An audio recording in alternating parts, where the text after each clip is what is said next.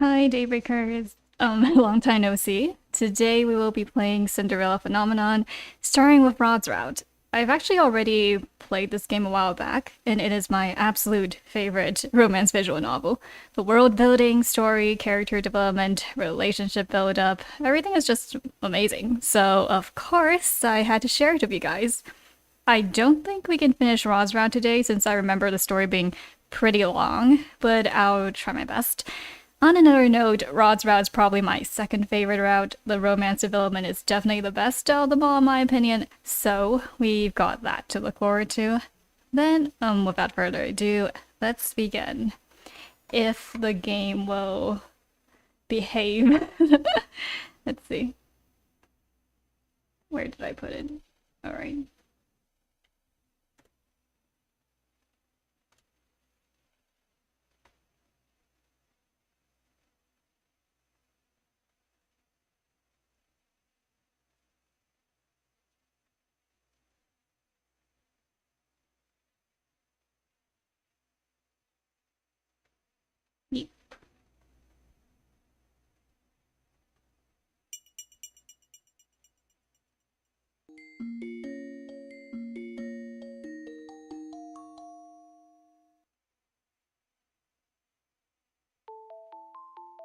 Right, we have to watch this beautiful opening. It's so pretty.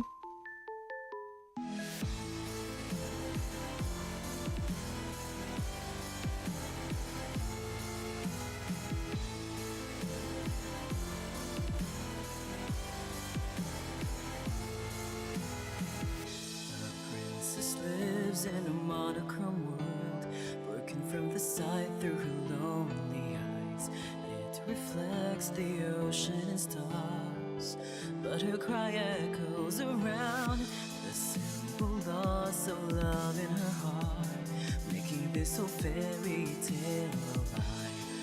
Within sorrow's tender embrace, this was never meant to happen. The day, the only reason you have to stay. Hear me sing my song and just keep holding on. Cinderella, why don't you stay with me tonight? We will dance until midnight comes and we could run away. Oh, we will never ever be apart. Set aside all your fears, this magic lives inside your heart. I am here, would you wanna stay with me tonight? Follow me, we will run across the bridge of fantasy. Oh, all the pain and sadness that you feel, believe in me, hold me close, don't never let me go. Come and stay with me forever, magic lives so long as I am here.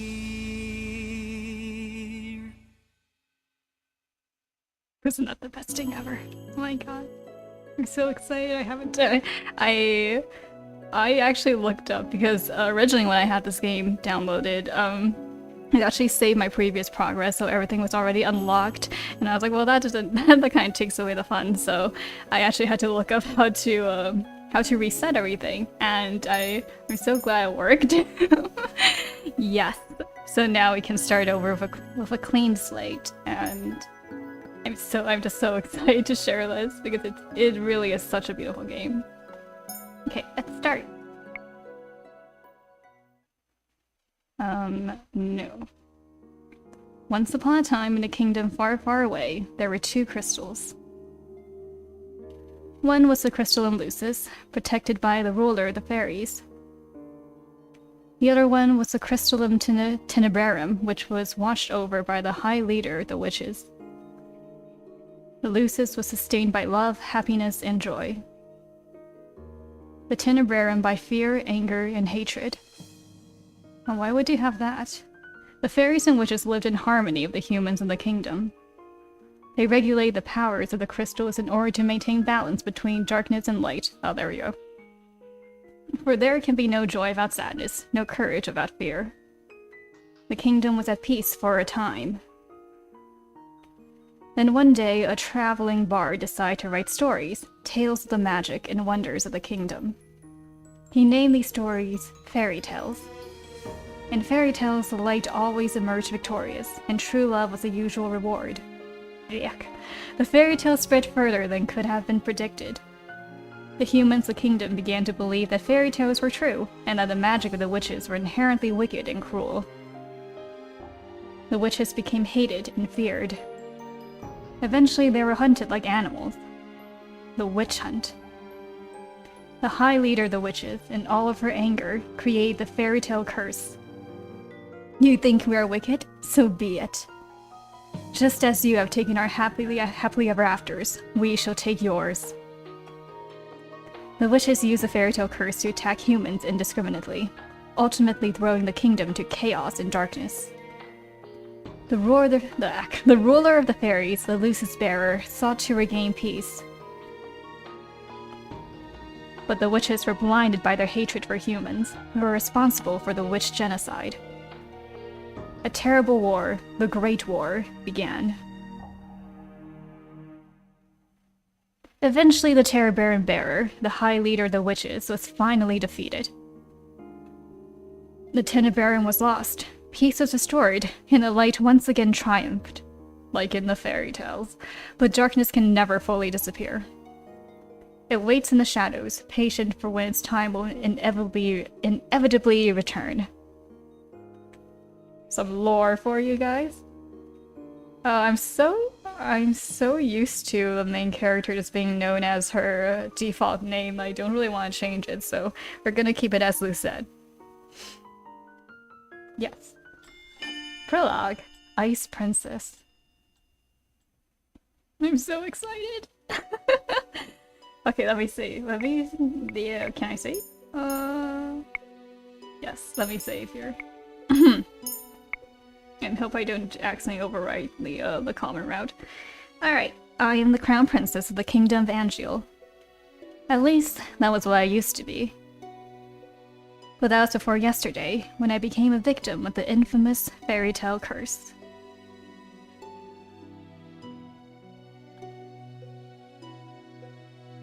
Everyone has forgotten my birthright. Now I'm nothing more than a lowly peasant. I feel like I'm stuck in a nightmare.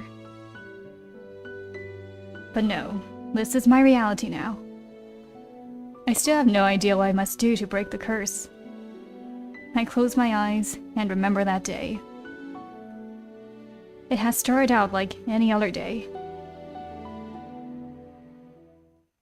Have you heard? Another person was cursed. I'm on my way to the dining hall for breakfast when I stop and listen to the sound of hushed voices. There are two maids standing next to each other with brooms in hand. These two are slacking off again. That's terrible! What fairy tale curse was it? They say it was Pinocchio. Pinocchio? The fairy tale of the lying boy whose nose grows longer? That's awful. You know, more and more people have been getting cursed lately. You think those wicked witches are up to something again? I thought the fairy tale curses would stop after you-know-who was defeated. You two were hired to work, not talk. Well, she's not wrong. We're sorry, Your Highness. That can only be expected from the likes of them. Another fairy tale curse. The fairy tale curse started spreading even before the Great War began. I do not have much interest in its effects, even now. After all, most humans probably deserve to get cursed. The victims are weak. Angel would be better off without the dead weight. If it were up to Mother, the curse would have been banished from Angel the instant they fell prey to it. But Mother is not here anymore. And she will not come back, ever. Princess, the King and Queen are waiting in the dining hall. I'm on my way. Just let me take a quick drink of water before. Okay. The King, Ophelia, and Rod are all present in the dining hall. Someone is conspicuously missing, but I ignore their absence. Good morning, Luzette. Good morning, Your Majesty. Good morning, Luzette. Oof. Luzette. Ophelia. Ophelia Windensov. Every day I wonder why my father, the king, married a lowly baker. She could never be a true queen, for she pales in comparison to Mother. I take my seat next to the king, then look up at the person sitting opposite me.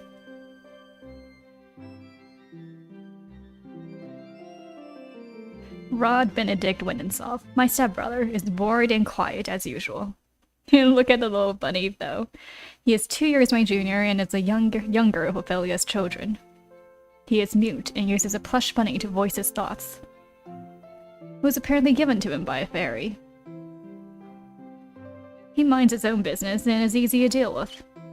But his older sister... My eyes go to the empty seat beside him. She is probably the most infuriating person I have ever had the displeasure of knowing. I'm so sorry I'm late. I was reading and forgot the time. And here she is. Good morning, dear father, mother. Good morning, Rod. And good morning to you too, Lizette.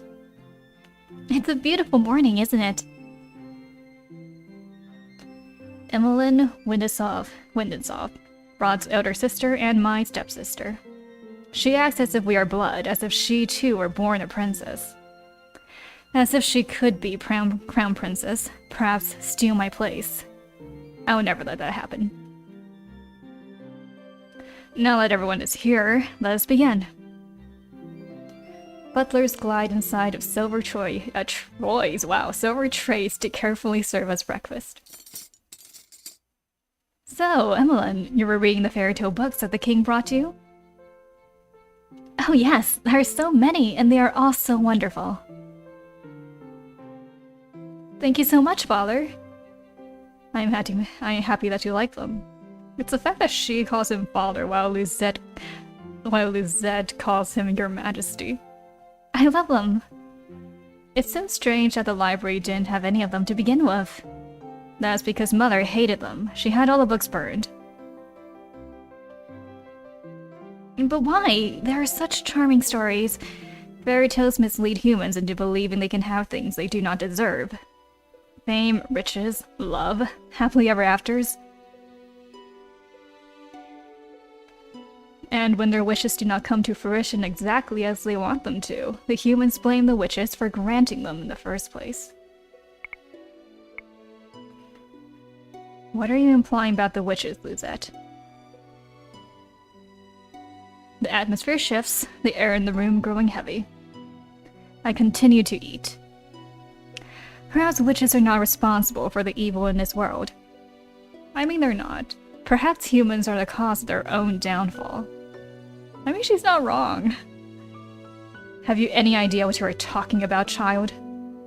Witches have caused nothing but pain and suffering to this kingdom. Even now, they still spread the fairy tale curse to our innocent subjects. The truth is, I know very little about the time the witches had free reign over Angel. I was very young then, and Mother forbade me to leave the palace sometimes even my room. I know nothing of the people's supposed pain and suffering. Mother kept me away from everyone. And so, I cannot bring myself to care. How do you know the cursed are innocent? Our people have been toiling day and night to rebuild Angel after the Great War. Our people are the kingdom's foundation, and I am endlessly grateful for their determination and resolve. Every day I wonder what your mother taught you about. Leave Mother out of this. Dear, please. Lizette, darling, your father didn't mean to. I'm not one of your children, Ophelia. I do not need your sympathy. Lizette, you will show your mother respect. She is not my mother. I set down my fork and knife and stand up. I'm done. Excuse me. My father and I have never got on, but our relationship has significantly worsened since he married the baker. Now she's just being referred to as the baker. My father, the king, it has been 17 years, and I have never felt any love from him. He treats Emmeline and Rod, who only entered our life 1 year ago, like his own children. Better than he has ever treated me. This has been my life ever since Mother passed away 4 years ago. Mother was the only one that was there for me when no one else was. If it wasn't for the accident during the Great War, she would still be here. Why the sour face so early in the morning, princess? Ah! Too close. Oh, there we go. Zoom out. Zoom out. Nice and slow. Okay. Let me guess. It's the king, the queen, or Princess Emmeline. Or is it all of them? I ignore his question. Fritz, what are you doing here so early? I'm running some errands for my father. Fitzgerald Aidan Liverton, son of the highest knight of the Order of Kildare. His father, Sir Alcaster, has served the royal family for many years. Sir Alcaster is one of the king's most trusted advisors. 3 years ago, Fritz was assigned the honor of becoming my personal knight. His presence is the only company I can tolerate nowadays. Oh, well, that's a little bit cute. You should wait in the throne room then. Thank you. For what, princess? Yes. You know, I haven't seen you smile once since I met you, and you decide to bring that up now because... Why does that have any importance?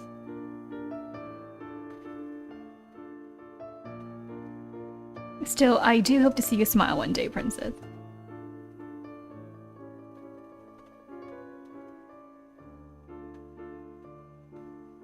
Gosh. Well, I won't take up more of your time. I'll see you at 10. What's happening at 10? 10? Don't tell me you've forgotten. Oops. Forgotten what? You're going to town today, remember? Why is that something that... Why is that something... okay. Anyway, I deflate as the realization dawns upon me. It has been 2 days since the king issued the order. Lucette, I would like you to accompany Emmeline on one of her town outings.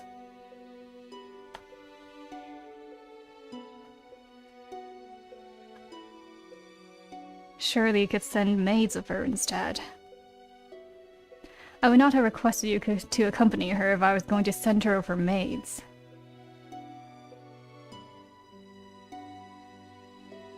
I wanted to make an effort to get along with her sister. Oops, sorry. Stepsister. She is your sister, and you will treat her and Rod as if they were of your blood. 2 days from now, you're going to accompany Emmeline outside. It's been 4 years since you last left the palace. Ever since then, you have locked yourself away. You barely leave your room. Angel was in the grip of war back then, but now the kingdom is safe and back to its former glory. I want you to see how beautiful Angel really is. Lucette, a princess must know her kingdom. Go with Emmeline, and she will show you the town that you only ever see through your windows. Is that in order? If it needs to be.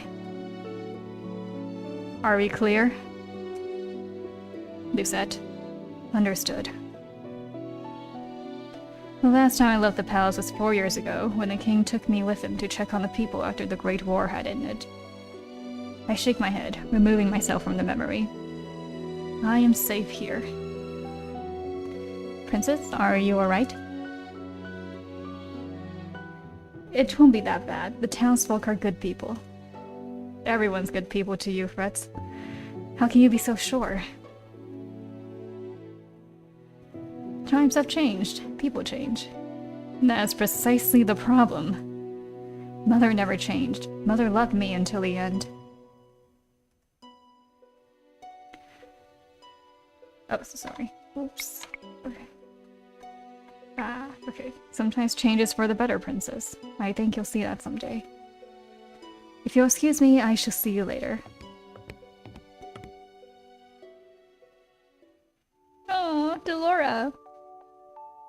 Do you think witches are capable of bringing back the dead? I wish you could talk to me, you and the others. My dolls are my only friends. They are the only ones I can trust. Unlike humans, they will never betray me. They will never hurt me. They will always be there for me. The moment I saw Delora, I knew she was special. She was different, so elegant and realistic. It was almost as if she was breathing. She was a gift from the king on my 17th birthday. I only started receiving dolls from him when Mother passed away. Mother does not believe in birthday celebrations. But every year at midnight, a letter would appear under my door. It would contain instructions leading me through the palace on an adventure to a room filled with gifts, cakes, and sweets.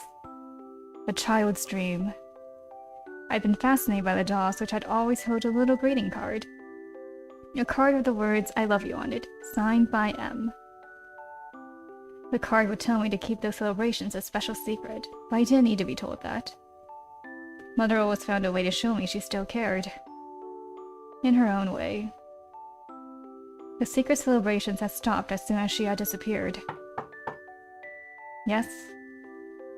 Excuse me, Your Highness. The king has requested your presence.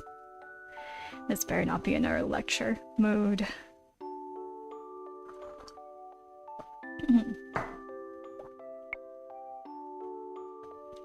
Tell him I'm on my way. I will see you later, Delora. Oh. Good morning, Your Highness. Sir Mithros. Sir Mithros. The Mithros? Mithros, okay. The royal advisor. We are committing to Mithros. Father trusts him a great deal, just like he does Sir Alcaster. Every day you look more and more like your mother. I sometimes find Sir Mithros talking to Mother's portrait when he thinks no one is looking. That's a little bit concerning. He must have admired her a lot, but I cannot bring myself to think highly of him. There's something about him that puts me on edge. Are you on your way to see the king? I should not keep you then. Until our next meeting, dear princess. Oh, gross. Your Majesty. Lucette, are you ready?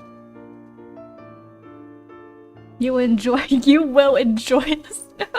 I read that in like a commanding tone and stuff. You will enjoy this, Lucette. You will enjoy this, Lucette. I've heard the toy shop has some lovely dolls. This will be good for you. You will get to know your sister better, and you will be able to interact with and learn about the people of Angeal, about our subjects. I will not learn anything I do not already know.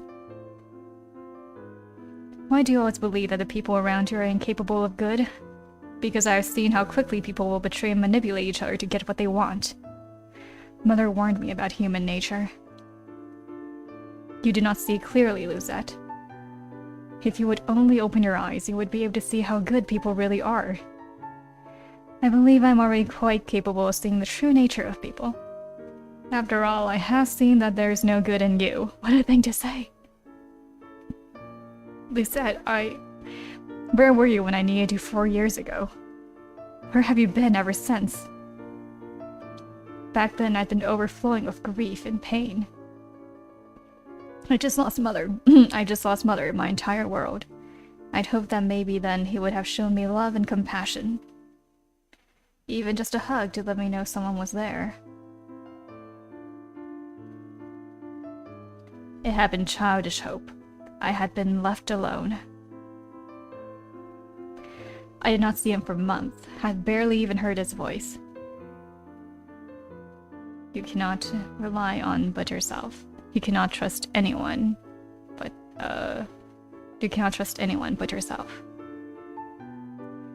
This is what you have taught me, Your Majesty. I know that I've hurt you. I know that there is nothing I can do to atone for what I did. But please, Ophelia and her children are not a part of that. They do not deserve to be hated.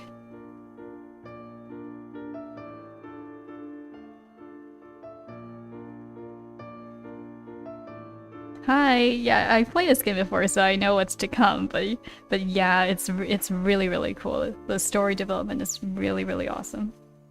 In the end, they still matter more to him than I ever did. Lucette, enough. I have already said I will go. Everyone is waiting outside. I shudder at the thought of leaving the palace after so many years. Lucette, it will be okay. How can you be so sure? Thank you. Thank you for agreeing to accompany Emmeline. I will not disobey an order from the king. Excuse me.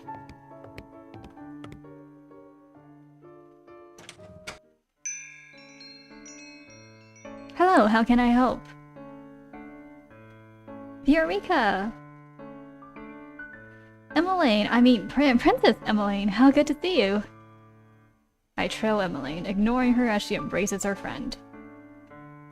Water. Hold on. Water. I glance around the small shop. The dolls displayed are nowhere near the quality of the ones in my room. I cannot understand why Emmeline insisted she buy gifts for her friends here. I cannot believe I'm outside the palace. There's no need to be so tense, Princess. I would never let anything happen to you. Your only job is to relax and enjoy yourself. You ask the impossible of me.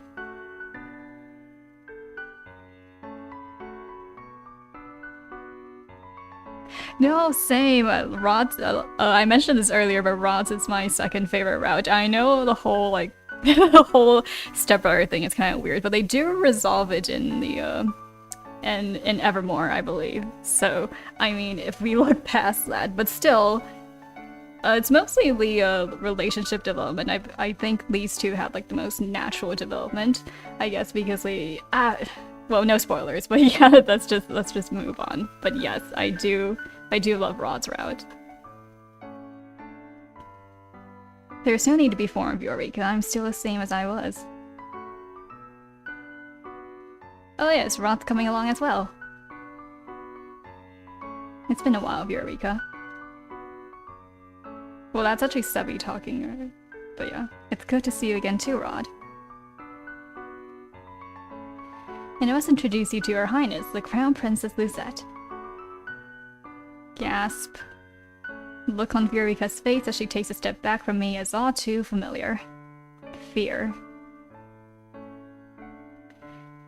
My apologies for being so rude, Your Highness. Good morning.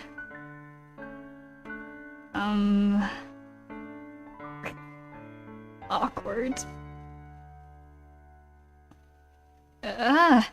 And this is Sir Fitzgerald, Sir Alcaster's son.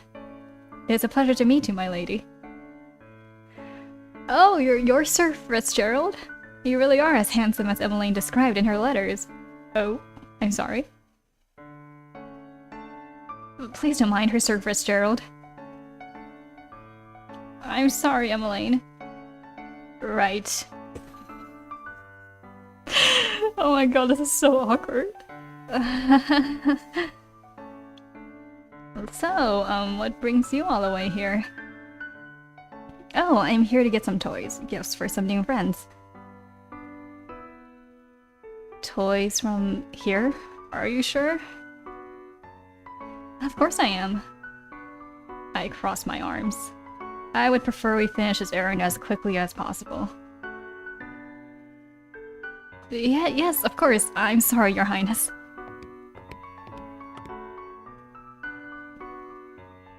Princess, I can barely breathe in here. I just want to go back to the palace. And in comes, yes, this beautiful person. Good morning. Up until this point, I had always considered Mother to be the fairest beauty in the land. The lady that walks in proves me wrong. Oh my gosh. Her beauty is mesmerizing and clearly without peer. Everyone in the shop is openly staring. Imagine having that effect. Oh, you're early today, ma'am. I have some important errands to run later today. Are the items ready now? Oh, of course. Let me go and fetch them for you. I'll just be one moment, Emmeline. Why is she smiling at me? Here you are, ma'am. Thank you. Ah, that lady was beautiful. Right? Any girl standing next to her becomes hopelessly ugly by comparison. What a thing to say! Who is she? She's new around town. Some say that she's a fairy. A fairy? Fairies had saved Angel from the witches 4 years ago. Everyone considered them our saviors. And yet the fairies are still unable to stop the fairy tale curse from spreading. Here you go. Thank you so much. Oh, thank you, Eureka. I hope to drop by again soon. Good, I look forward to seeing you again. I hope to see you again soon as well, Rod. Likewise. Leaving the palace was a bad idea. While I'm out, I'm the center of attention. Some townsfolk point and stare at me. Most, however, make a point of avoiding me. Like I am the plague. There are some spiteful stares, but thankfully none are nearly as intense as they were 4 years ago. I'm sure the townsfolk are only surprised to see you again after so many years. Right. Fritz and Rod lag behind us, which leaves Zuni and Elaine walking beside me. I cannot decide which is worse. The staring or her company. Man. Oh, Sid, look! A street performance! It's been so long since I last watched one. A street performance. And there's the best boy, in my opinion. Good day, everyone! My name is Waltz, and I'm here to spread some happiness and magic. Ah, the boy named Waltz snaps his fingers and colorful flower petals start to rain down from the sky. Isn't that pretty, Lizette? Stop involving me in your conversation. And are those the princesses over there? It is an honor to have you in attendance. Please accept this humble gift. He snaps his fingers and white lilies appear in his hand. Ooh. Oh, thank you. The boy looks at me, as if expecting some kind of reaction. When he gets nothing from me, he sighs and gives me a wry smile. I hope to see you again during my next show. I'll definitely try. He gracefully bows before moving back into his area to perform more magic tricks for a gathering crowd. There are performances like this all around Angel. I love them. Maybe someday we'll get to see some musicians too. Those are my favorite. I do not intend to leave the palace again. Oh my god. But you don't like it out here? Well, clearly. Rod and I grew up here. I love Angel, and this is my favorite part of the kingdom. I want to share this with you, Lizette. I knew you didn't really want to come, but you still tagged along. That means a lot to me, so thank you. I did not do this for you. I'm only here because the king ordered me to go with you. I just want us to be closer, Lizette. I would like to try and be your friend. I do not want to need your friendship. No matter how you act around me, we are not, and will never be, sisters. I'd take care to remember that if I were you. But I... Ross suddenly grasps my hand, pulling me away from Emmeline. Stop. He is staring daggers at me. I think this is the first time I've ever seen him angry. Rod, don't... Let me go. Both of you ought to stay away from me. I feel a heavy atmosphere as I turn to look at the people staring at us. Oh boy. Their expressions mirror the looks of disdain I saw years ago. Anger, disgust, hatred. I begin to walk away. Princess, wait! Don't follow me. Princess! I adjust my cloak, making sure my face is hidden from view. I never should. Wait, did I miss something here? Nope, okay. I never should have left the palace. As I walk around, I watch the people bumbling down the streets. So carefree. They work so hard for so little reward. They could work their entire lives and never have a fraction of what I have. And yet, they are happy. And I heard Anise lost her job at the palace. It's true, Crown Princess Luzette made sure the poor girl was fired. I stopped in my tracks at the mention of my name. Not again. Anise? Was that the name of that one maid that tore Delora's dress? If so, my decision to fire her was justified. A past maid cannot be clumsy. Why should I tolerate poor performance? What did I do that was so wrong? I know that Anise, hard-working and big-hearted, very good with medicine. Shame she lost her job so quickly. You know how hard the crown princess is to please. My friend at the palace says she doesn't even smile, only goes around with that cold look on her face. That's probably why they call her the Ice Princess. Ice Princess. So all those times I heard the servants saying that. I'd always suspected they were talking about me. She's the complete opposite of our Princess Emmeline. That child's an angel. We all know she should be crown princess. Annoyance begins to simmer inside me. I cannot stand hearing anymore, so I walk away. Ever since Emmeline entered my life, I am always being compared to her. And now I have become second best. I am Lucette Riella Britton, daughter of King Gennaro Britton III, and the crown princess of the kingdom of Angio. I am of royal blood. She is nothing. There you are. Princess, you must come back with me. It's getting too late for you to remain outside. Princess? Are you alright? And are you hurt? I brush him off and turn away. No need to fuzz. Let's return to the palace.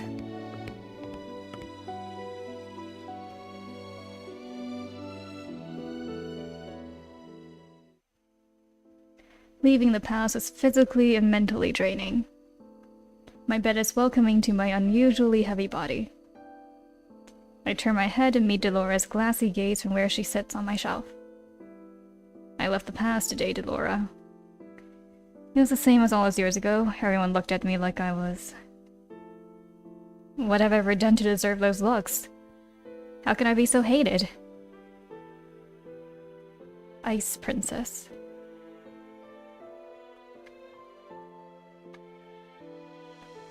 I wish Mother was here.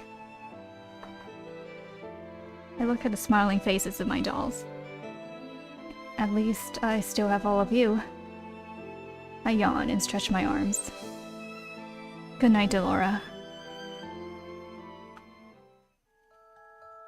Twinkle, twinkle, little star, how I wonder what you are. Singing, but who? Up above the world so high, like a diamond in the sky. Twinkle, twinkle, little star. I blink my eyes open, only to see Delora sitting right in front of me on my bed. Oh my god, that's so creepy! Moonlight spills across her delicate features. I would scream. I don't know how she's taking this so calmly. How I wonder what you are. Wasn't she on the shelf of all the other dolls when I went to bed? Laura? It's almost time. I pinch my cheeks to make sure I am not dreaming. It hurts. Only 10 minutes before the clock strikes 12. I hope you're ready, Princess. What? My doll just turned into a human! How? Who are you? You know who I am. I've been watching you since the day your father gave me to you. What is happening, and how does she happen to, like, give her the right name? I don't think I've ever been so confused in my life. All the answers will come with time, but right now I'm here to give you something, Princess. Ach, a curse. Is this Cinderella's very own glass slipper? And she's right here too. It is beautiful, too beautiful. Then a realization begins to dawn upon me. You're a witch! Smart girl. I need to figure that out eventually. Now it's time to say goodbye to your precious crown. What?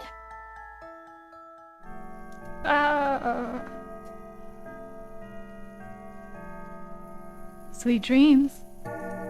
Cinderella.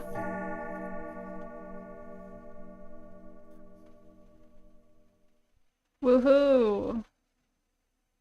Hey, wake up, girl! Huh? Where am... Maybe I shouldn't have cheered at the Zed being cursed, but either way. Where... Ow, my head!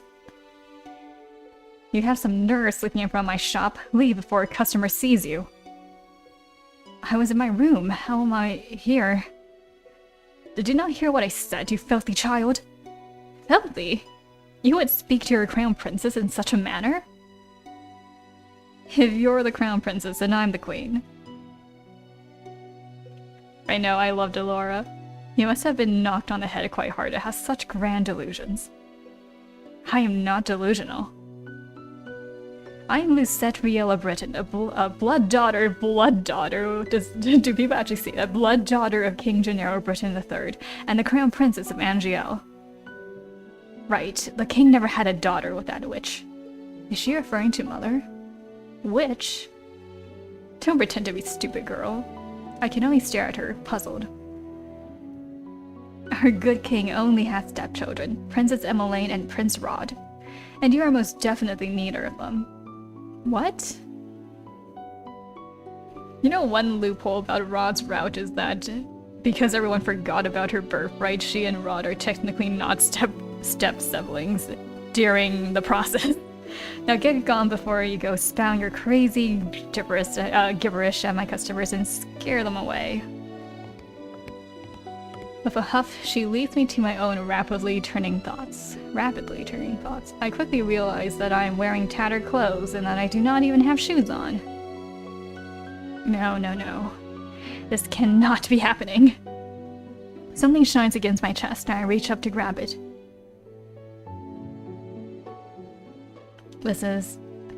It all floods back. Delora being a witch. Cinderella's glass slipper. This is not a dream. Delora gave me the fairy tale curse. My hands begin to tremble. I must return to the palace to speak with the king. Let me in. Sorry, girl, but this place is off limits to uninvited guests. You do not understand. I'm Crown Princess Lucette Riella Breton. I must speak with my father. As loath as I am to call him that, I have to. No one will believe me if I'm addressing him by title. You best leave now, nice and quiet, before we have to force you. If you would only... Make way for the king! The gates swing open and 3 horses trot out. Soldiers ride 2 of the horses, while the last horse has a different, familiar rider. Father! I immediately move to block the path of his horse. The soldiers move to hold me back. Your Majesty! What is this? Your Majesty, this girl is claiming to be your daughter. Daughter? Both of my stepchildren are in the palace right now. What? Even father is a part of this? Father, you must help me. The witch has cursed me. For once in your life, just once, help me. You must believe me. Tell me, where is your family, child? Why are you all alone? He looks at me with pity in his eyes. He is looking at me more kindly as a peasant than he ever did when I was a crown princess, and his daughter. I recoil. You must be hungry. Take this. Oh, jeez. This should feed you and your family for a day or 2. The kingdom offers work opportunities to those who need them. Please let your parents know. I do not want your petty father. Please escort this girl back to her home. Make sure she gets there safely. At once, Your Majesty. I watch as my father and his 2 guards ride away on their horses, leaving me to stand in their dust. He left me alone. He left me alone. Again. Where is your home, girl? There is nowhere left for me to go. Father has forgotten me. Leave me. Now look here, our orders were to leave me alone. Suit yourself. Can't say we didn't try. Don't cause any more scenes, little girl. I watch with blurry eyes as the soldiers return to the palace. How can this be happening? I stare at the small pouch in my hands. I do not know what hurts more. The fact that I have just been unceremoniously paraded away from my home like I am nothing more than a piece of garbage. Or the fact that my own father does not recognize me. Oh, look at that girl's hideous dress. How difficult it is to be poor. I clutch the pouch closer to my chest as I run to an empty alley. I huddle in a corner, trying to become as small as possible. I squeeze my eyes shut, hoping that when I next open them, everything will be back to normal. A dream? No matter what happens, you must not leave the palace. Why? The world is cruel. People will only ever hurt you. But they are always so nice to me. That is only because you are the crown princess. They will only ever think of what they can take from you. I'm trying to protect you, my love. That is why you must never leave the palace. Never leave Mother. I'm the only one who will ever love you so much. Do you understand? I understand. Chapter 1, The Martian. I forgot how long the common route was. Let me save. When I open my eyes, I'm still on the streets. I must have fallen asleep. But the nightmare continues. I'm cold in my rags. I hold myself for warmth, willing some of the cold away, but fail. My feet are numb and in pain, caked in the dirt that I have gathered from walking barefoot around town. Well, there's a frightful sight. Beggar probably thought she could try her luck with the nobility that live around here. Just look at how wrecked she looks. What are you looking at? At two women that lack the basic manners of a noble upbringing. Oh, she's so savage. Silence, girl. Do you know who you're talking to? No, and I don't care. What nerve? Let's just go. There's no reason to stoop to a commoner's level.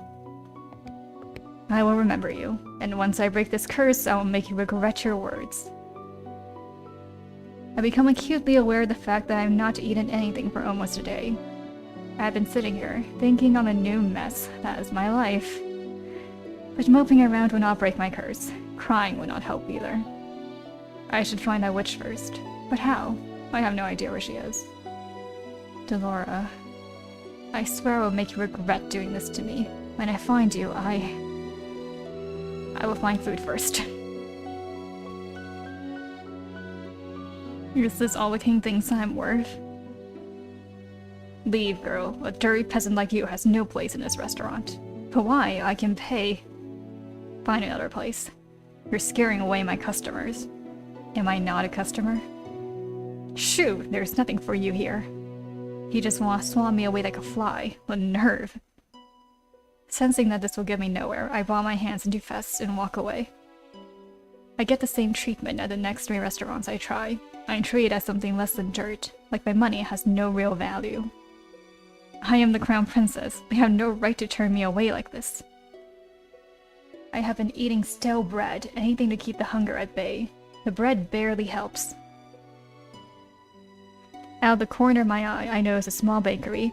There are croissants on display, and that make my mouth water. Slowly, I begin to make my way over there. Ow!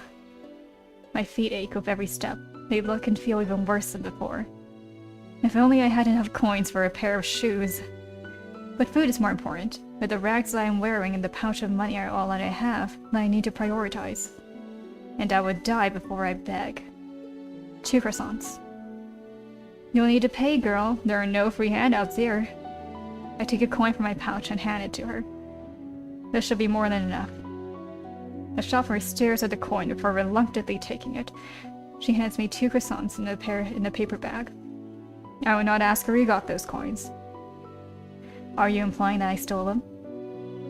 How else would a beggar like you get that amount of coin? Now be off with you, child. I won't have you scaring away any other customers. Without another word, is it just like super expensive croissants or what? Like, why is she reacting so weirdly to someone who can buy bread? Without another word, I turn and start to walk away from the woman. So this is the goodness of the people of Angeal. I take a bite out of one of the croissants, cringing a little at the dryness. Hey, girl. Hey, girl! I don't know. What now?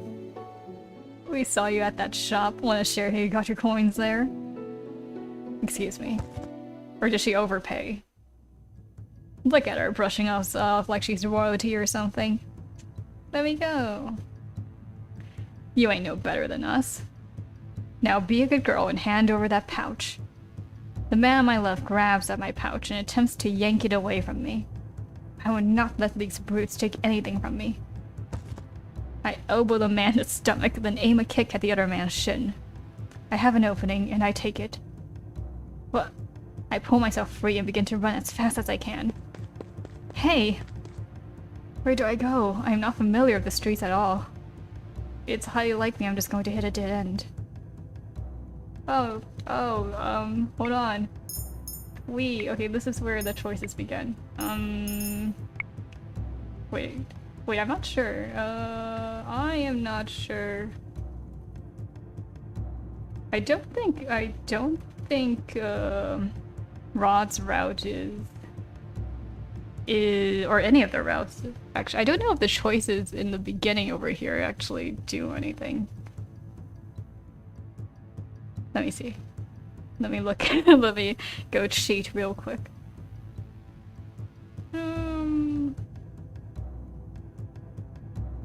Let's see. Yeah, it doesn't matter. Yeah, it doesn't matter, at least for Rod anyway. Let's go left.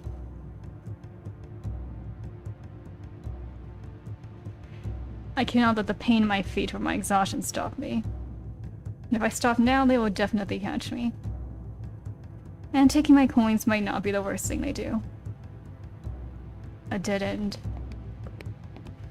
Nowhere left to run now, girl. It's just I cannot. I don't know how people just call other people like girl. Like, at least I don't know. What do I do? Oh, who are you, gentlemen? This is definitely not how you treat a lady. Huh? Who's there? A shadow looms above us. Whee! Before I can blink, a person has jumped down in front of me. His body acts as a barrier between the 2 men and me. Whee! It's Karma. Who are you? Whoops. I forgot that he hasn't introduced himself yet. Oh, me? Just a passing gentleman concerned about a damsel in distress? No, thank you. He turns to the men, his expression calm, his eyes flashing dangerously. Now, shall I teach you gentlemen a lesson? He's got a sword! What? Come back here, you coward! The 2 of us can take him! Are you sure? I think your friend has the right idea. I'm not the type to show mercy. This is way too much trouble for a little gold. A little gold. Are you alright, my lady? You found her! The boy from yesterday? A little slow, aren't you, kid? Don't call me that. These 2 know each other? Oh, what a coincidence! Haha. I don't even know what's going on anymore. I feel ill. My head is pounding and my feet feel simultaneously like they are frozen and on fire. My stomach rumbles, the hunger coming back with vengeance. My body feels light. Princess! Princess! Lady Parfait will be able to help her. You're right, we need to move now before anyone else sees us. Yeah. You have made the right choice, what do you mean? It doesn't matter! The crystal in the upper right corner indicates that you- oh, okay, that you have made the right choice for a particular love interest. Each color corresponds to a certain love interest. They also appear belatedly after you make a choice, so keep your eyes and ears open. Okay. Oh, really? Well, yeah. Karma's route is pretty interesting. Everything is fading. I think his is my third favorite route, I think, after Rod. A dream? Oh, she's having a dream again. What is that in your hands, Lucette? It was hurt. I just wanted to help it, but it died. It's all my fault. It's not your fault, my love. It died because it was weak. What? But this is the world, Lucette. Only the strong survive. The weak get cast aside to die. You are not weak. You are strong, my crown princess, and you do not cry. Now wipe your tears. I don't want to see you cry again. Do you understand? Yes. Now get rid of that thing and wash your hands. Did you not hear me, child? Yes, mother. Gaslighting at its best. Oh, you're awake. Where am I? Oh, well, this is in my room. My hand flies to my chest, where a little glass slipper hangs from my neck. Still here. Are you okay, miss? This girl was the maid that tore Dolores' dress. The one I fired for her clumsiness. Miss? To think that I would meet her again here, like this. Leave me alone. Right, of course.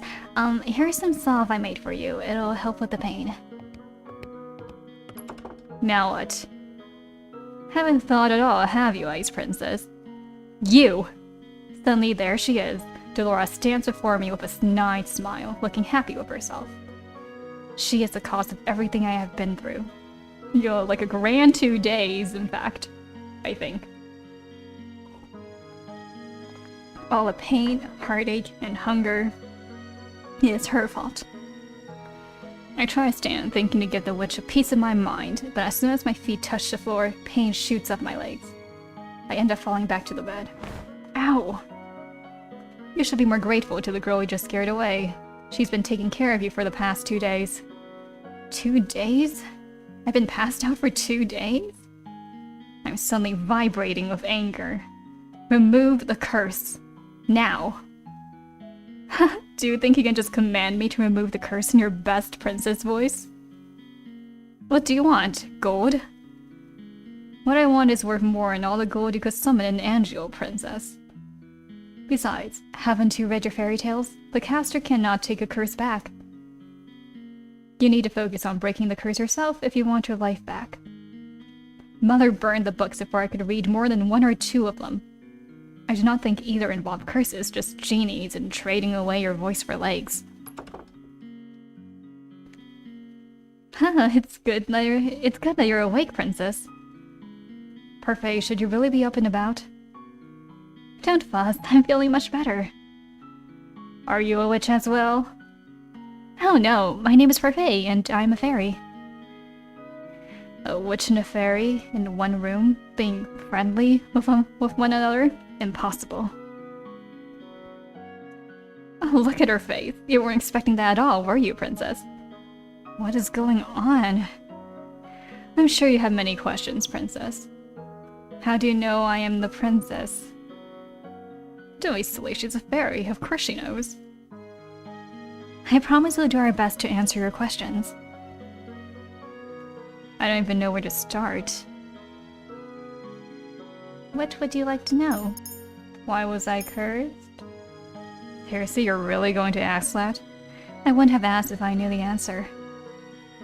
You have such a temper on you. Very well. This one's got a simple answer. It's because you're a cold-hearted, cruel, wicked princess who deserves to be punished. What a thing to say. Delora, a curse is the only way to force you to change your horrid ways. Delora, you could have put that more nicely. I'm pretty sure I was already being nice. Change? Why do I need to change? Are you completely unaware of how heartless you are to other people? The coldness you show to your stepfamily and your father? The way you treat Princess Emmeline, why would they need to be treated any differently? You need to prove that you have some goodness in you, Princess. Some smidge of kindness. Why? People only show you kindness when they want something from you, and in this case it's true as well because we want to break the curse. The instant they get what they want, they'll just throw you away. What else would you like to know? How do I break the curse? The necklace you got is one of Cinderella's glass slippers. To break the curse, you must get the second slipper, complete the pair. And how do I do that? By doing 3 good deeds. What? It's a very easy thing to do. At least for someone who knows how to be good. 3 good deeds? What does that even mean? I wouldn't even know where to start. Take heart, Princess. Goodness is innate in everyone. Are you sure that's the case of this one? Delora, you're not helping. I'm a witch, and I think I have more goodness in my big toe than she has in her entire body. Now you're just being mean. For every good deed you accomplish, you will get a piece of the glass slipper. When you've gone all 3, you'll complete the pair, and the curse will break. Simple. I suggest to start by polishing that attitude of yours. What else would you like to know? What happens if I don't break the curse? I think you know the answer to that one already, Princess. What else would you like to know? Why are you two working together? To answer that, we'll have to give you a bit of a history lesson. Oh, I've got this. Once upon a time, in a kingdom far, far away, there were 2 crystals. Dramatics aside, there is one crystal in the kingdom called the Crystalline Lucis. It is powered by happiness and love. The other is the Crystalline Tenebrarum, powered by fear and anger. The strongest of the witches is the Tenebrarum bearer. Jeez. The strongest of the fairies is the Lucis bearer. Parfait is the Lucis bearer.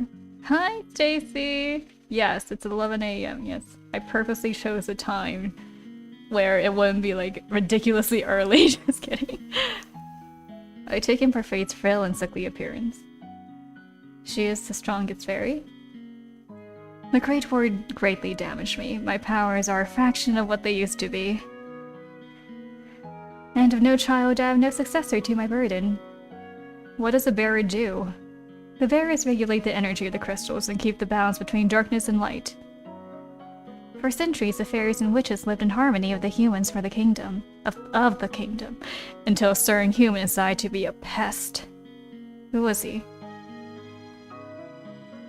I knew him as Hans Gabriel Grimm. He wrote the fairy tales. And he started the feud between the witches and the fairies in the process. How could a single person have so much power? It was the power of his words. In Grimm's stories, the witches were always evil.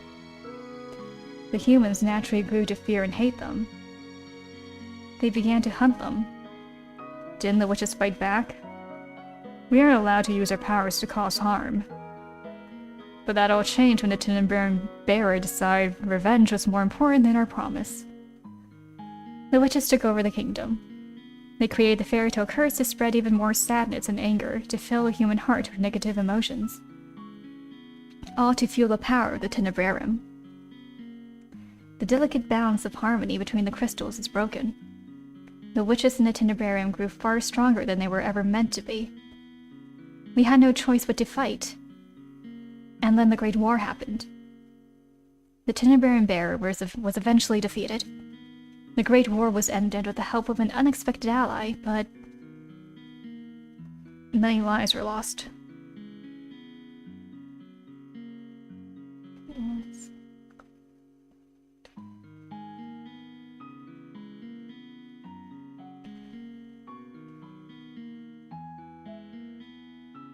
Oh yeah, I think that's my top 3 as well. It's just with the Waltz and Karma switched.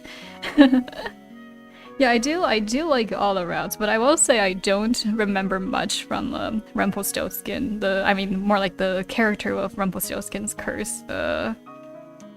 Which is ironic considering I think his thing is that he doesn't remember his past or something. But yeah, I don't really have much of an impression of his route, unfortunately. But I do remember enjoying the whole thing. Yes, and Fritz's route, I liked it, but it also made me super sad. So I think I have to like really calm myself down, I guess, before I get to his route, which is still ways off. But yes, the good witches suffered horribly. We still had to stay hidden in hopes of having any kind of peace. Are you trying to make me believe that there are good witches? I mean, the Tinderbaron can poison a heart and mind into darkness and cruelty. The witches put themselves at risk in working with the Tinderbaron in maintaining harmony. Some inevitably are corrupted. Many good witches were corrupted during the war. Most remain that way. Many do not believe it, but witches can be just as kind as fairies.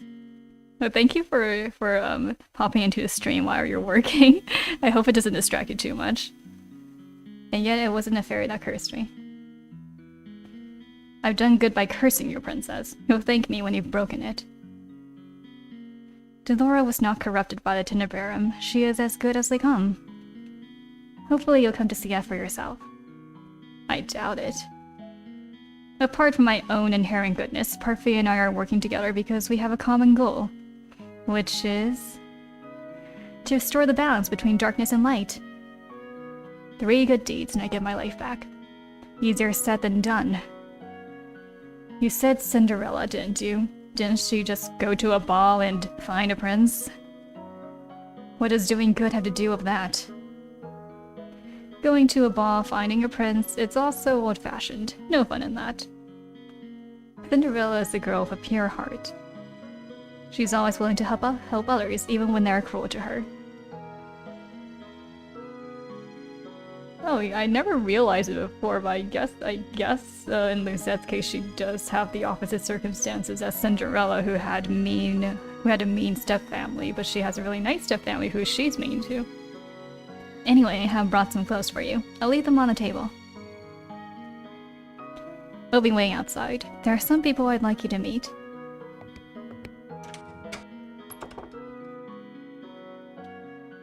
I cannot believe this. I look down my neatly bandaged feet. I have to admit that while sore, they are nowhere near as painful as they had been 2 days before. Here's some salve I made for you. It'll help with the pain. Why would she even care? I was the reason she lost her job at the palace. Oh, she probably doesn't remember me as a princess.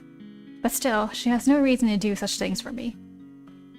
I ignore the salve for the time being and gingerly stand up, testing my feet for pain.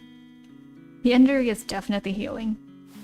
I slowly walk over to the table and change into clothes that have been left there. The dress is nowhere near as luxurious as the ones I wear in the palace, but still is far improved from my rags. All my life I've never had to lift a finger.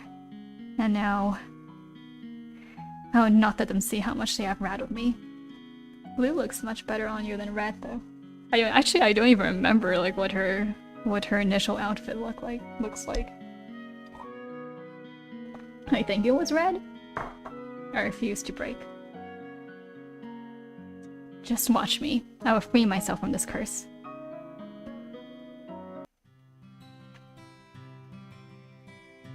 What is this place? There are several people in the room chatting amicably with each other. I notice the girl that left me the saw by the counter, serving drinks. But as soon as the people in the room notice me, the room falls into immediate silence. Well, look at what we have here, the Ice Princess herself. Huh? They know who I am? I didn't think it was true. Cursed for her cold-heartedness. That's to be expected. You remember who I am and yet you still treat me like this? Well, you aren't really a princess anymore, are you? You're one of us now, girl. Everyone, please. You shouldn't be treating a newcomer like this. Princess, let me apologize. Leave me no offense. I cannot believe that. Not from the people Parfait is referring to simply smirk and shrug as I meet their gazes. What is this place? Welcome to the Martian Tavern, a home for those with the fairy tale curse. You make it sound like some kind of holiday house. Don't ruin my moment, Delora. You're so cute. Martian? Tavern? The Martian was built 3 years ago, when the number of cursed in Angel continued to rise. The goal is to gather those affected so they might help each other break their curse. Of course, I'm also here to provide help as necessary. Only the cursed and those allied to our cause can stay here. The evil and the wicked can never find this place. Most of the people here are cursed. How come these people remember who I am? The cursed are not affected by conditions of someone else's curse. Your condition is simple. Everyone has forgotten you are the crown princess. But because these people here are cursed, they still remember your title. It goes without saying that fairies and witches are also not affected. Come, princess, let me introduce you to the few boarders we have at the Martian.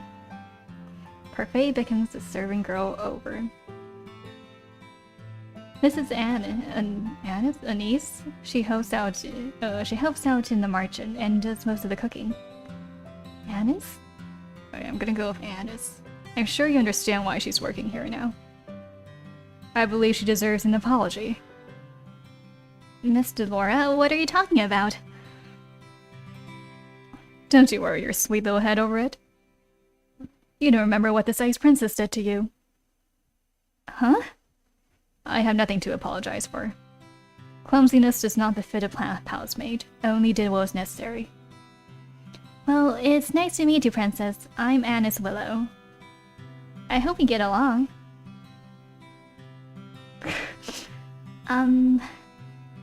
Really? This is how you're going to start doing good? I don't believe I asked for your opinion. Please, you two, no fighting. I hold my tongue as Parfait leads me to two people whose faces are incredibly familiar. There are faces I've seen in the past before. This is... Jurian Valiant and Garland Belrot. How did you know? Both of you were in the Order of Caldera. That's right. They were two of Sir Alcaster's best knights. It was a big surprise when they both left a year ago. I only found out recently that was because they acted against Sir Alcaster's orders. They were stripped of their titles and dishonorably discharged from service. What are you two doing here? We help the fairies.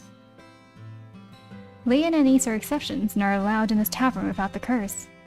Jurian and Garland lend us their strength to help protect the Martian. Protect?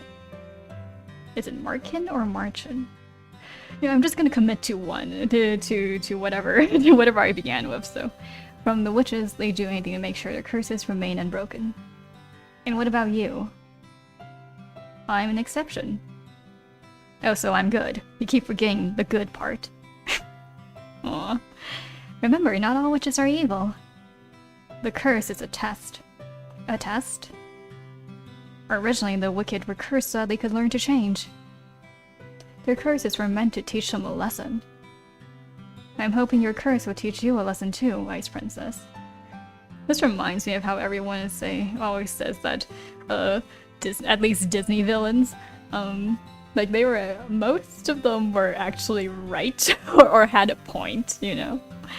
I really am only trying to help you. I don't need you to show me how to change, I just want my life back. Well, to do that, you'll have to break your curse. Try and make some friends, Princess. They might be able to help you break your curse. Oh, I'd love to hang around and watch a princess try to be friendly. We have work to do, Delora. Fine.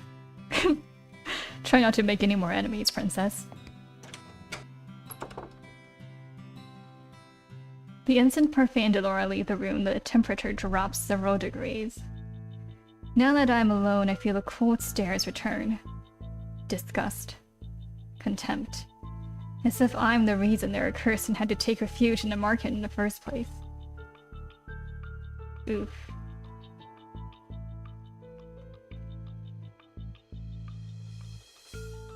Make friends. All I've ever had are my dolls, and one of them turned out to be a witch and cursed you. I've never needed friends. I will break this curse on my own. I was told it was rude to stare. One man suddenly stands up, the anger apparent on his face. His hands clench and unclench in defense as he glares at me pointedly. Jury and Garland place themselves in front of me, shielding me from the man. You know the rules. What happened in the past stays in the past. And no one is allowed to harm anyone else in the margin. If you cannot comply, you are no longer welcome here. No matter, the Ice Princess will get what's coming to her. He throws one last glare my way before sitting down again. Break the rules and you'll get what's coming to you. That goes for everyone here. Jurian's tone is cold and firm. There's no doubt that she means what she says. So these are the great knights in the Order of Caldera. The market begins to settle down, and everyone eventually goes back to their conversations and meals. I walk towards an empty table, realizing that I'm being deliberately ignored. I become immersed in my thoughts as I sit down. One thought, however, comes to me immediately. They hate me. They hate me somehow. Somehow! When I've only ever left the palace twice in my life. How did this happen? The only people who treated me with any respect were Anise, Jurian, and Garland. Anise or Anise? Is it because I cannot remember who I am? Maybe because in the Marchen, maybe being in the Marchen is not such a good idea. Is it the Marchen or the Marken? Maybe I should just look it up. Oh my god. Marchen. Pronunciation. Pronunciation. How do you pronounce Marchen? Marken. I don't know. Let me see. Märchen. Okay, that sounds like no, that sounds like neither. Alright. It's supposed to be German, I think. I doubt anyone here wants to help me break my curse. They'd probably rather see me suffer under its weight.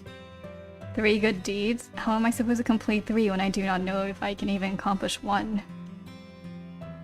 May I join you? I look up and stare in shock at the beautiful lady from the toy shop. Her beauty still manages to take my breath away. What is she doing here? You were in the toy shop. Ah yes, I was there picking up some items for a friend. I am humbled you still remember me. Allow me to introduce myself. I am Miss Karma. Your name is Karma? A suitable name for someone as beautiful as me, no? Karma, your narcissism is going to scare the princess away. Oh, you are that magician boy. Boy? I mean, oh, how appropriate, boy. This is a lot funnier with context, but call me that one more time and I'll ruin that pretty face of yours. Gasp. You would hit a lady? How savage. Anyway, I'm Waltz Criswell. I have the Neverland curse. What about you, princess? What's your fairy tale curse? Does everyone share with their curses? Martian? Yeah, maybe. Let's go with Martian. We talk about freely in the Martian. The whole point is helping each other break our curses after all. Hard to do that if we keep our fairy tales quiet. He pauses and narrows his eyes slightly. Well, some people keep their fairy tales a secret. He eyes Karma briefly, cocking an eyebrow. The smile never leaves Karma's face. Has anyone managed to break their curse? I've been told that a few have. A few? That's not very reassuring. Well, at least the curses can be broken. That's a good point. I cannot particularly say that reassures me either. Oh, come on! I mean, it's not reassuring, but at least they can be broken. What ails you, darling? Is it your curse? You can talk to us about it. Tell us what it is. Cinderella. Oh goodness, Cinderella. That explains the nature of your curse. Only it's been reversed, hasn't it? Riches to rags. That's one way of putting it. Karma, you're not helping. You really are better off ignoring him, Princess. He mostly speaks nonsense. He? Princess? Parfait's voice takes me by surprise. I hadn't even noticed her entering the room again. May I speak with you? I'd like you to meet someone, but I'm sure you already know him quite well. Ah! Rod? So you really are cursed. I was the one that gave Sebi to Rod, so he still has some way to voice his opinions. Sebi? Short for Sebastian. Cute, isn't it?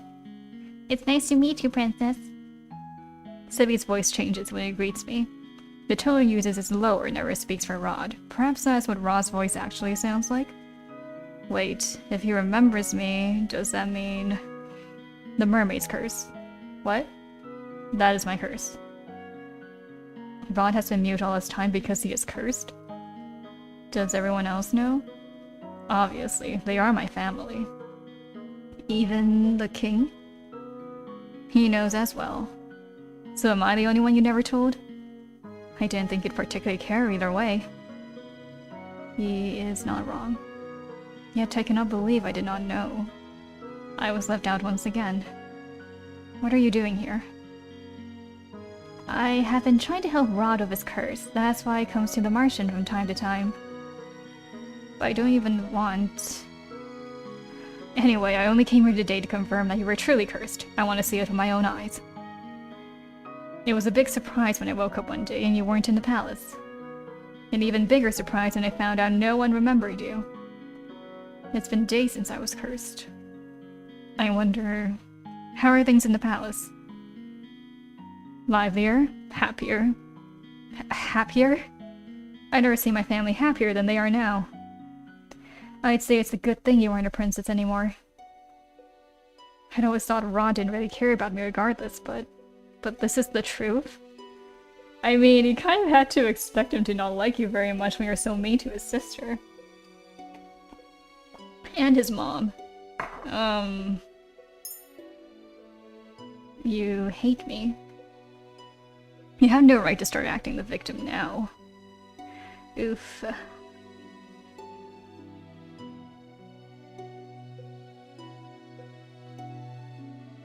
Not when you've treated my family with such disrespect. The only reason I didn't say anything before was because Emily didn't want me to. Yeah, hold on. Oh, there you go.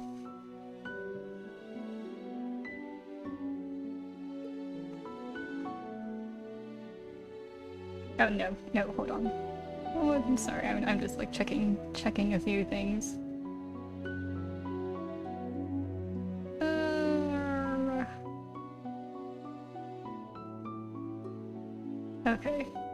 Okay. Yes, alright, cool. I'm happier too, now that you're gone. I don't have to pretend to like you anymore. Did he ever pretend to like her? I mean, I'm going to return to the palace now. I'm gone and they're all happier. Your very existence has been erased in the palace. They've never known you. That doesn't mean they're happy without you. I mean... Even the king. What did I expect? Why did you bring me here? The people in the Martian, I shouldn't have left you alone there. I'm sorry. You know how they felt about me. What have I ever done to them? Now isn't the right time to explain. When will it ever be the right time?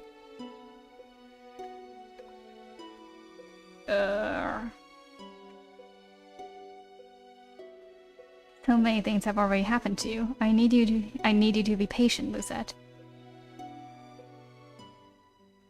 Has the prince already left? Yes, he has. Princess, we'll talk about this later. For now, you must focus on breaking your curse. Did I miss something? No. Right. Maybe the fairy is right. I don't think I'm ready to find out how I made so many people hate me. Well, Parfait, I think it's time we get down to business. What shall we do with her? What are you talking about now? You, of course, who got nowhere to go, right? She is right. I think back to the days I spent on the streets and shiver. I would do anything, so long as I don't have to go back there. The princess can stay at the Martian with me and the rest of my boarders. I'd almost forgotten what hope felt like. But you'll have to work in exchange for a room. I celebrate too soon. What? Magic has limitations, just like anything else. Money doesn't appear out of thin air, not even for a fairy. The Martian doesn't attract many customers since only the cursed and a few others can enter. I sell my potions here and there, but I have several hungry mouths to feed and my funds are tight. I thought fairies lived in luxury. Parfait, are you broke? Ouch, even the Ice Princess can tell. And yet you still take people in? That's always been how Parfait operates. She's good-natured to a fault. I'm told suffocating beneath my debt will be what kills me. Why don't you just leave? I assume you make enough to take care of yourself. Leave someone who's in need of help? I could never. And that, princess, is how goodness works. How goodness works? It's not as if I accept freeloaders. All my boarders help me run the Martian and do errands.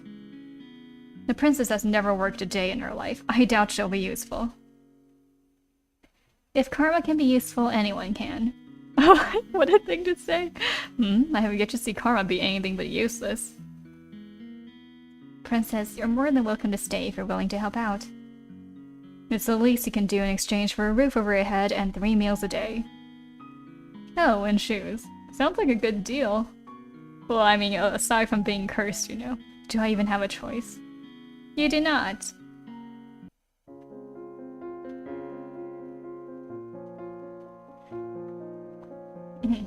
I toss and turn in bed, unable to fall asleep. The mattress is hard and the sheets are itchy, nothing at all like the bed I had in the palace. What I would give for my old bed again, for any of the comforts of home. I miss my dolls. Lady Parfait! Lady Parfait! I sit up immediately. What is going on? I leave my room to investigate. Some of the other Martian boarders, Waltz, Jerry, and Garland, are sitting on the city, looking anxious. What's happening? Sorry, did we wake you? No, but the noises Garland was making would have woken the dead. Jerry and I found an injured man while we were doing our rounds. We brought him here. An injured man? Wait, what were you doing outside? It's almost 1 in the morning. Nothing you need to worry about. Lady Parfait and Annis are tending to the man now. These people, will they just help anyone they find on the streets? Well, if this man is dangerous. Do you think the witches got to him? It's possible. We'll have to find out when he wakes up.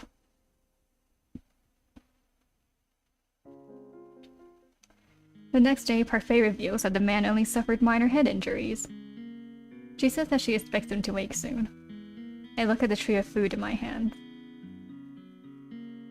Annis has asked me to bring it up to the stranger's room while she finishes the rest of her cooking. I would never have been asked to do this in the palace. Goodness, what's that poor tray done to you to deserve that look? I must say that it's odd to see a princess doing something nice for someone. What do you want? I have something to ask the man that was brought in last night. Seeing as you're being good enough to deliver breakfast, I thought I'd just tag along with you. If you're going, just bring this tray up yourself. You're not in any position to delegate your duties to me, Miss Lucette. Come on, our guest must be famished. Seeing no way out, I followed Dolores to the spare room the man had been put in. Come in.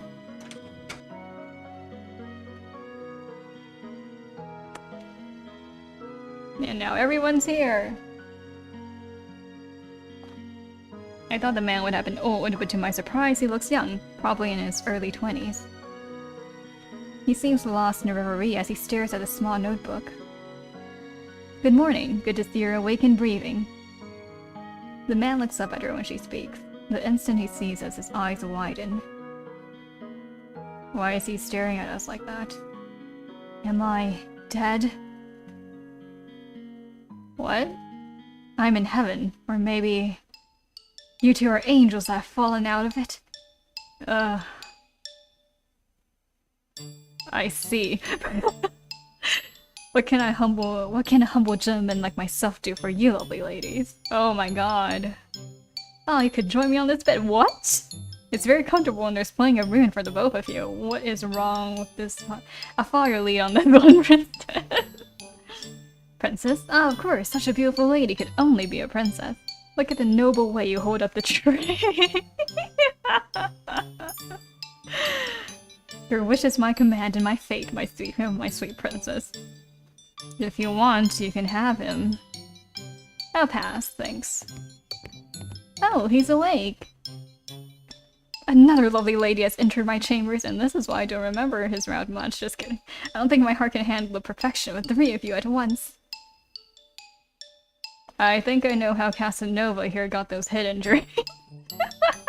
Some lady decided she'd had enough of his rubbish and wanted to punish him. Delora, have patience. He may not even be in the right state of mind right now.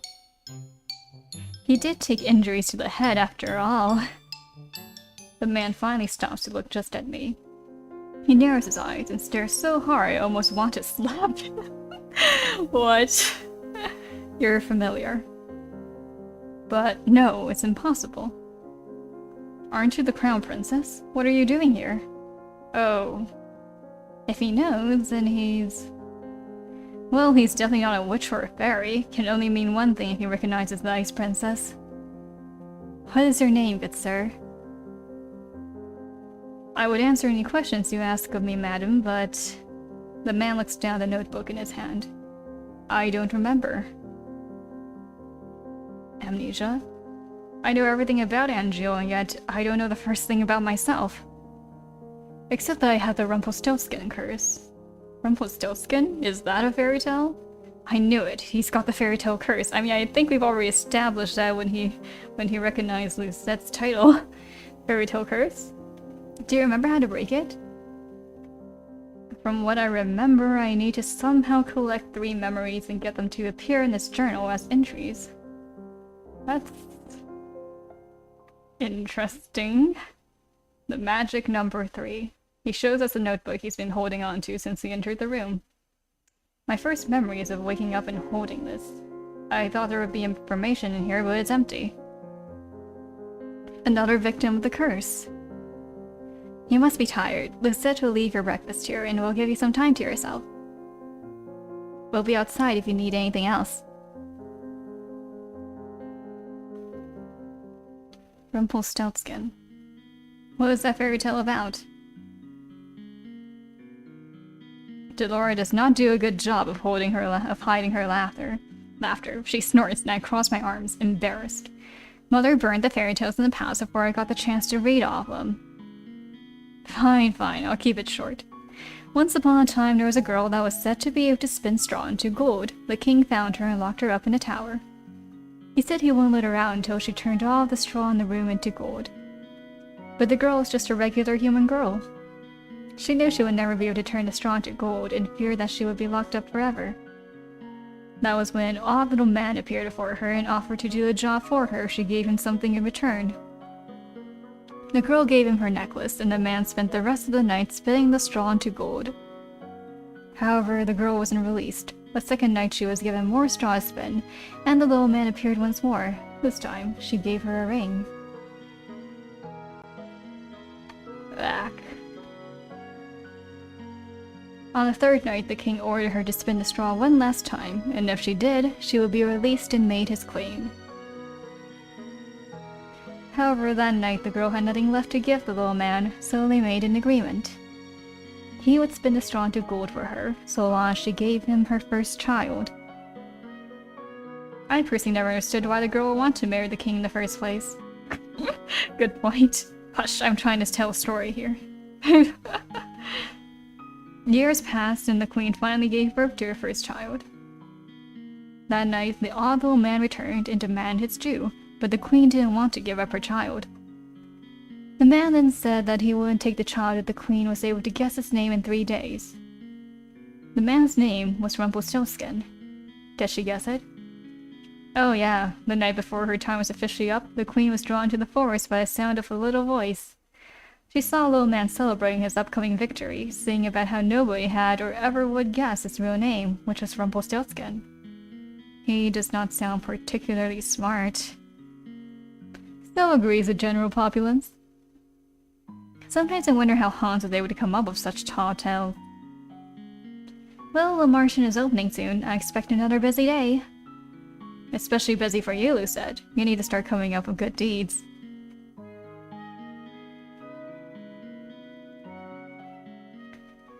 The amnesia Casanova was allowed to stay at the Martian with the other boarders.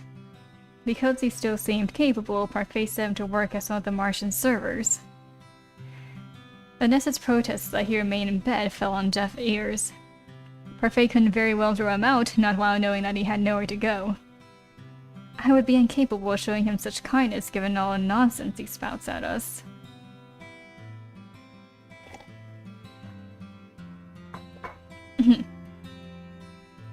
The people that frequent the Martian begin to steadily ignore me altogether.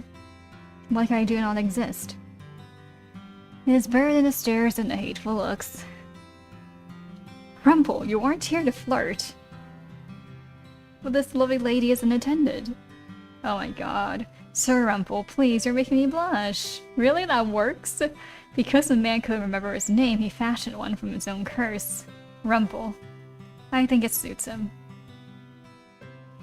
I will never understand Parfait. This amorous waste of space is about as useful as karma.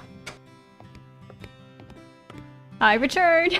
Speak of the devil. Speak of the devil, see? Did you miss me? Karma had left abruptly yesterday, saying that she had something very important to take care of.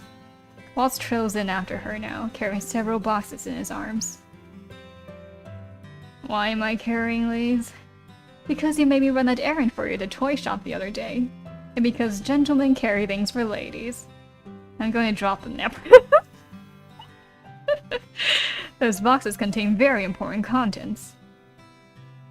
Welcome home, Miss Karma. Nice to see you survive the trip, Waltz.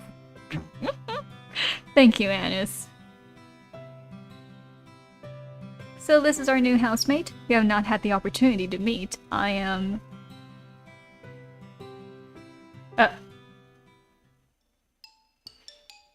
We are all surprised when Rumpel suddenly reaches out to grab Karma's hand. Oh boy, I need a drink for this.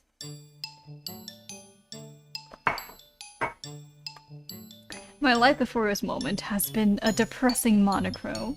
Now that you have entered my bleak existence, I see everything in beautiful, blazing color.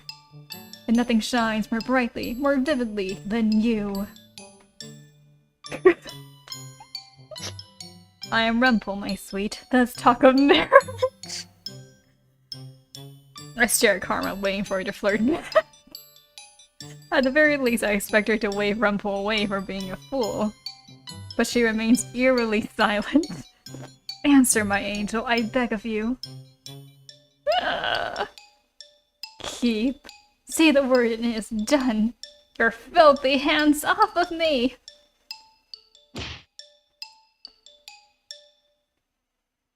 Ow! Not again. I would never be interested in the likes of you. Go on, lad, give him a good beating like the one you gave to me! My queen, there is no need for violence. What did you call me? Please calm down, Rumpel is still recovering. What is going on? Karma is a man, doesn't take kindly to being flirted with. Or proposed to. She is a man? But your voice, your face, your breath. Ow. That's what you're focusing on? Pervert. I worship all aspects of the female form, but my particular favorite has always been... Ow! Do yourself a favor and shut up. Yeah, again, I'm reminded why I don't remember much about him. I never would have known, but why would he do this? Don't look at me like that. I have my reasons. Is it because of your curse? Yes. I am undone. My heart is in pieces. You knew him for 10 minutes. For those that can hear the music of their heart, like I, it takes only a look to fall madly, irretrievably in love. I must leave. My heart will need time to heal. Oh my god, if that is a good reason to leave work. The Martian attracts all sorts, isn't it? That one is entirely Parfait's fault. Alright, nothing to see here, back to work. I'm still in shock from what I learned earlier. Karma, a man. It's not fair that he is so beautiful as a woman. If the female population of Angel knew the truth, Karma would be hunted down for making the rest of us pale in comparison. Anna's being good, I suppose, prepared a special lunch to welcome the newest Martian boarders. We have all been invited to the private dining room. Excuse me, is Lady Parfait here? Prince Rod, perfect timing. Please join us for lunch. I only came to talk to you, Lady Parfait. But I'm hungry and I have no wish to make you wait while I eat. Come, join us. Please, Your Highness. I've made too much, as usual. You must help us finish. Very well. A cursed princess and a cursed prince. What an eccentric collection of friends you have, Lady Parfait. I wouldn't say they were eccentric, necessarily. You're the most eccentric one here, Rumple. Really now? I sit silently in my chair. I am uncomfortable around so many people. So many. I mean, I'm uncomfortable around so many people. Oh well. Even when Mother was alive, I ate all my meals alone, since my parents were always too busy to sit down for meals with me. The meals of Ophelia and her children were also always awkward and silent.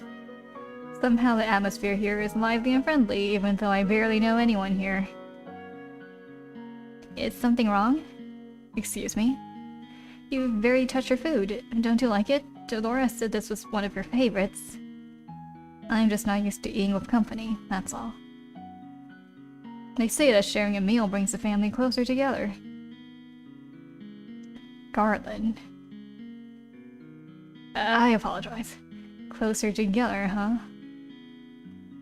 So, have you made any progress on how to do those good deeds, Princess? There's no way I'm admitting that I do not even know how to complete one. Oh, I forgot you're not so good on doing good, friend. You are not very helpful. Why don't you ask someone to teach you how to do good? What?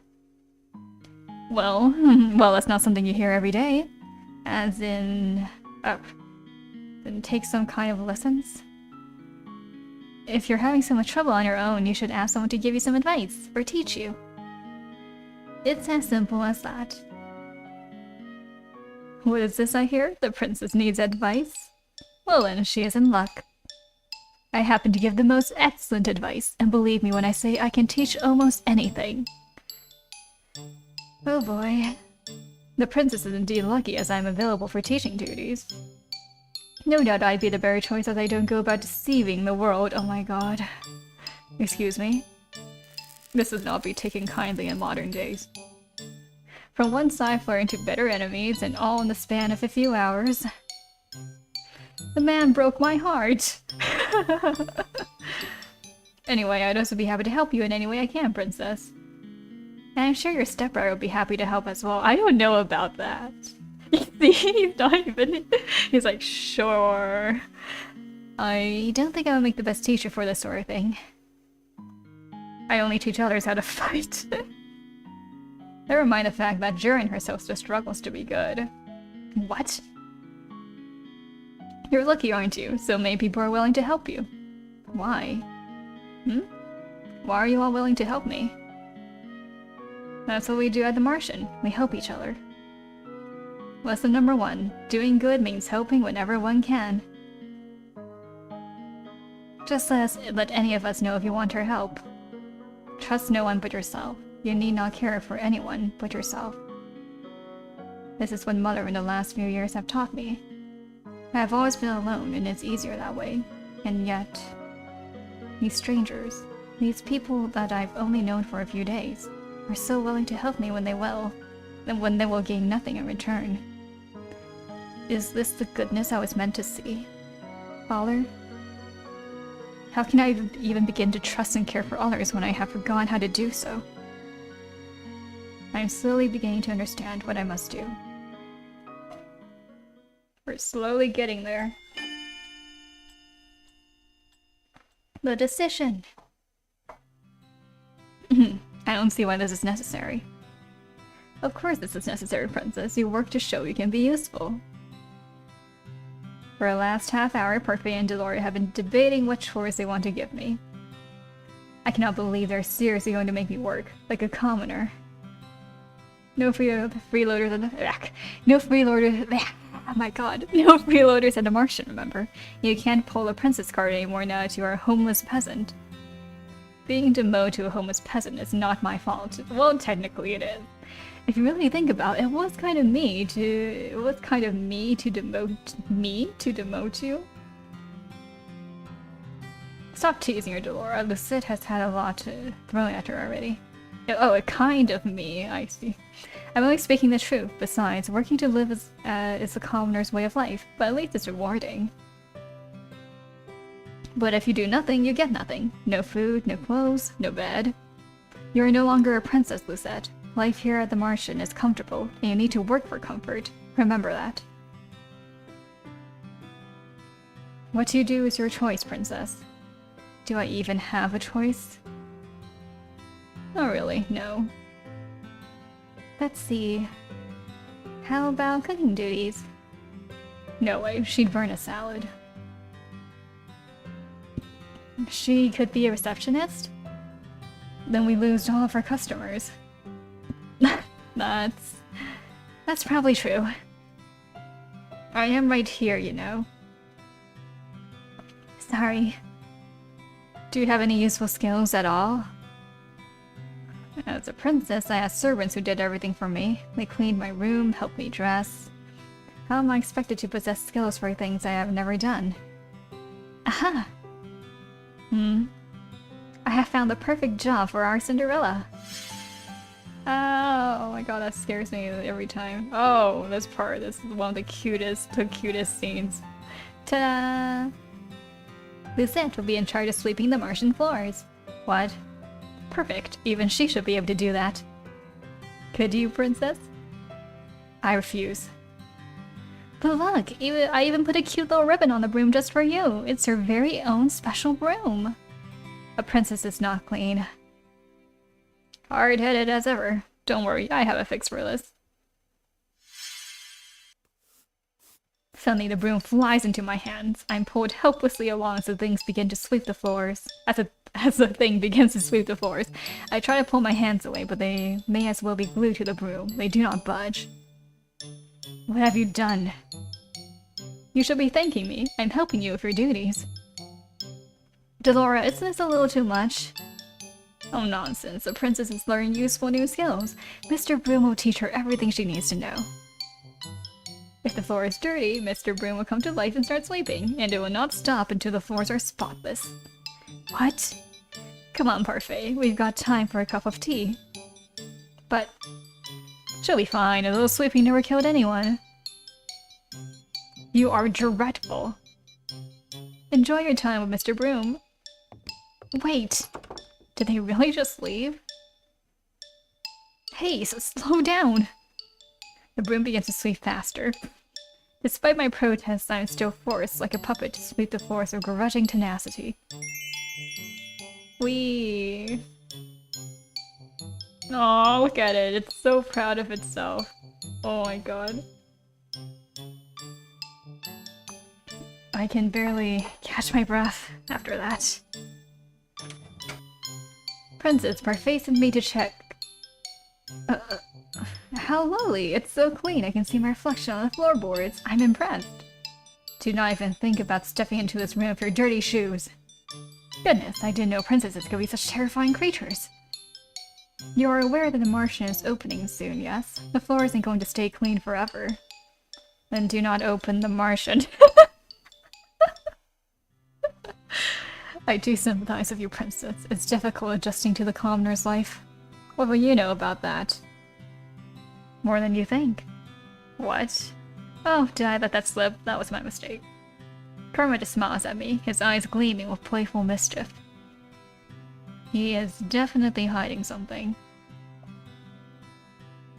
My hands are red and sore from all the sweeping I've done today. I remember the salve Annis offered me when I first woke up in my room. Surely that will help somewhat. I apply to my hands and find, to my surprise, that it is very effective. Most of the redness quickly fades, along with the pain. Is this what my life will be like if I do not break the curse, forced to work day in and day out? I cannot let things stay as they are. I must act. I lay down to rest. Tiredness falls upon me like a heavy, suffocating blanket. I close my eyes and feel myself shift into the darkness of sleep. Despite having slept for hours, I'm still tired when I awake. I glance back at my hands and remember the salve's effectiveness. Whatever Annis gave me really works. I should ask her to make me more. I feel like this is not the last time I would need it. I must act quickly. The sooner I break the curse, the better. The people who offered to help me are all here. Whom should I ask for help? Well, since we're on Rod's route... Rod... since we're aiming for Rod's route... Rod came to the Martian today to discuss something with Parfait. This is just the third time he has visited the tavern since I have been here. I wonder what he discusses with Parfait. Rod's eyebrows furrow as soon as he sees me enter the room. Oof. I mean, she kind of deserves it, but... Oh, it seems like the princess has something she would like to speak with you about, Prince Rod. She probably already knows why I'm here. Thank you, Prince Rod, for telling me about this. I shall leave you with the princess now. Uh-oh. Rod's expression turns grim. He clearly disapproves of me even just being in the same room as him. As soon as Parfait leaves, he shoots a glare in my direction. What do you want? All I have done is enter the room and he's already angry. I'm still not used to being treated like this by him. I'm here to ask you about goodness. You're asking the wrong person, Luzette. Did I make the right choice in choosing to come to him? I do not intend to help you break your curse, no matter what Lady Parfait says. Pardon? Emmeline and my mother have tried to be kind to you many times, but you only ever respond with disrespect and cruelty. Cruelty? You think I have been cruel to them? How else would you describe your behavior? Why am I suddenly the one at fault? Their coming to the palace made my life miserable. I am the victim here, not them. The others may think you're capable of goodness, but I severely doubt it. I do not wish to work with you, so do not come to me for help. Excuse me. He turns around and begins to walk away, leaving me to stand alone in the room, even angrier than I was before. How dare he treat me like this? I grab his arm and pull him around so that he is facing me. I refuse to let him belittle me like this, especially when I am making a conscious effort to change. What if I can help you break your curse? Will you help me then? Rod fixes me with an icy stare as he pulls away. I don't intend to break my curse. What? Rod shoots me one last glare before he leaves the Martian, leaving me to stand there, confused. If he does not intend to break his curse, then why is he even here? Wouldn't you like to know? I stare in horror at the floor. Oh boy. Gravel and sand are embedded between the floorboards. The wood beneath my feet is covered in a thick muck. Ah! Oh no. Oh no. Oh, it's so eager. Stop! I never thought I'd see this. The princess is actually sleeping. I'd say it's more like the broom is sweeping and the princess is just along for the ride. Lady Parfait, your orders have arrived. Where should I put them? At the back, please. Thank you. I glare at Garland as he begins to move. Why? Oh, because of his shoes. You are dirtying the floor. Sorry. Garland dashes across the floor with long steps in an attempt to leave as few footprints as possible. This is Dolores doing, wasn't it? Is it obvious? This has "witch having fun" written all over it. I need water. Wow, completely spotless. You are the worst.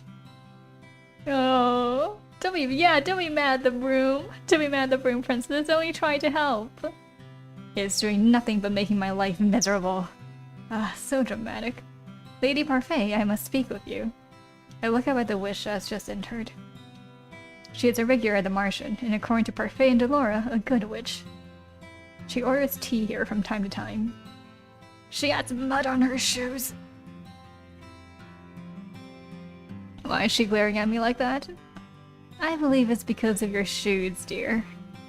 I have just cleaned the floor. Oh, I'm sorry. I will clean up after myself right away. Good.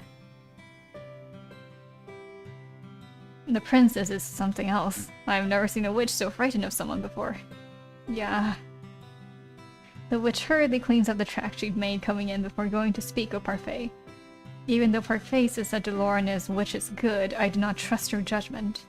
Especially not when she considers Delora, who ruined my life, a good person.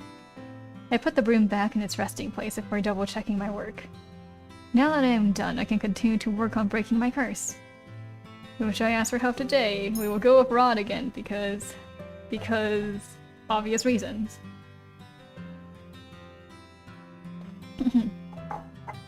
I glance over at Rod as he enters the tavern. That was almost perfect timing. He told me that he does not intend to break his curse, yet here he is again. Rod must sense my eyes on him because the minute he walks in, he turns to look at me. And Scout, I knew it. His expression is as cold and unmoving as always. He pointedly leaves the tavern area and enters the reception. I follow after him. I told you to find someone else. What can I do to make you stop hating me? What?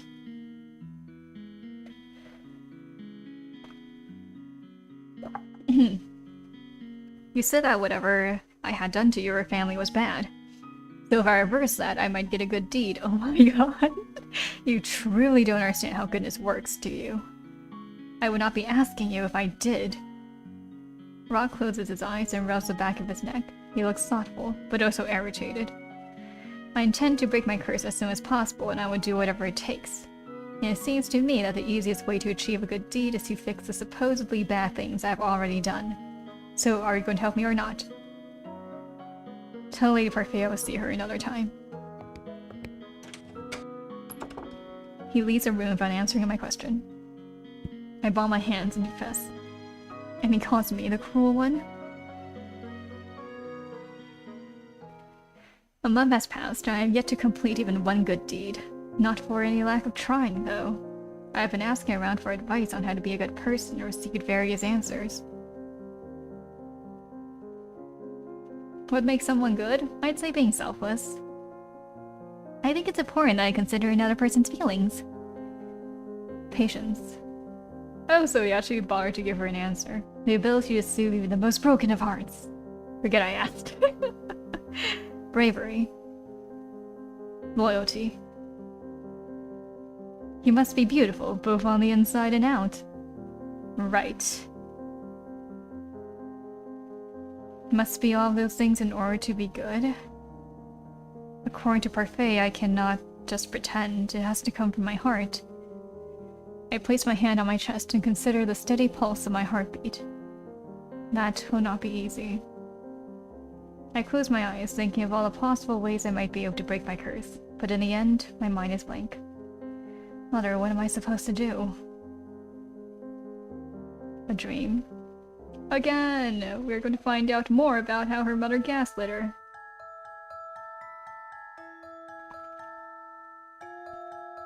Their personal feelings are nothing but a weakness for others to exploit. That is why you do not show them. You only show them that you are strong. Yes, Mother. You must not let false kindness deceive you. People will use niceties to trick you into exploiting your weak emotions. But you can trust me, Lucette. I will never hurt you. I will never lie to you. I am all you need. I love you, Lucette. I love you too, Mother.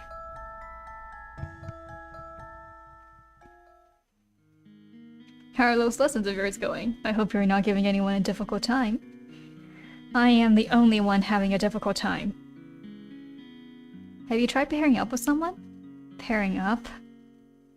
Some of the people in the tavern pair up to assist each other. 2 heads are better than 1, as they say. It's not a bad idea, but the problem is with her. Who's going to volunteer to pair up with the Ice Princess? She has a point. People may not glare at me anymore, but it does not escape me that I am still disliked. Most of the boys at the Martian volunteered to help her, remember? And I haven't heard any of them retract their offers. It's only a matter of time. Yup, manipulation at its best.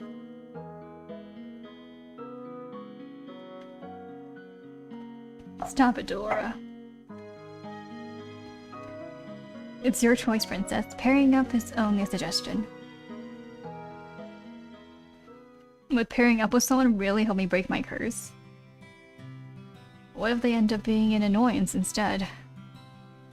Princess? Excuse me, Princess? I'm sorry for disturbing you, but you've just been staring at your tray and the customer is waiting for his order. Of course. Delora has me helping Annis today. The Martian is unexpectedly busy, and they cannot keep up with all the customers. Stop daydreaming, Lucette. Food doesn't deliver itself. I do not need you to tell me that.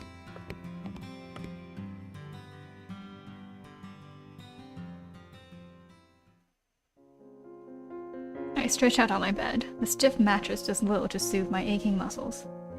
I was on my feet the entire day, struggling to keep up with the steady stream of people that came into the Martian. I've never seen the Martian this busy. I roll onto my stomach and bury my face into my pillow. My arms and leg protect the movement. Protest the movement. There we go. I refuse to live this type of life much longer. I need to break this curse as soon as possible. Why don't you pair up with someone? Why don't you pair up with someone? Pairing up might not be such a bad idea. Are we gonna do the choice thing now? Yes! Here we are. You guys might notice that 2 of the routes are locked. Haha, what does that mean? Just kidding. Alright, so we are going with Rod. A change of pace. We are going with Rod. We're finally entering the main the character route. There we go. I will ask Rod if he will pair up with me, and which reminds me that I need to save. Cool.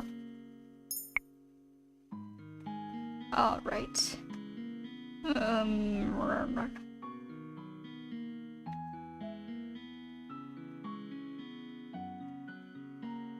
I know we do not have a good relationship. Rod has spared no effort in telling me how cruel I have been to his family.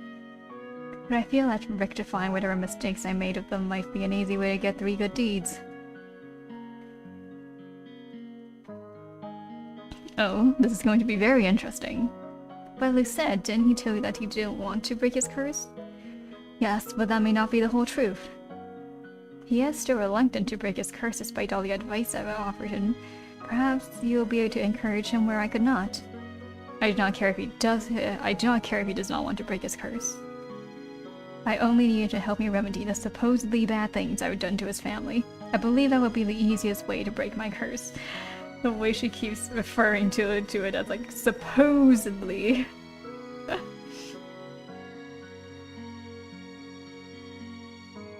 Alright.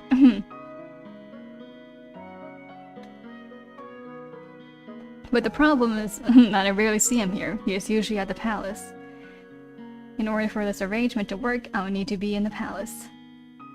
I, for one, think it's a terrible idea. What if... Delora's voice trails off. She averts her gaze to the floor, her expression a mixture of anxiety and solemn consideration. What if what? Is there something I should know? Both the witch and the fairy just stare at me silently. After a few moments, Parfait speaks. It would be far away from us, princess. We would not be able to assist you. Witches could be lying in wait for you, knowing that you're the true crown princess of Angio. They might seek to use you for their own purposes. What sorts of purposes? Why would the witches be after me in the first place? Many of them have been corrupted by the Tenebrarum. Darkness has invaded their hearts, making them bitter. Many of them simply want to see the fairy tale curses continue on undisturbed. This is all just speculation, but it's better to be safe rather than sorry. What would you have me do? Delora? I have an idea. I think I can get her into the palace and make sure there's someone there to look out for her. How? Just trust me. Tomorrow, the Ice Princess returns to her palace. I have a bad feeling about this.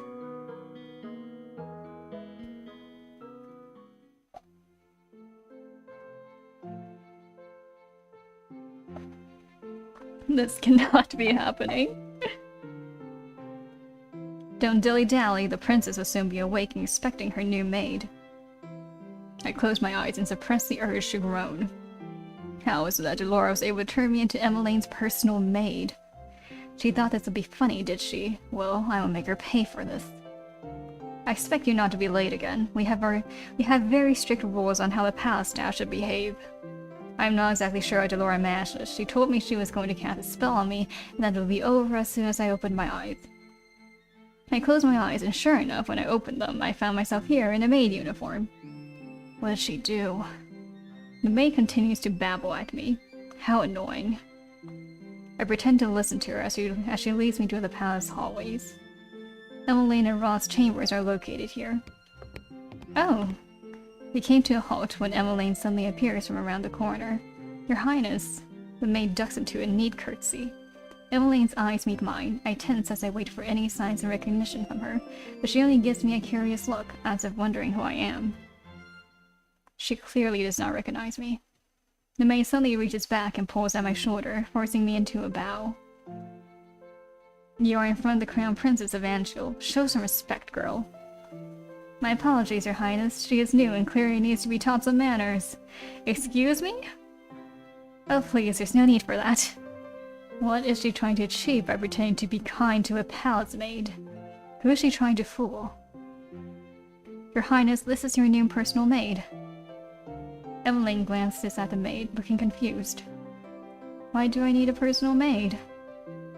It is by the king's orders, princess. Emmeline turns to look at me again. What is your name? She is talking to you, girl. I scout the maid before facing Emmeline. I cannot believe I have fallen so low that I am now being ordered around by a maid. Lucette. It's nice to meet you, Lucette. I hope we can get along. When I do not respond, Emmeline's face falls. I was just heading to breakfast with my family. Of course, Lucette will escort you to the dining hall. I raise my eyebrows at the maid, irritated. There's no need for concern. I can get there on my own. I breathe a sigh of relief. I'm not here to babysit her. The maid leans forward and whispers something in my ear. I don't know how it is that you land this position, but you owe the royal family your diligence and respect. If you continue to show disrespect, I will be having a word with the king. The maid pushes me forward so that I am forced to stand next to Emmeline. She will escort you to the dining hall, Your Highness. Her job requires that she follows you everywhere in case you require assistance of anything. But it is almost time for breakfast, Princess Emmeline. Emmeline frowns and looks at me. I'm so sorry. What is she apologizing for? Good morning! Good morning. It seems that you have met your personal maid. The king's eyes widen as soon as he spots me.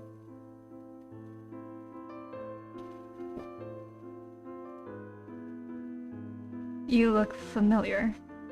Does he recognize me? I feel a little tremble in my heart as I consider that hope. Are you not the girl who came to the gates before? I deflate with a soundless sigh. He remembers me as the peasant. This is the first time I am meeting you as Emmeline's personal maid. What is your name? Lucette. That is a lovely name. We're glad to have you here, Luzette. The king gives me a warm smile. The softness of his gaze makes me angry. He never treated me so kindly when he remembered me as his own daughter. Emmeline takes her seat while I walk to stand at the walls beside the other maids and butlers. The door opens and Rod walks inside. He greets the king, Ophelia, and then his sister. He is just about to take a seat when his eyes suddenly fall on me. The shock is apparent on his face. Rod, is something wrong?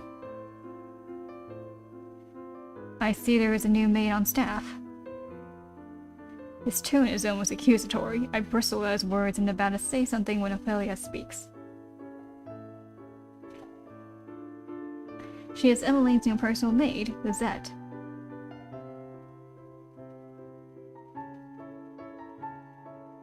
Ross stares at me for a few moments, his expression unreadable. Eventually, he moves to take his seat. I stand silent and watch the royal family eat their breakfast. The small area is filled with happy conversation. They flirt and smile at each other when they speak, and it is easy to see how comfortable they all are with one another. When I was still here, our meals were always so quiet, but everyone looks so happy now. I bite my lip to will the heavy feeling away. Rod told me that before, but I did not want to believe him. I turn back to the conversation at hand. We have something very important to discuss with you, Emmeline. Oh? I have brought this up before, but now the matter is more pressing. Is this about... Yes, this is about the ball. Ophelia gives the king a disapproving look. Dear... I know it seems a strange proposition, but this is royal tradition. Emmeline is at a suitable marrying age, and this ball may yet help her find a suitor. But a husband... Emmeline's cheeks are tinted pink. A royal ball for Emmeline? For her to find a husband? I never would have agreed to such a thing. The king never forced me into one because he knew that. I will not force you to marry someone you do not love, Emmeline. We agreed on this ball to uphold tradition. All eligible bachelors will be invited in 4 months' time, and you will choose the man you want to court you. I did find my true love through a ball, after all.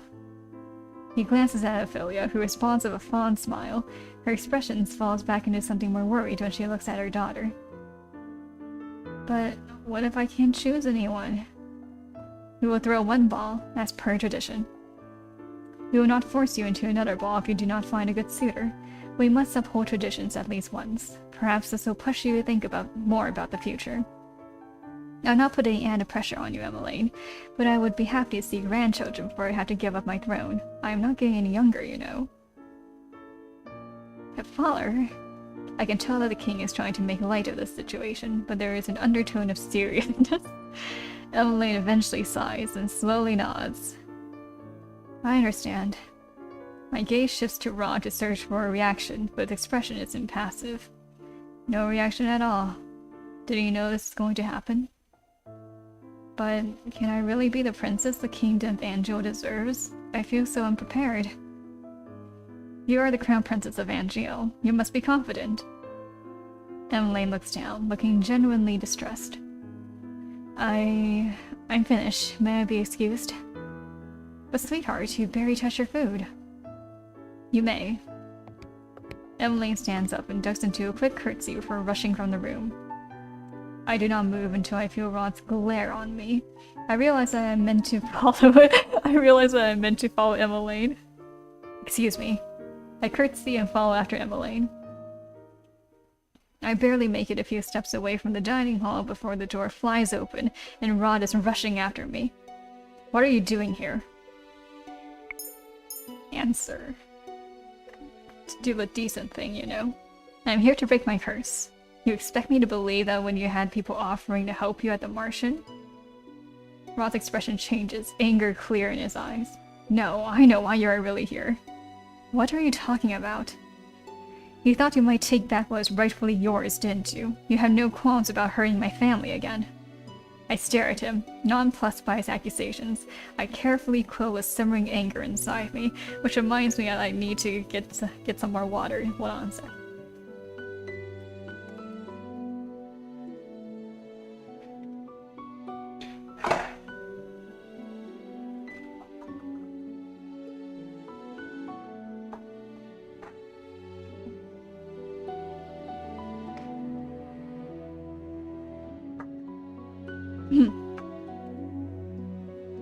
Alright, hooray, back with more water.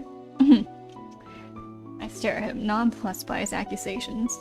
Oh right, I already read that, okay. The last thing I want is to be fired before I break my curse. I'm not here to hurt anyone, so stop accusing me of such things.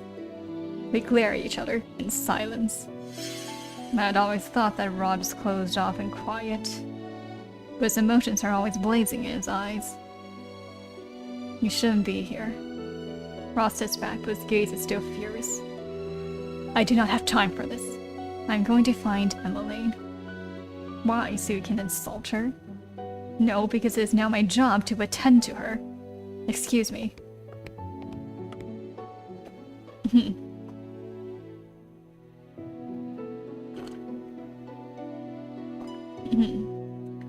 The last place I expect to find Emmeline is in the throne room. Much to my surprise, I find her standing alone inside, staring up at the throne. Oh. When she turns to face me, she has a guilty expression on her face. I'm sorry. What is she apologizing for? I was very rude earlier, walking out on everyone at breakfast. Reminds me that I need to save. Emmeline gazes back at the throne and sighs. I'm sure any other girl would be happy to have a ball. I mean, it's like something out of a fairy tale. But She sighs once again and looks down at her clasped hands. It all sounds so perfect in the fairy tales. 3 days is all it takes before everyone's found their true love. But I don't think that's how it works out in real life, do you?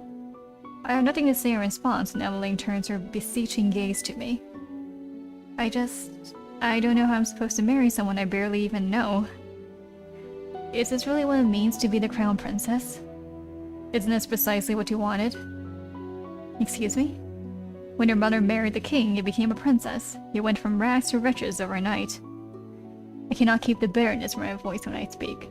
Your life is playing out like Cinderella's, is it not? All you're missing are the glass slippers, and even then I'm sure the king could arrange for a pair. I cannot understand why you're so unhappy.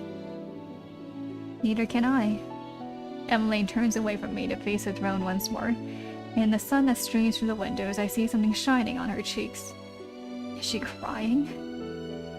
I am so ungrateful. Who said, what would you do? What? If you were in my place, if you became crown princess overnight, would you go through with the ball? For the sake of Andrew's tradition? For the sake of your rule? I would never do anything so worthless. The king never brought up the subject with me. He most likely knew I would have refused. Emily suddenly pats her cheeks and turns to me, a wry smile on her face. I could do with some fresh air. Shall we go to my friend's shop in town?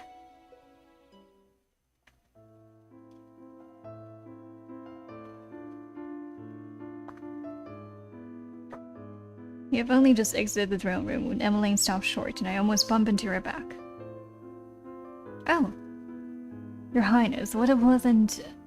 Sir Mefrose abruptly stops to stare at me. Why is Sir Mefrose looking at me so intently? Is something the matter, Sir Mefrose? No, nothing at all, Your Highness. I'm just... amused. Amused? Oh, you haven't met my new maid. This is Lucette. Lucette? There's something in Sir Mefrose's gaze I do not trust. The size is stifling, so I curtsy at him. Sir. Charming. Sir Mefrose turns his attention back to Emmeline. Where are you off to on this pleasant day? Oh, just off to visit a friend. Make sure you bring your guards with you, Princess. Of course. I wonder what's taking him so long.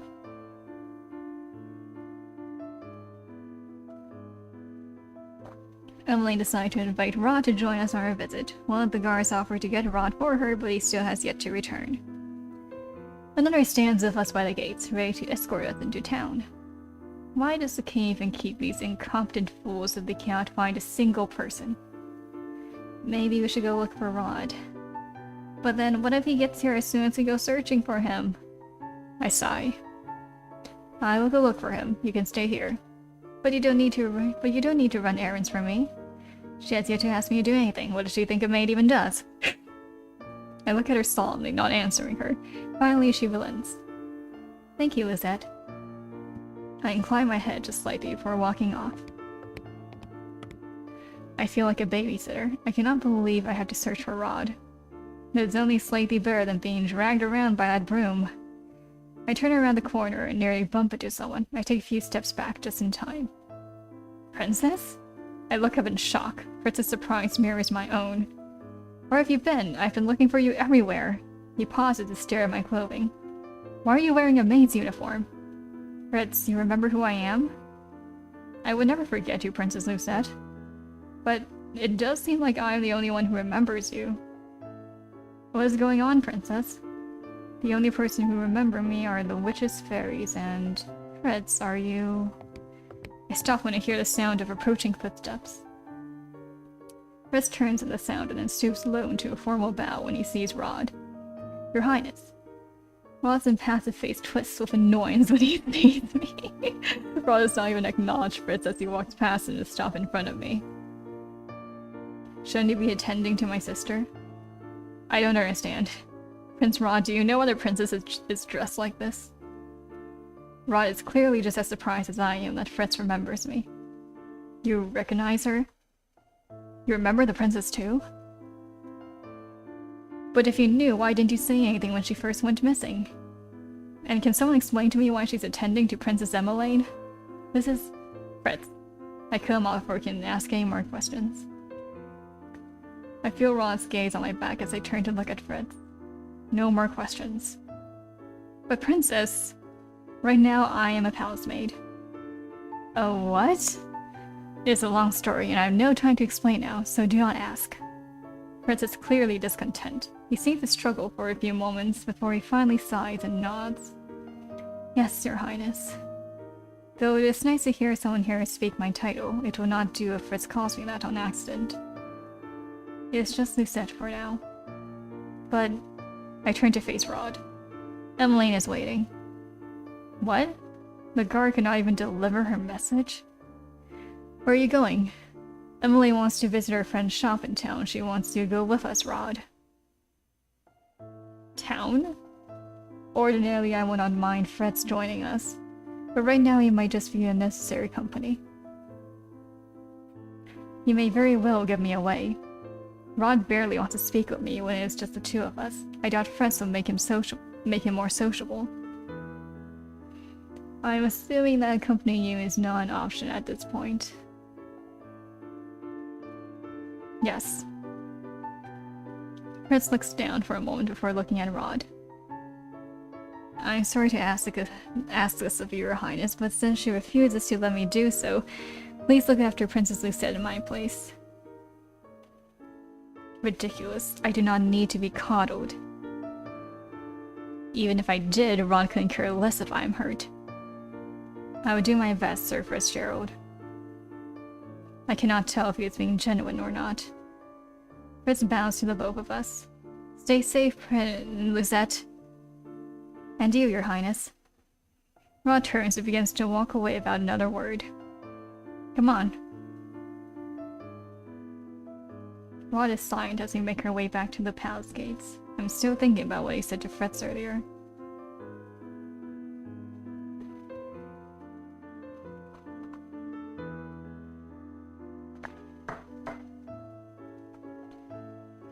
Why would Rod agree to Fritz's request? Because he just wanted him to leave?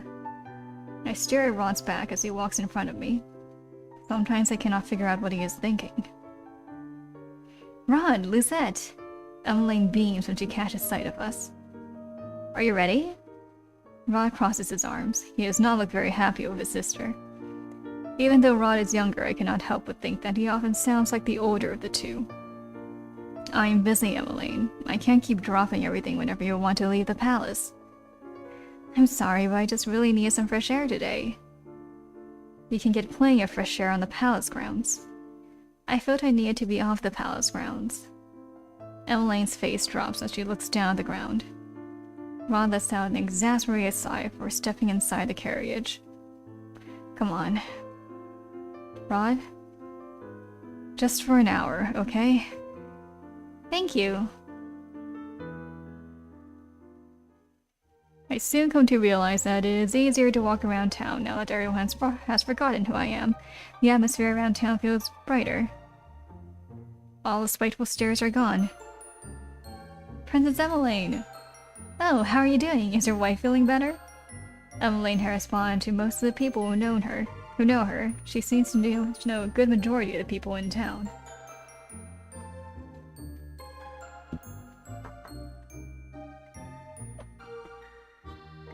I hang back as Emmeline speaks with the man. The night escort hovers somewhere nearby, watching for disturbances. We're going to take longer than an hour if she continues like this. I'm not going to rush her. Don't you need to return to the past to continue whatever work it is that you were doing? Rod raises an eyebrow at me.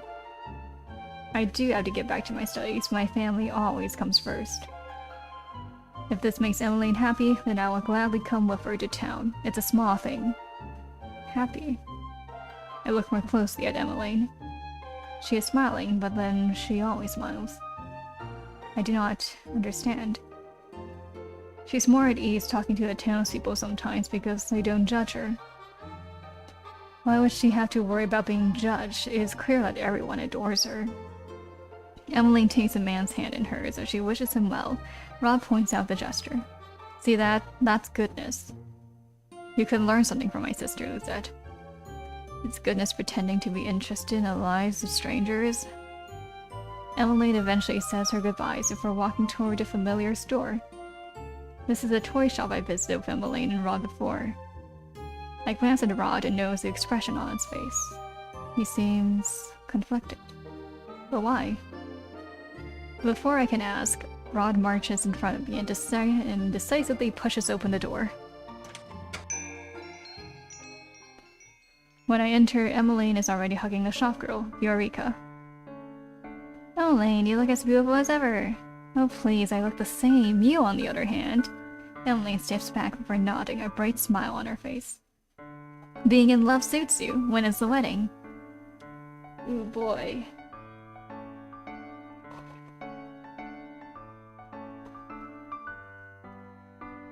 Wedding? She is already engaged? I catch a small movement out of the corner of my eyes and turn to glance at Rod. I notice his fingers clench into a fist before he quickly hides his hand behind his back. Though his expression is as impassive as always, I notice a tenseness in his shoulders. Desmond and I haven't set a date yet, but it should be soon. Would you?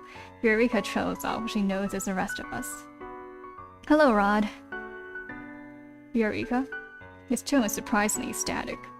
Last time he was here, I was sure he sounded friendlier. So what can I help you with, Emmeline? Looking for another doll? Another doll? But Emmeline's not interested in dolls. Oh no, I'm just here to see you. I can't stay for long since Rod has things to do. Emmeline, I'll wait for you outside. Oh, okay. I know it is my job to follow Emmeline around, but I'm not at all interested in hearing her talk to this girl. Does she even want me here? Let's go outside.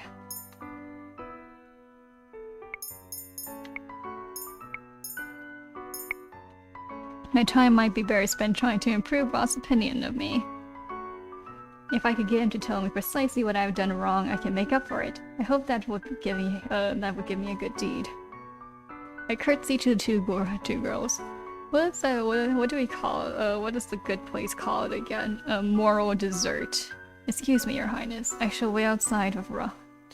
I cough to clear my throat. With the prince. Okay, I won't be long. I move to stand next to Rod, who is leaning against the wall. CG! Oh, look at Sebi. Aww. Rod sighs in annoyance. Why do you keep on following me? Tell me how to rectify whatever wrong I have done to your family. Oh, great.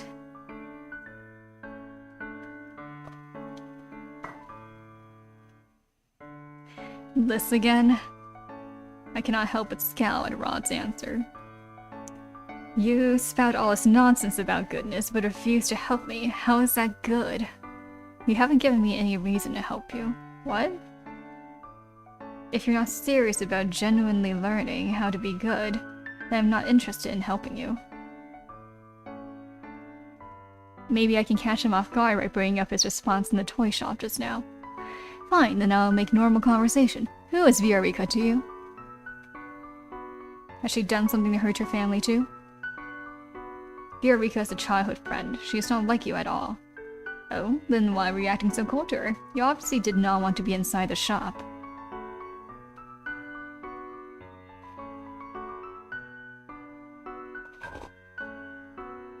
Ra looks away from me and absently kicks a pebble on the ground.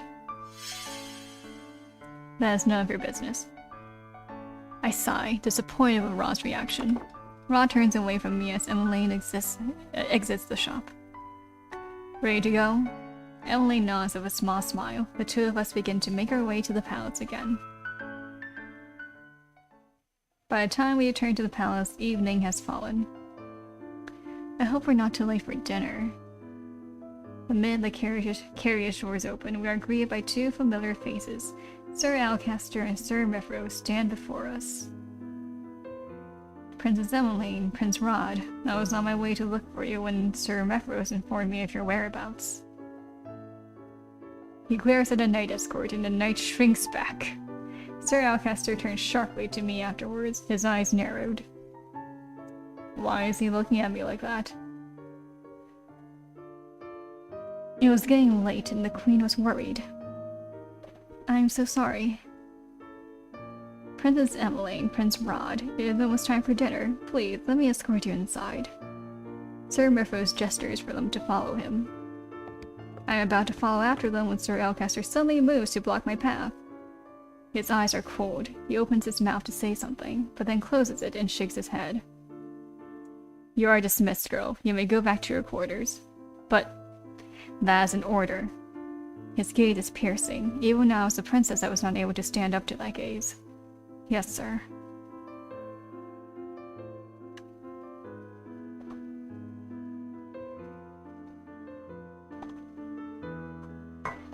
After dinner, I make my way back to the room assigned to me. As I walk down the hall, I notice Rod heading in my direction. Rod? He suddenly grabs my arm and pulls me away, down the hall. Where are you taking me? Rod does not answer and just continues moving until we reach an unfamiliar door. What is going on? Rod cuts me off by placing a finger on my lips. He looks around warily before finally pulling me in through the door with him. This place... I have heard of this place before, but I've never seen it. Is this a secret passage that leads into town? Rod does not answer me. He simply keeps walking and I see no other option but to trail after him. How is it that you know this place? He still refuses to answer. Are you deaf? Ross suddenly stops and I bump into his back. I stumble back with a scowl. You ask too many questions.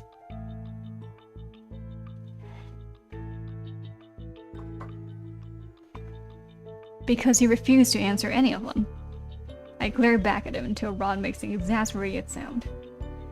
Lady Parfait is the one who told me about this passage. It makes sneaking out of the palace easier. Parfait? She did not give me any explanation as to how she knew of this place. There are only meant to be 2 copies of the keys. The king has one and Sir Alcaster has the other. Then why do you have a key? Don't tell me you stole it from the king. I'm not a thief.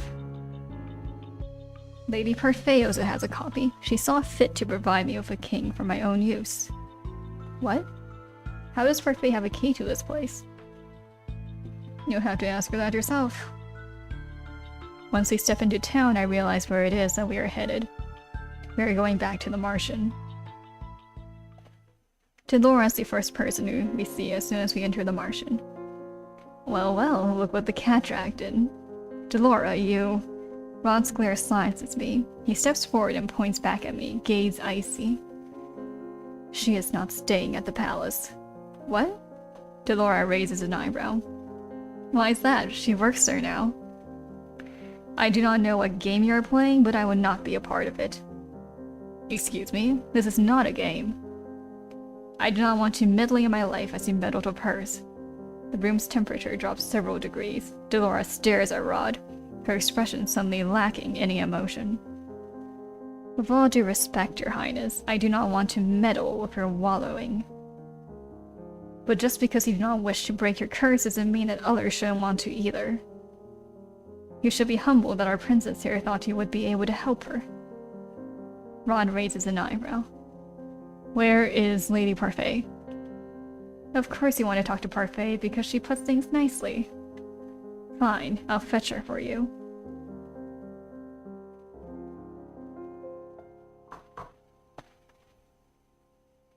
Delora curtsies as he sweeps out of the room. Rod sighs. He clearly looks irritated, but he doesn't put a voice to his agitation. Now that we're alone in the empty room, the silence is deafening.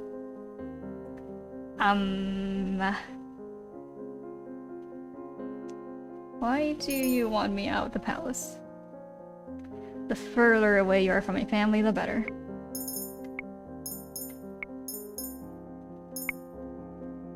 I glare at him. Your reaction is completely unwarranted. I'm trying to make up what I have done in the past. Only because you are being forced to. Why should that make any difference? Besides, I'm still willing to help you break your curse even though it appears you do not want to. I did not realize the anger inside me at first, and I noticed that my hands are fists and I am shaking. You're angry at me for treating your family with unkindness, and yet you do not treat me with any respect or kindness either. Excuse me. I realize that this is the angriest I have felt in a long time, and it makes words fall out of my mouth. You're guilty of the same disrespect you hold me accountable for. We are both being cruel to family, aren't we?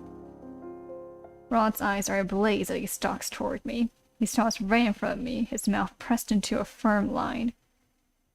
As you're so fond of telling Emmeline, we do not share any blood. The only thing pulling us together is the king, and you do not share his morals. Remember this, Lucette. You will never be part of my family. And I will never see you as a sister. Ross storms out of the reception area just as Delora enters. Sorry, looks like Parfait wasn't in. She pauses and gives me a wry smile. Seems this partnership is going well. I throw my hands up in anger. He is infuriating. Not as helpful as you thought? I was surprised you were asking for his help in the first place. All I have been doing today is following around Emmeline, and he still finds reason to snap at me. In his eyes, I can do nothing right, even though I am making an honest effort to break my curse. Delora eyes me as she slides down into a chair. Has he told you anything about his curse? Nothing useful? Delora sighs. Boys can be so secretive about the silliest things. Rod has been aware of how to break his curse from the very beginning. Then why hasn't he broken it? I have no idea. I think the only other person who knows the full terms and conditions of Rod's curse is Parfait. Parfait? Parfait has known Rod for a while. She convinced him to keep coming to the Martian even after he gave up on breaking his curse. Parfait also thinks that working with you will convince Rod to try finding another way to break his curse. Another way?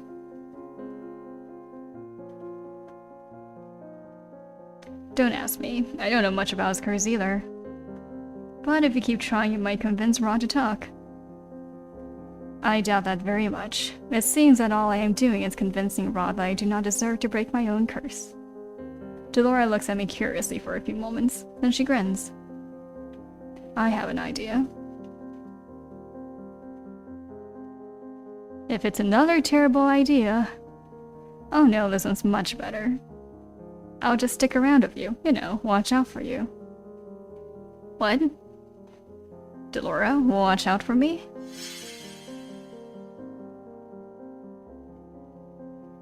I am surprised when Delora suddenly stands before me in her doll form. There's no way you and Rod are going to sort yourselves out without some kind of help, so I'll be tagging along. It's much easier when italicized, hmm? Why do I feel like she'll only make things worse? Come on then. Dolores somehow manages to jump into the front pocket of my apron. Oh, that sounds so cute. Which is thankfully large enough to fit her doll body. Let's go find us as Prince and get ourselves back to the palace. Chapter 4. One Step Forward.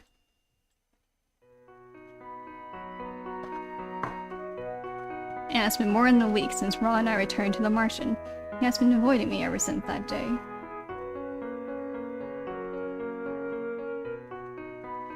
Not that we have much cause to be around each other nowadays. I'm constantly on my feet preparing for Emmeline's ball. This is ridiculous. Better to be busy than bored, princess. I stop for a moment to better balance the pile of fabrics I am carrying. One of the maids has ordered me to bring this to a designated room so I can be sorted out. I am being reduced to fetching and carrying. And I made no progress on accomplishing my first good deed. I doubt that simply following orders from the other maids will help me get my first good deed. Feeling a shuffling in my pocket and then noticing Delora peeking her porcelain, I feel a shuffling in my pocket and then notice Delora peeking her porcelain face out. Better to obey rather than disobey, at least. You're not going to get a good deed being stubborn. Anyway, you've got to put yourself out there a bit more, princess. You can't just do whatever is convenient for you. That's not good. Delora has been no help at all. Wait, I recognize this place. Isn't this where your room is? Alright, let me make some adjustments to my setup. Hold on. Ugh.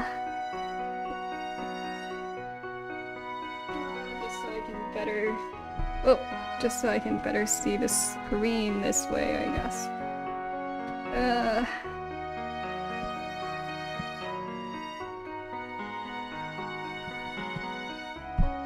Let me see if this works. Okay. Alright. Yeah, I think this is alright. Okay. Nope, this is not alright. Alright, nope, this is not alright. It was working better before.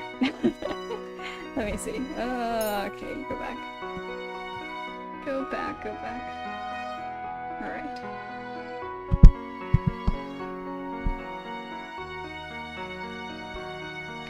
Okay.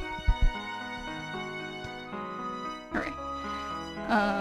I stopped in front of the door to my old bedroom. Ever since I came here, I've been ignoring this room, not wanting to see what the king did to it during my absence.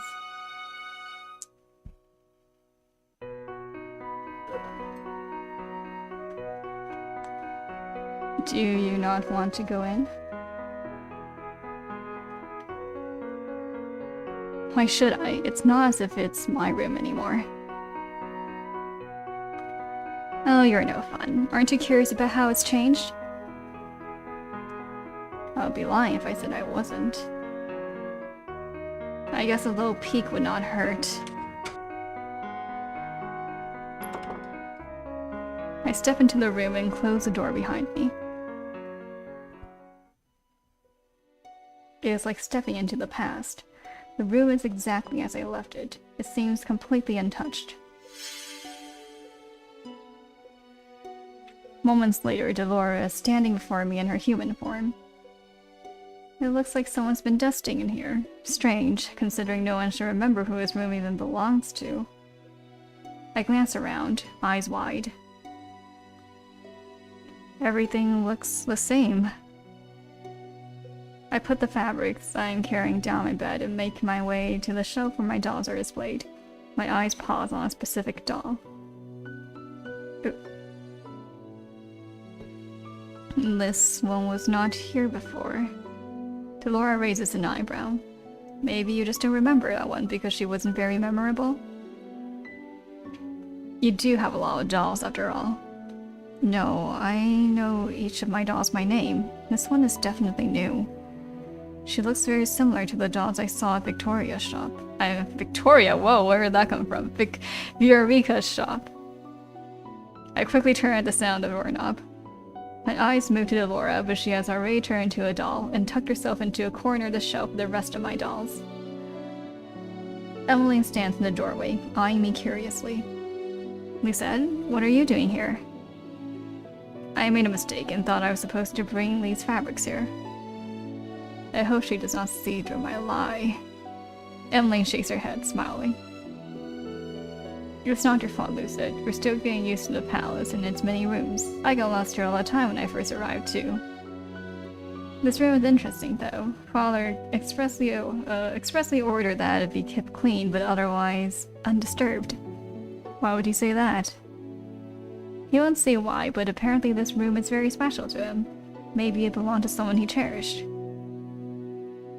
Cherished? What a joke. Still, I cannot help but feel hope at her suggestion. I don't think Father would like either of us being in here. We should leave soon. I only came here to put a ribbon on one of the dolls. One of the dolls? Yes, I put one of my dolls here. She walks past me and picks up the doll I did not recognize. I bought this. I know Emmeline always visits Eureka, but I did not think she liked dolls. She always preferred receiving and buying books, so why does she have this doll? Do you like dolls? Well, I mean, I don't mind them, but I don't usually buy them for myself, no. So why did you buy this one? Emmeline looks at the doll with a sad smile and shakes her head. I'm not sure. I bought it as a gift, I remember that much. I was going to give it to someone who liked dolls, someone I wanted to befriend. I don't know why, but it feels right to leave the doll here until I can remember whom I was meant to give her to. Emily is sighing for a moment before she turns to me with a bright smile. I know you have a delivery to make, but could you come with me to the palace entrance first? Mother is still busy talking to the cook, so the fabrics can wait. I resist the urge to glare at her. She better not be dragging me around to do yet more errands. I'm expecting a delivery and I might need your help. I thought so. I have no choice but to nod. Of course.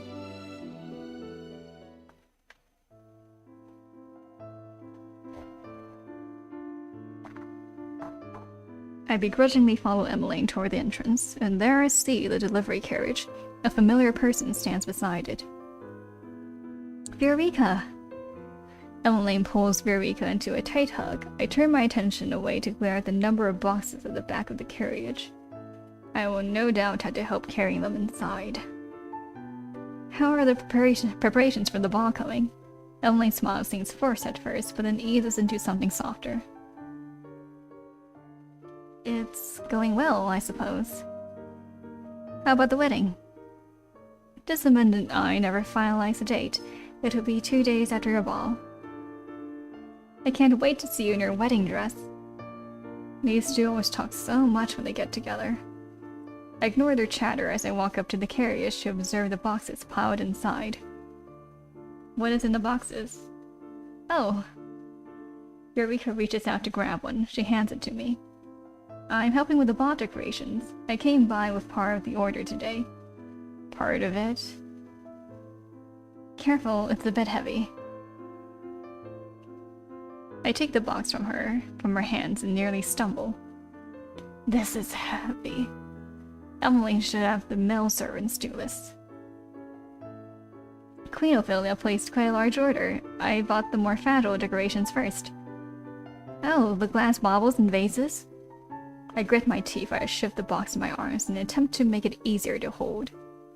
I thought you worked at a toy shop. Yes, but we also have aisles dedicated specifically to party decoration. What kind of toy shop is that? Lucette, will you be alright? I feel annoyance simmer within me. I'm obviously not alright. Emmeline reaches out to help me with the box, but she is too late. I've only taken one step forward when the box slides and I stumble. I manage to cradle it in my arms, but its weight is too much for me. Before I hit the ground, I feel strong arms around my waist, pulling me back upright. The box is taken from me. I do not remember this. Oh my god, that's cute. Haha.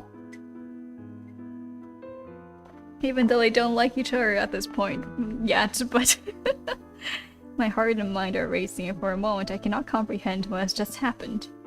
Are you alright? Rod? I glance to the side and am shocked to see Rod standing there. The expression on his face gives nothing away, but from our close distance I can see some flicker of emotion in his bright eyes. Concern? I am. Lisette, I'm so sorry, are you okay? Rod pushes me and I stumble for why did he push her? Why did he push her like that after just saving her? Rod pushes me and stumble forward, almost tripping on the ground. He raises an eyebrow at me. Know your limits, Lucette.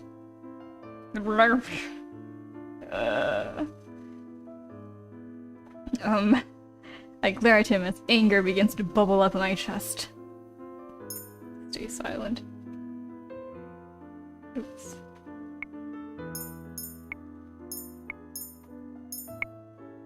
I clench my fists and take a deep breath to try and calm myself. I would not stoop to his level. He is the one being cruel here, not me. He just saved you! You shouldn't have stubbornly tried to carry something that was too heavy for you. I would not take responsibility if you get hurt. Rod, you shouldn't be angry with her for trying to help me. It was my fault for giving her something so heavy. Eureka, what are you doing here? Rod's voice is still cold. Eureka looks startled by its tone. I only came to deliver some of the decorations for the ball. And you thought Emmeline and her maid could carry these things on their own? Rod, this is not her fault. I'm the one who chose to bring Lisette with me. I underestimated the size of the delivery. Eureka was just delivering the supplies. At least she admits her mistakes. I never thought Rod would be so stubborn. Emily's expression softens as she looks at her brother. She looks sad. Rod ignores her and picks up the box I have been carrying. He begins to walk away before he suddenly stops and glances back at me. Come on. Rod? We're going to call some servants to carry these boxes in. He turns around and begins to walk away. I am Emmeline's personal maid, not his. I glance at Emmeline, who nods her head.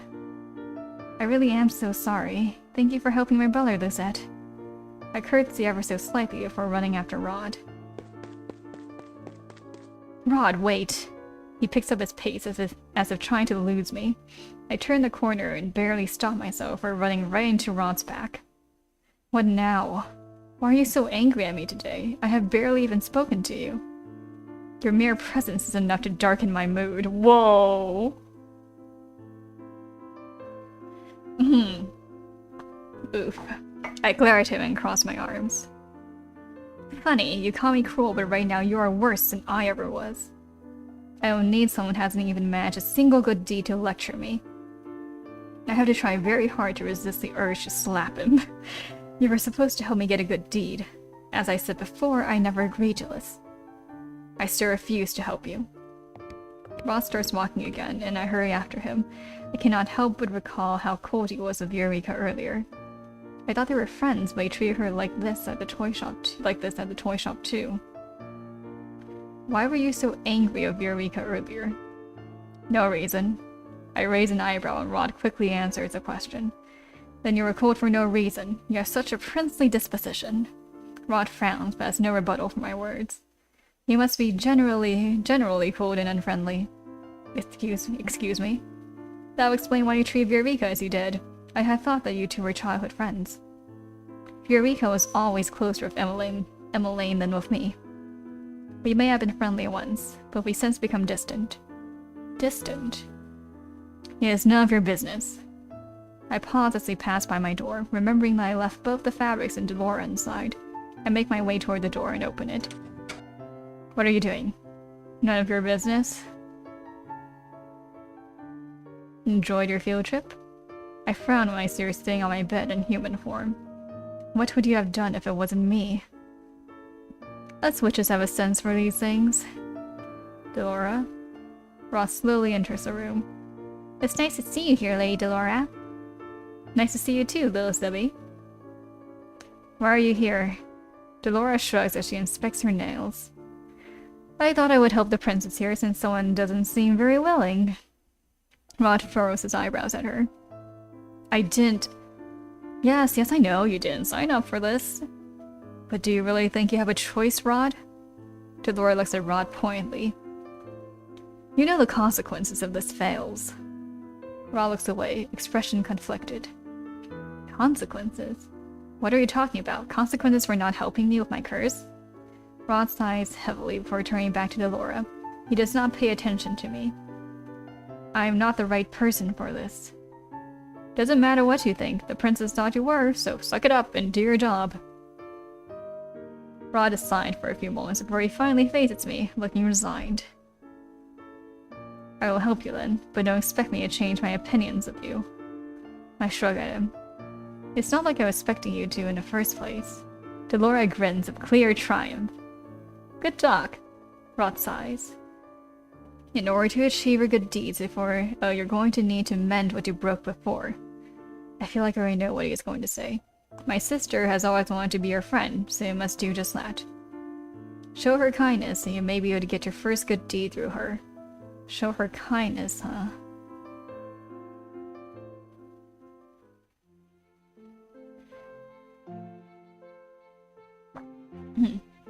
Delora decides to stay in my room for the time being, seeing that she believes Rod will be able to help me for now. Later, I make my way to the dining room with the fabrics and see Emmeline and Ophelia inside. Who's that? Ah, I see I have the fabric. Thank you. Ophelia takes the topmost sample of fabric and begins to inspect it as Emmeline walks up to me. Where's Rod? He returned to his studies. Oh, right, he has history lessons today, and I'm yet to finish my history homework, which is due tomorrow. As Emmeline muses aloud, I ponder what Rod told me earlier. I must become Emmeline's friend, but is that really a good deed? I hope Rod didn't send the servants out before he went back to his room. I want to tell him that Viorica and I had already called on guards to bring the boxes inside. Maybe he decided to start his lessons earlier so that I could make your dance lesson this evening. Dance lesson? Father wanted to hire the best dance instructor in NGL, but I honestly feel more comfortable with Rod teaching me. He's a good dancer, so Father has allowed it. That is a surprise. I did not know Rod could dance.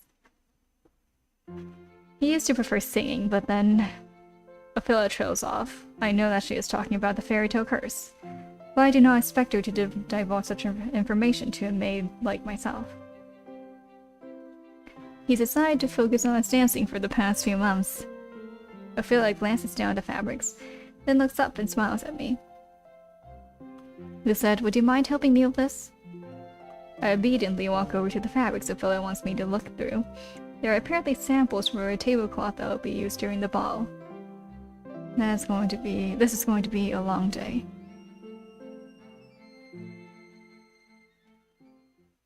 Rod comes immediately to his throne room after his history lessons to start on his dance lessons with Emmeline.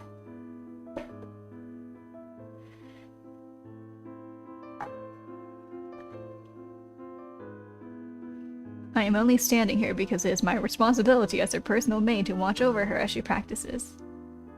I watch as she steps out of rhythm and Rod sighs at her. You're doing it wrong. That's the 10th time. Sorry. Again. They start from the beginning, and I am unable to stifle my own sigh when Emmeline messes up the same step again. This would make the 11th time. I really am terrible at this. Would you rather have the royal dance instructor teach you? He has more experience teaching than I do. Oh no, I really do want you to teach me, Rod. I'm sorry that I'm such a slow learner. You're always good at everything. Singing, dancing, cooking. Prince Rod cooks. Yes, Rod does cook. He's very good at it. You didn't have to tell her that, Em. Does it really matter? I love bragging about how talented my little brother is. I see a tinge of pink in Rod's cheeks as he turns away. Is he embarrassed? Emmeline looks down at the floor. Her smile is smaller. I wish I was as talented as you, Rod. I'd always thought Emmeline was overly optimistic. She always seemed to bounce back with a smile, no matter how many times I pushed her away. Now I cannot help but reconsider that thought. Still, seeing her like this only irritates me. Pitting yourself will get you nowhere. Not everyone can be perfect at everything when they first start out. I remember when Mother gave me similar lessons. She was always such a harsh teacher, and she hated when I showed weakness in front of her. She made me keep practicing until I had perfected whatever it was she wanted me to do. Failure was never an option. I never had time for self-pity. Instead of feeling sorry for yourself, just try harder. Let failure inspire you to do better. You said that was... She's right, Rod. Instead of complaining, I should be working harder. I let out an exasperated sigh and crossed my arms. You always look at your feet when you reach the underarm turn. Instead, focus on counting your steps and let Prince Rod lead you.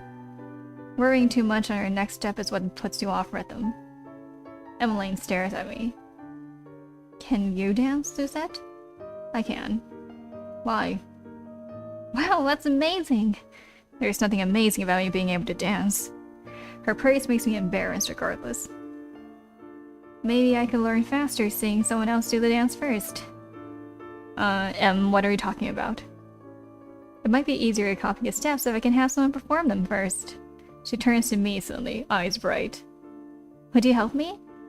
I'm meant to assist Emmeline in any way that I can, but dancing with her brother? Surely a lowly maid should not be doing this. Refuse!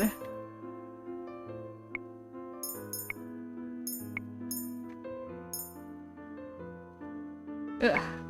Even if I do agree, I doubt Rod would even want to dance with me.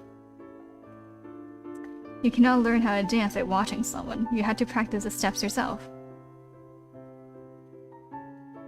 But... if you need a break, you can just say so, Em. No, really, I find it easier to learn through visuals. Sorry for making you uncomfortable, Lizette. Let's just continue our practice, Rod. Emmeline smiles at me, but it's obvious that she looks more disheartened now. Rod looks at his sister before shaking his head. He turns to walk toward me. He holds out his hand. Oh yay, one of my favorite CGs. Would you dance with me? What? Rod leans closer to me and speaks in a low voice. Play along. This is just for Emmeline. He's actually curious about your dancing, Princess. What's Debbie? I'm surprised when Sebi suddenly whispers to me. I can tell it is Sebi by the change in the pitch of voice. Oops. Sorry, Rod. Rod glares at Sebi before looking at me again. Well... I shift my gaze to Emmeline, who is practically beaming. I sigh and take Rod's hand. I know Emmeline does not like treating me as a maid, but this is a little too much. Fine, just this once. Look at Sebi being the good little wingman he is. I put my hand on his shoulder and he places his hand on the small of my back. Rod looks at me, but quickly averts its gaze. Is something wrong? I didn't think I would ever have to dance with you, is all. Neither did I. Rod looks at me again. This time he has an uncomfortable scowl on his face. He is not the only uncomfortable one here. We both start dancing. I mentally start counting the steps. It has been a long time since I last danced with anyone, but the steps come to me naturally. The dance is rather simple. While Rod and I move stiffly, I cannot help but notice his careful footwork. I realize that Rod really is a pretty decent dancer. Of course I would never openly admit that.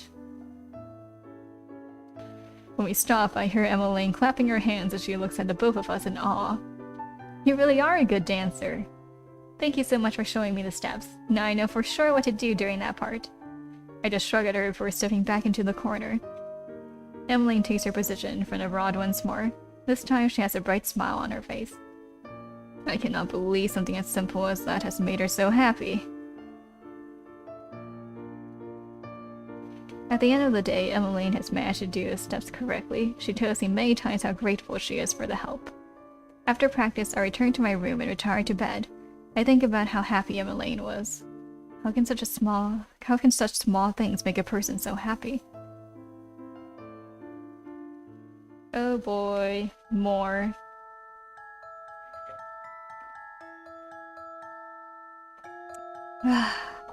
You stepped out of rhythm again, Luzette. But mother, this is really hard. A princess never complains. You must perfect this waltz by tomorrow. Otherwise, I will not allow you to play with your dolls for the day. But if you have time for objections, you have time to push yourself harder. Now, once again from the top.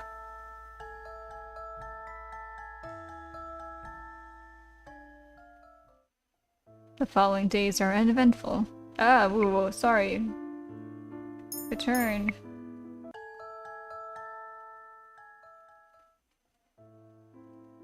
Emmeline continues her dance lessons with Rod. Her steps are still far from perfect, but I can tell she has improved since my demonstration with Rod. Meanwhile, Rod still chooses to ignore me most of the time, though I have noticed that he is less cool than usual. At least he does not snap at me for no good reason anymore.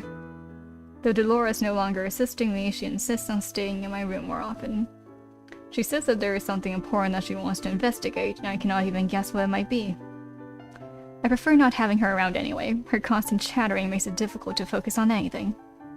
Right now, I am still trying to figure out how I can achieve my first good deed. Almost 3 months have passed since I was first cursed, but I have yet to complete my first good deed. These are my thoughts as I head back to my sleeping quarters after dinner that night. Emmeline excused me long ago, insisting that I go on to my own room before she went to hers. I am walking down the hallway when I notice Rod heading down a familiar path. I follow after him. Are you going to the Martian? Rod jumps and turns around. The surprise in his face quickly fades into annoyance.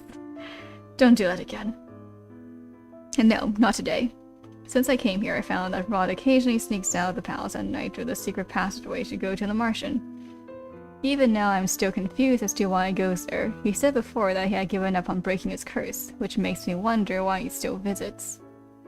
It also makes me wonder why he would refuse to break his curse in the first place. Is he okay being the way that he is, or is his curse just really difficult to break? Why were you cursed, Rod? I'm not answering that question. Why? I cannot help you break your curse. You refuse to tell me anything. I told you before that I do not need your help. But I chose you as my partner. You help me, and I help you. It is highly likely that breaking Rod's curse will also count for a good deed. Rod scowls at me and crosses his arms. I'm afraid that this isn't how this works at all. The sound of footsteps keeps me from coming back with a retort. We both turn to see Sir Alcaster approaching us.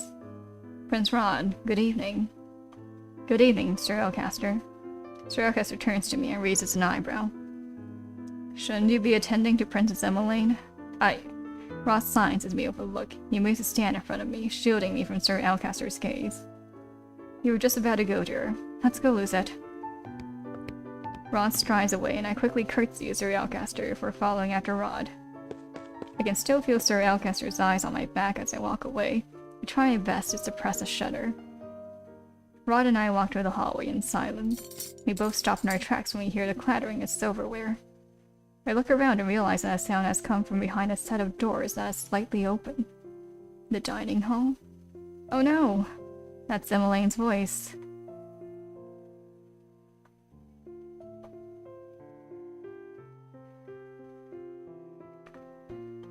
We do not see Emmeline when we enter the room, but there is a dizzying array of cutlery set out on the table. Emmeline? Emmeline surprises us both by crawling out from beneath the table. She flashes us an embarrassed smile as she gets to her feet, holding several forks and knives in her hands. What are you doing here? You should be getting ready for bed. Sorry. I eye the silverware on the table. I thought I could practice before I sleep today. It has already been an incredibly long day for her and she is still doing this. I watch as Emmeline puts the cutlery back onto the table in the wrong places. You need to rest, Em.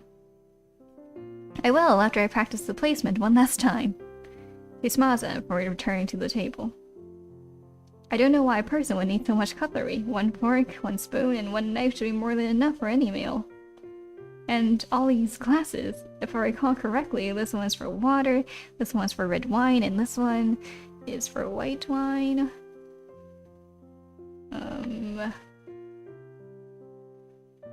Get for the correct answers.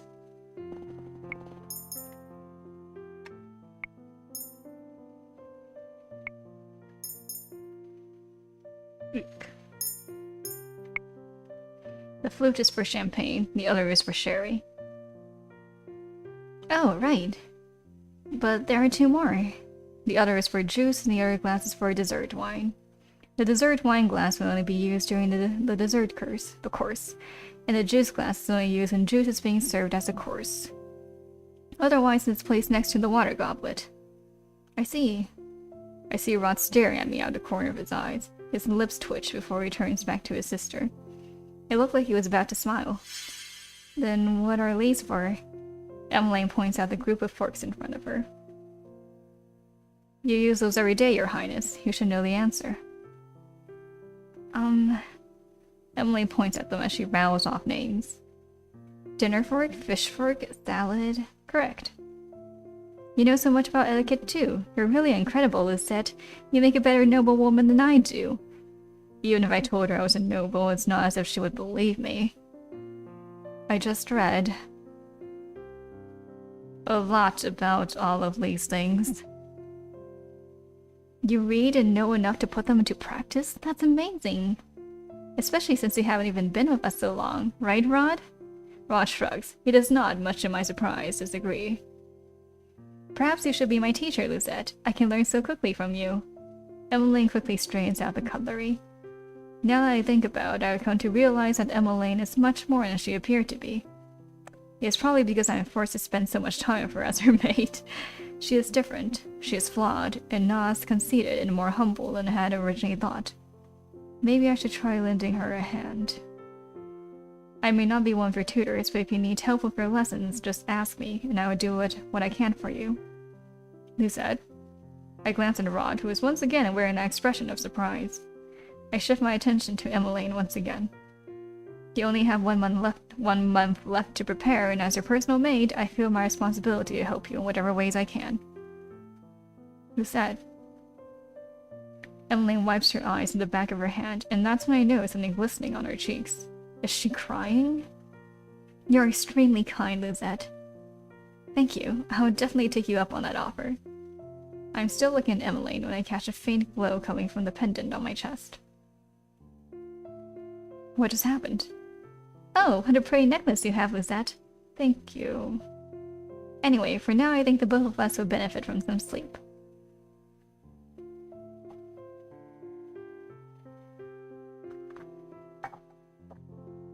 After escorting Emmeline back to her room, I walk out into the hallway in a daze. What was that light? It seems like you actually managed to obtain your first good deed. I did not know he was still here. I look down at my pendant, astonished at what I see. Whee! A piece of the glass slipper? I gingerly touch a new piece that's hanging next to my existing glass slipper pendant. It is real. You're not too bad after all. Did he just compliment me? What? Rod turns away. Nothing. He walks away, leaving me alone with my thoughts. Chapter 5: Secrets.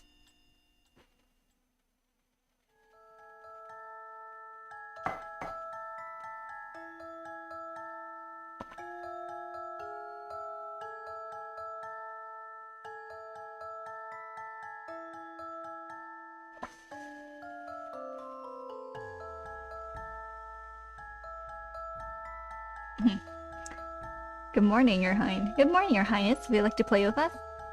You want to play with me? Yeah, come play with us. We'll all have lots of fun.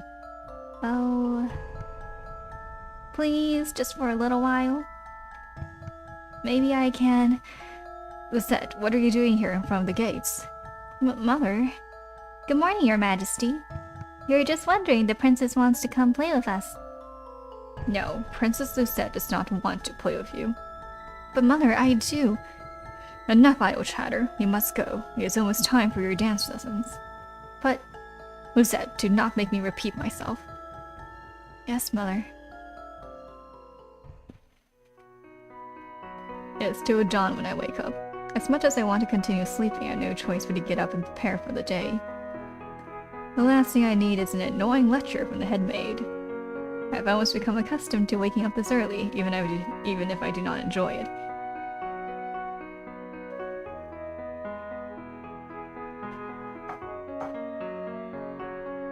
As soon as my preparations are made, I begin to make my way toward Emmeline's room, should she wake early.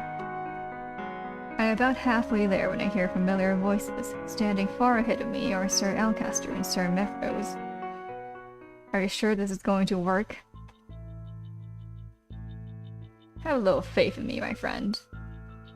Friends? We're not friends. Sir Alcaster narrows his eyes and turns abruptly to look at me. Ah, Miss Lucette, was it? Sir Mefrose, Sir Alcaster. Have you been eavesdropping, child? He has no reason to be angry at me. If they were talking about something confidential, he should not have been openly talking in the hallway. I'm on my way to Princess Emmeline's room, sir. That is why I'm here. I coolly look at Sir Alcaster. It looks like he is about to pop a vein. I cannot help but feel satisfied at his reaction. In just a few steps, he is suddenly looming over me. I had never seen Sir Alcaster look so angry before. What is going on? Rod is now walking toward us with a scowl on his face. Sir Alcaster notices this and quickly steps back. There is just a little misunderstanding, Your Highness. Rod glances at me, his eyes narrowing. Great, I am sure he is going to blame me for this too, even though I did nothing. Aww. Much to my surprise, Rod puts himself between me and Sir Alcaster. Are you alright, Lucette? He is worried about me? I slowly nod. Rod turns back to Sir Alcaster and Sir Mefrose. If you don't have any business with Lucette, I will be taking her with me. Emmeline is already waiting for her. Sir Alcaster stares at me for a few moments before bowing down to Rod. Of course, Your Highness. Thank you. Rod turns to me again, his expression solemn. Shall we? He walks out before waiting for my reply. I look back at Sir Alcaster and Sir Mefrose one last time before chasing after him. The both of us spend the next few minutes walking in silence.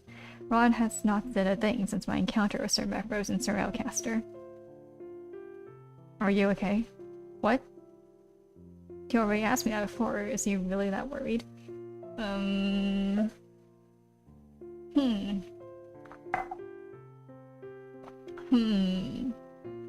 I am fine.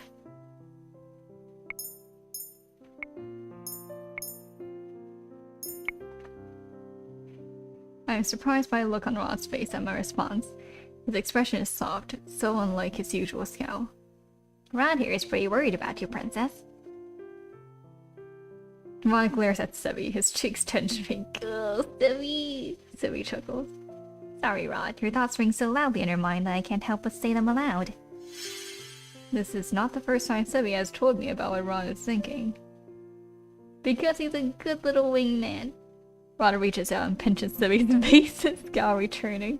Aww. Ow, ow, I'm sorry, okay? But next time, try not to think too loudly. You said that Emmeline was waiting for me. I did not expect her to be up so early. Where is she? I lied. What? You lied to help me out of that situation? Why? Are you helping me? Because while you're here, you are my responsibility. I may live the role, but I will still uphold it. Besides, you don't need a reason to help someone in need. Help someone in need. I remember Percy and Delora telling me before that being good often involves helping others who are in need. Now that I've helped you, I'll be taking my leave now. I have fencing lessons to attend. Rod starts to walk off, but then stops and turns back to me. Don't get yourself into more trouble. I won't be there all the time to save you. I glare at him and cross my arms. I am not some damsel in distress, Your Highness. I do not need your help. Rod snorts before turning away from me and walking away.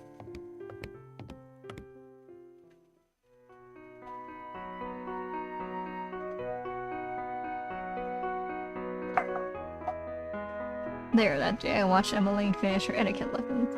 I can tell that the teacher is impressed with her progress. Emily is able to correctly name all the glasses and cutlery. She is not so slow a learner. I had come here earlier in the day to better teach Emily about proper dining etiquette. It turns out that my lesson was valuable. You have shown great improvement, Your Highness. I'm glad you have been diligent in your studies. No doubt you'll be ready for the ball soon. Emmeline smiles, her cheeks turning pink. Thank you. I wouldn't have done it without the help of a friend. Emmeline glances at me briefly and smiles gently. I really owe her a lot. That is wonderful. I'm so glad I have such a dedicated friend, Your Highness. Friend? Is that really what I am to her? But princesses do not have maids as friends. A royal does not mingle with commoners, especially not with servants. Mother told me that before. Emmeline does not treat me as a maid, but she cannot possibly think of me as a friend. After the teacher gives Emmeline several books to study for her next lesson, she ends the lesson and excuses herself. Emmeline approaches me and grasps my hand. Thank you so much, Lisette. I wouldn't have passed without your help. All I did was repeat the things her teacher taught you. But you're different. I raise an eyebrow at her. Different? I tend to get nervous in my lessons. My teachers are strict and intimidating. I cave beneath the pressure. But with you, well, I feel more comfortable around you. It's probably because we're almost the same age and your lessons feel more casual. So thank you. I am very grateful to you. She looks down at the ground shyly. I hope it's alright that we're friends. I furrow my eyebrows at her. Why would you even want to be friends with a maid? You're supposed to be making friends with the nobles, not the servants. Emmeline frowns. I can feel her deflate. She walks towards a window and sighs. I try. They may not say anything, but I can feel them silently judging me. I wasn't born a princess. I feel that they judge everything that I do. They think that I smile too much, that I'm not regal enough. They feel that I'm too clumsy or too cheerful. Well, Emmeline definitely does not act like a noble. I cannot say I blame the nobles for being skeptical of her. Being with them suffocates me. I do my best to act like a princess, but the way they all look at me, it's as if they're waiting for me to make a mistake. Then they'll all have an excuse to jeer at me. Every girl dreams of becoming a princess, and yet this is not my dream. I really just miss being a normal girl. I miss my freedom. I look at her, thoughtful. I think I can understand what Emmeline is feeling. Just like me, she was thrown into a world she was not ready to be a part of. Right now, I have no choice but to fit in. She never wanted my title in the first place, yet I accused her of stealing it. Have you told your mother how you feel? Emmeline shakes her head. No, not the king either. I don't want them to think that I am ungrateful. That's why I'm trying my best to become accustomed to all of this. I cross my arms. But you are not happy. I am not. Everyone just assumes I'm happy because I smile a lot. She barely opens up to anyone, yet she opened up to me. Had I been given the choice before I was cursed, I would never have listened to her. You should tell me how you feel rather than just keep it to yourself. Otherwise, the stress will continue to accumulate on your shoulders. I wish I could be more honest with them, I really do. I envy you for being able to speak your mind. She envies me? Emmeline takes a deep breath and sighs. The frown fades with the sigh and is quickly replaced by a fragile smile. I am sorry for ranting to you like that. I must have bored you with my story. I used to get so annoyed of her, but now that I've seen a side of her, I suppose she is not as terrible as I had first thought. Oh, I remember that Mother wanted to see me after my lessons today. Allow me to escort you to the Queen then. Thank you.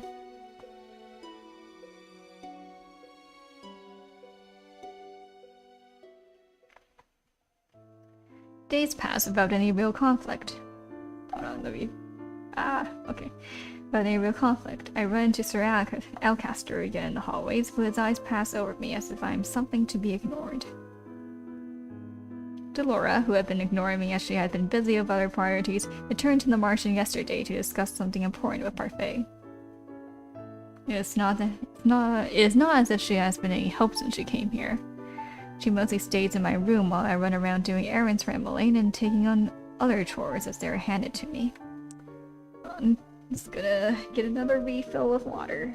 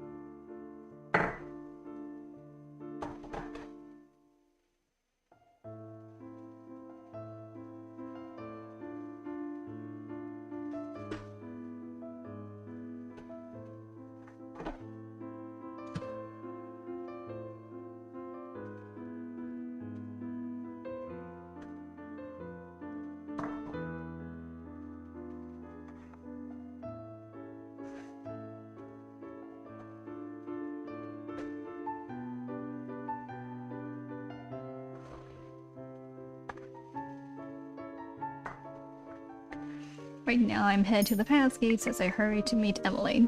She's going out to town to meet Viorica again, and I was told to meet her here. Lucette! I turn around and see Fritz walking in my direction. Ever since I told him to refer to me by my name, he has been stumbling over not using my title. I rarely see him, but when I do, we do not have much time to discuss anything. Can I help you with anything, Fritz? It's been a while. Have you managed to complete one of your good deeds? Days after I had originally run into Fritz, I managed to have a quick conversation with him regarding my curse. It has been a long time since that conversation happened. Recently, I have barely seen Fritz. I hear rumors that it's been reassigned somewhere outside the palace. I show him my pendant and point at the piece of the second glass slipper. I managed to get one several days ago. Lucette, that's wonderful. I knew that you could get one. Only 2 more and then I can break this curse. Ah, Fred, Miss Lucette. I don't think that the 2 of you were acquainted. We both turn our heads at the same time when Mefros suddenly appears from around the corner, the usual smile on his lips. Sir Mefros. Fritz, I believe Sir Elcaster is looking for you. Right, sorry. Lucette, I must take my leave now. Of course. Fritz bows to Sir Mefros for walking off, leaving me alone with Sir Mefros. Mefros does not say anything, but continues to smile at me. His staring makes me feel incredibly uncomfortable. Is there something on my face? Excuse me. I curtsy and start to walk off when Sir Mefros calls my name. Lucette. Yes? I just want to thank you for your hard work and dedication to our princess. I look at him, puzzled by sudden gratitude. Don't worry, everything will soon be remedied. Excuse me? My apologies. I did not mean to keep you. He completely ignores my question. He dips his head slightly before turning and walking away, the smile still on his face. What was that all about?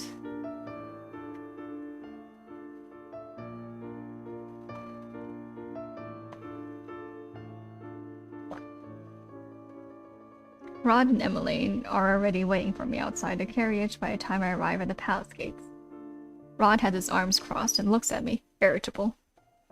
His face is perpetually stuck in that scowl, it seems. You are late. My apologies. You're so grumpy, but you've been late many times before too, Rod. Rod just shrugs his shoulders as he turns and heads into the carriage. Emily sighs before looking at me.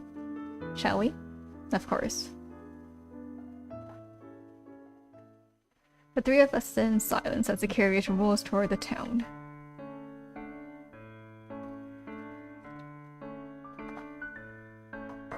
The knight assigned to guard duty is sitting out front of the driver, watching for any disturbances. Emily glances forlornly out one window, while Rod silently looks out the other as he rests his chin on the palm of his hand.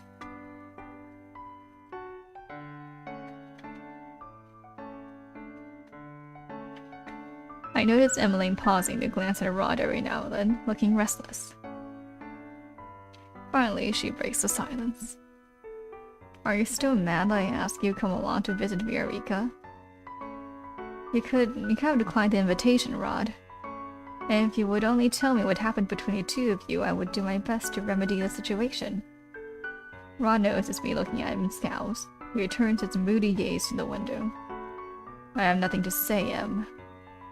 But he used to be good friends with Viorica too, Rod. But then, ever since you were... Emily stops herself, but I know that she was referring to his curse. After that day, you've kept your distance from her. Then when you found out about the wedding, you became even colder toward her. Even Viorica is worried about you, Rod. She worries that she might have offended you somehow. Emmeline. There is a hint of warning in his tone. Is it possible that Viorica is related to Rod's curse, considering the timing? Emmeline opens her mouth again to say something, but then suddenly stops and returns to the window, her expression mirroring Rod's own gloom. We are all silent until we arrive at the toy shop. Emmeline, good to see you again, and you too. Lucette, was it? I nod in acknowledgement. Eureka nods politely at the knight, who stands guard at the shop door. It's just the 2 of you today? Emily and I both turn around only to see our Rod has indeed vanished. Emily frowns, looking both bewildered and disappointed.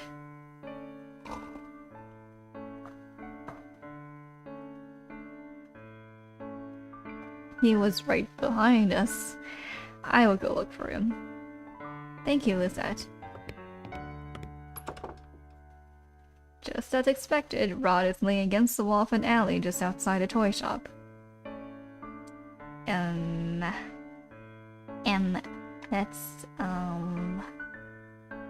Let's stay with him. Yeah, if I can get my mouse to work.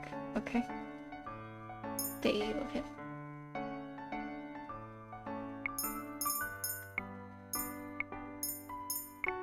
I can tell by Rod's stiff posture that anything I say to him will fall on deaf ears, so I move to stand next to him instead.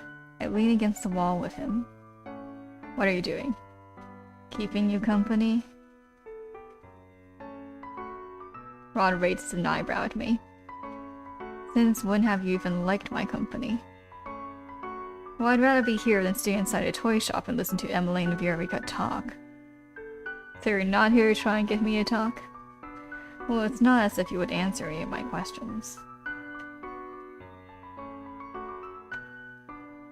I have tried forcing you to talk and know how ineffective it is. But I will be here if you do want to talk. Aw, look at that. Look at that development. Rod eyes me suspiciously.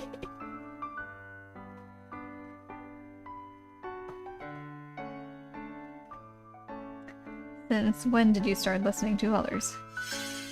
When you are the personal mate of someone who enjoys talking, you learn to listen. Emmeline has been happier these past few months. I hate to admit it, but it seems to be because of you. Are you actually praising me? And what I really like about the writing is that Lucette does, like, while she changes, she doesn't just become, like, an unrecognizable person, if that makes any sense. She changes in a pretty natural way to her character. Ral looks away, his cheeks tinted pink. Think whatever you like. I do not know why, but for some reason I am happy that Rod gave me a compliment. Princess Lucette! Rod and I turn at the sound of a familiar voice. Lance pauses in front of us with a bright smile. It's nice to see you again, Princess. Lance, what are you doing here? Well, I was about to deliver a letter to the prince, but I guess that won't be necessary anymore. A letter? Is Lady Parfait asking for me? Not just you, she wants to see the princess as well. Me. It has been a while since I was last at the Martian. Is something wrong? They need to discuss something important with the princess. Come to the Martian tonight. Tonight? But we're already here, so why not now? Lance's eyes shift to our carriage. You are here with Princess Emily, yes? You can't make her wait too long. What they need to discuss with you is complicated and will take some time to explain. The toy shop door opens and Emmeline stands in the doorway as she says her goodbyes to Viorica. Remember, tonight. These are Wass's last words before he slips back into the crowd. Emmeline's visit with Viorica was briefer than I thought it would be. Now all of us are headed back to the palace.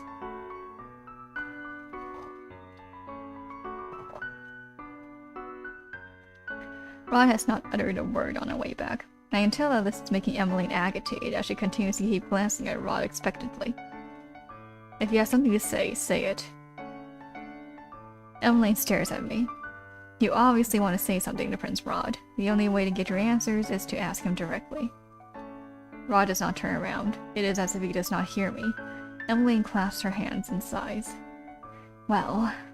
I glance at Rod, who still persistently stares out the window, his eyes focused on nothing. He is pretending not to hear us. How immature. Rod... Viorica was sad that you weren't here today. She was certain that you stayed outside to avoid seeing her. What is going on with you? I am not in the mood to answer your questions, Em. Emmeline grips the edges of her dress, her expression becoming more rigid. You've been keeping secrets from us ever since you were cursed. We don't even know why you were cursed or how to help you break it. Wait, the rest of the family doesn't know anything about the circumstances of Rod's curse? I had thought that he told them everything, but all I know is that he is cursed. We're a family. We're supposed to help each other through problems. Emily's hands are shaking as she gazes at her brother.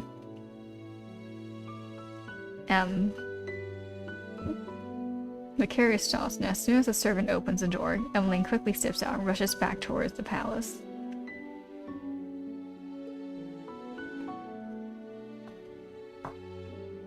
Rod watches her go quietly, though his eyebrows are furrowed and he looks guilty.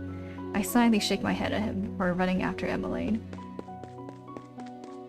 Emily stands in the hallway with her hands to her chest. She breathes slowly in and out, as if she is on the verge of tears. When she knows it's me behind her, she turns away and wipes her eyes with the back of her hand. I'm sorry for storming off like that. I was just very frustrated at Rod. I said something I shouldn't have said back there. If anyone finds out about this, they won't. Your secret is safe with me. Emily flashes me a grateful smile for looking at the sky. One moment Rod is running down the hallway, the next he has stopped in front of it and is trying to catch his breath.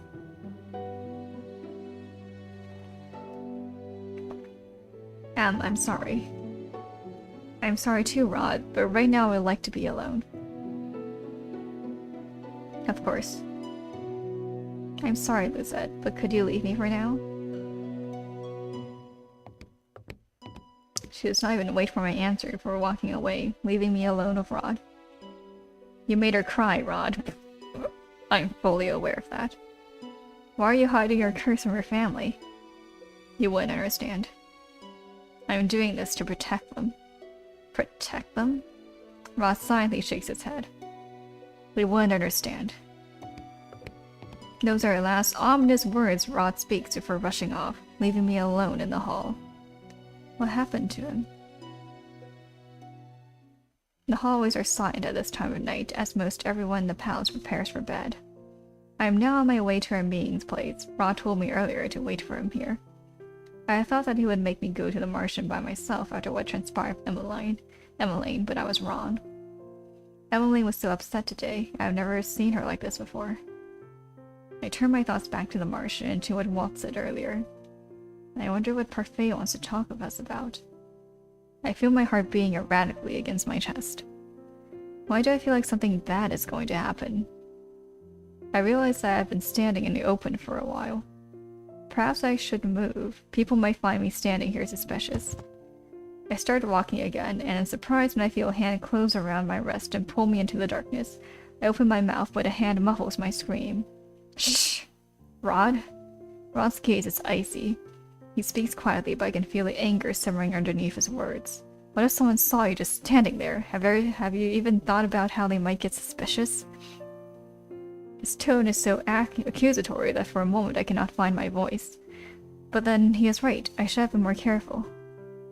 Sorry. Ross stares at me, surprised. What? I never thought I'd hear you apologize, especially to me. Oh, well, at least I know how to apologize, unlike you. And why would I ever have reason to apologize to you? Because you've done nothing but treat me coldly, even when I have done nothing to personally attack you. Ross scowls at me, but does not say anything. Instead, he sighs and takes my hand, pulling me after him. It used to be! Oh, what? Let's go before the guards see us. I have no energy to argue with Rod, so I allowed him to pull me along. I'm sorry. What? He apologized to me? Don't make me repeat myself. I did not hear you clearly. If there's one thing I know about you, it's that you're not deaf. Of course I'm not. Shh, someone will hear you. I glare at Rod, but he does not respond. Princess, your hand is really warm. Rod freezes in place and glares at Sebby, who seems to be shrugging. Your thoughts are too loud, Rod. Through the dim lights, I can actually see a faint blush on Rod's cheeks. You are blushing. I am not.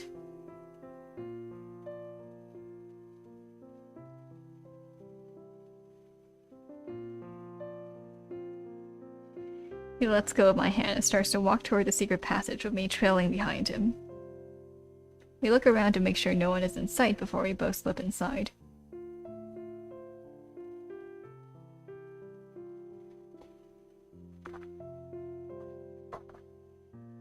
I follow closely behind Rod in silence. My eyes move upward to the little bunny plush hanging on his shoulder. Sevi, I've been wondering, have you ever talked to Rod's family as yourself? Rod suddenly stops and scowls over his shoulder at me. What? I'm asking Sevi, not you. No, I don't, Princess. Rod doesn't want me to talk with others since he thinks I might say something unnecessary. So much for that. You still speak, even when it isn't necessary. In the dim lighting of the tunnel, I think I can see a faint pink in Rod's cheeks, but it's probably a trick of the strange lighting. Rod is right. Sevi has worried out his thoughts more than a number of times.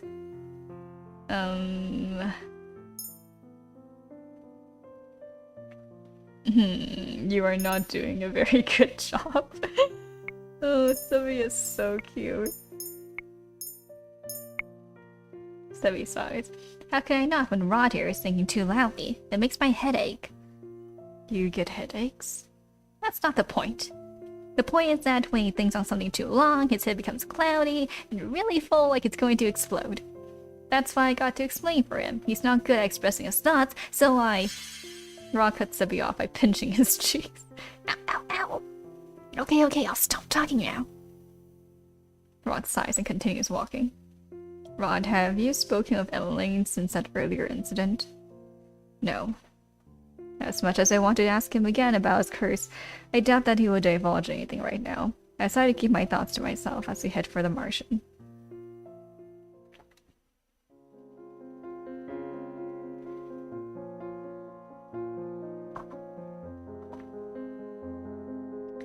When we arrive at the Martian, Parfait and Deloria are there to welcome us. The others, however, are nowhere in sight.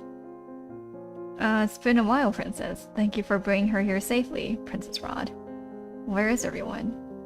They're all resting in their rooms now. It wasn't necessary that they be here for what Deloria and I want to discuss with you. I will be staying in the tavern then. Rod is about to head for a tower when Deloria stops him. You don't have to leave. What you're going to say involves you too, since you're staying at the palace as well. Rod looks at her curiously, but asks no questions. Parfait and Deloria gesture us over to the city, where you all take your seats. There's something Rod and I must know because we're in the palace. I have a bad feeling about this. Before we start, I would like to congratulate you on your first good deed, Princess. Deloria told me all about it, and I can see an extra piece on her necklace as well. Parfait smiles at me, her eyes filled with pride. Her faith in me rekindles the dwindling confidence I had. If only I had seen how happy Deloria was when she announced it to us. You didn't have to go into specifics, Parfait. Oh, are you embarrassed, Deloria? She smiles at Deloria, teasing me for turning back to me. Anyway, I knew you can do it, Princess. Only 2 more to go, and you can break your curse. Yeah, keep up the good work, Princess. And you too, Rod. So what is that you want to discuss with us? I conducted a little investigation while I was with Lizette in the palace. I found out something important. Something important? I discovered that there is a witch in the palace. A witch? In the palace? I felt a tinge of magic while I was there. It was faint, but definitely there. I don't remember feeling it before when I was there as your doll, Princess. It seems that the witch is using a glamour to hide himself or herself from us. A glamour is a magic that only very experienced witches can cast, which means the witch we are dealing with is no ordinary witch. They have the potential to be very powerful. But what would a witch be doing in the palace in the first place? This witch could be after the king, but what? Parfait and Deloria glanced at each other, looking conflicted. It's Parfait who faces me first, her expression grave. I'm afraid there is some other possibility we must make you aware of, Princess. And in order for us to explain it, we must give you the truth.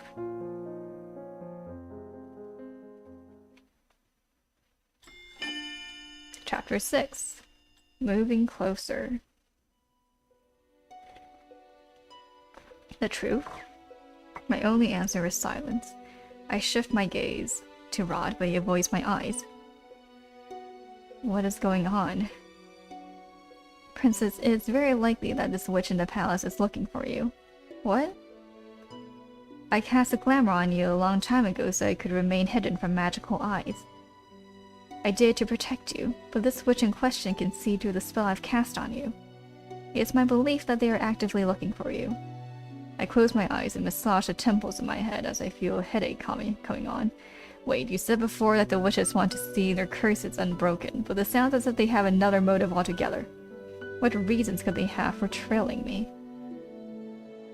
The Tinderbarum has been without a bearer for a long time, ever since the end of the war. A new bearer, however, will soon arise, and the crystal is ready to support them. Some of the witches, the wicked ones, want to make sure that the Tinderbarum continues to spread darkness, even with this new bearer in charge. Okay, but what does that have to do with me? Delora crosses her arms, her expression grim. The title of the bearer is passed down from one descendant to the next. Princess, the last Tinderbarum bearer was the late Queen of Angiel, your mother. I feel my blood go cold. What? As you are the Queen's daughter, you are the next heir. Come your 18th birthday, you will inherit the title Tinderbarum bearer. Mother? A witch? Impossible! Why would you spout such lies? I narrow my eyes at them, searching for some hint that they are lying to me. Delora and Parfait never turn their sad eyes away from me. Rod glances at me briefly before turning away, looking uncomfortable. Hello, dear. Your mother and I used to work together to maintain balance, but then the witch hunt drove her mad and turned her heart to ice. But she never used any magic. I would have known if she was a witch. It's possible that you did in the past, but then it seems she erased all your memories of her true identity. Dolores was already able to discern that most of her memories of her have been snatched away. Hildir needed you to remain obedient so that when you finally did inherit her role as a bearer, you would continue to do as she wanted. My thoughts feel as if they are spinning endlessly on an axis. The real reason I cursed you was to see if you are truly capable of goodness, Princess. Hildir's influence clung to you even after her death, and we feared that you would continue her previous work. That Angel might once again fall to darkness if you were not able to help the dark emotions in your heart. So then you cursed me because you were terrified of what I would do if I became the bearer as I was. My only answer is silence. Now I understand why the people hated me. It's because I am my mother's daughter. I cannot help but reach out to touch the pendants on my necklace, as a feeling of dread washes over me. We know that there is goodness in you, Princess. We only want you to realize it by breaking your curse. Her face sighs, looking guilty. It was a selfish act on our part, I know. But we cannot risk another great war. They believe that I would have plunged the world into a war. I turned to Rod, who has yet to speak since the conversation started. Did you know about all of this? Everyone knows the story of the Tinderbarum witch and her daughter. Everyone except for me. I glanced down at my hands, suddenly feeling numb. I am a witch, and I'll become the Tinderbarum's next bearer. Just the thought of it makes me sick. I think back to my childhood. I can still recall the glares that everyone gave me when I was a child. They were scared of me because I was my mother's daughter. And what about the king? Did he never love me because I was the daughter of a witch? But if that is the case, if my mother was so wicked, then why did the king marry her in the first place? Hildir threatened to kill a woman that I loved if he did not marry her. She threatened to kill Ophelia. Ophelia? So the king has loved Ophelia from the very beginning? I clenched my hands into tight fists. After Mother died, he was able to reunite with his true love. And since then he has treated Emily and Rod better than he ever treated me, even though I am his daughter by blood. I want to feel angry about this revelation, but instead I feel a dreary emptiness inside of me. A heavy feeling begins to settle in my chest, suffocating my heart. He never really loved me. Who said? Rod's voice snaps me out of my thoughts, and that's when I realize that a stray tear has made it down my cheek. I quickly wipe it away with the back of my hand, angry at myself for showing weakness in front of them. You must be happy to see me like this. What? Your mother was made queen and you and your sister became royals overnight. It's like something out of a fairy tale, isn't it? You thought you had a perfect life until I came back into it. I never asked for this to happen, I just wanted to... Ross suddenly moves his hand to Sibby's mouth, muffling whatever other words the plush was going to say for him. What is it you want to say, Rod? Nothing. I can assure you, however, that the power that comes with the crown has always been irrelevant to my family and I. So stop assuming that everyone around you is after your title or your riches. Did your time, my sister, not teach you anything? I'm about to angrily retort when I suddenly stop, my heart sinking. I have already recognized that Emily is more complex than I thought she was, and she has also told me that she never wanted to be a princess. My mother wouldn't have married the king if my father was still here. Delora looks between the two of us and sighs. And here I thought your relationship had improved. Now it seems like it's back to square one. I cross my arms and turn away, annoyed. Do you have anything else to add, Parfait? If not, I would like to return to the palace. Princess, stay vigilant and be careful about who you trust. Trust? How do you know whom I trust? What makes you even think I trust you? The anger that I was expecting earlier suddenly rises to the surface. For all I know, Parfait and Delora could be feeding me lies, playing with me the way Delora did when she first cursed me. I don't expect you to believe what I've told you.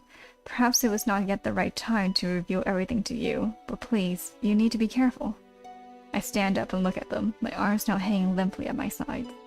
How am I meant to trust anyone when all of you have been lying to me this entire time? Lucette. If you don't believe us, then try asking the king who Hildur truly is. I never even thought about asking the king about Mother. Rod, you should watch your back too. It's possible that this witch in question could be plotting something against the royal family as well. They have been in the palace for a long time after all.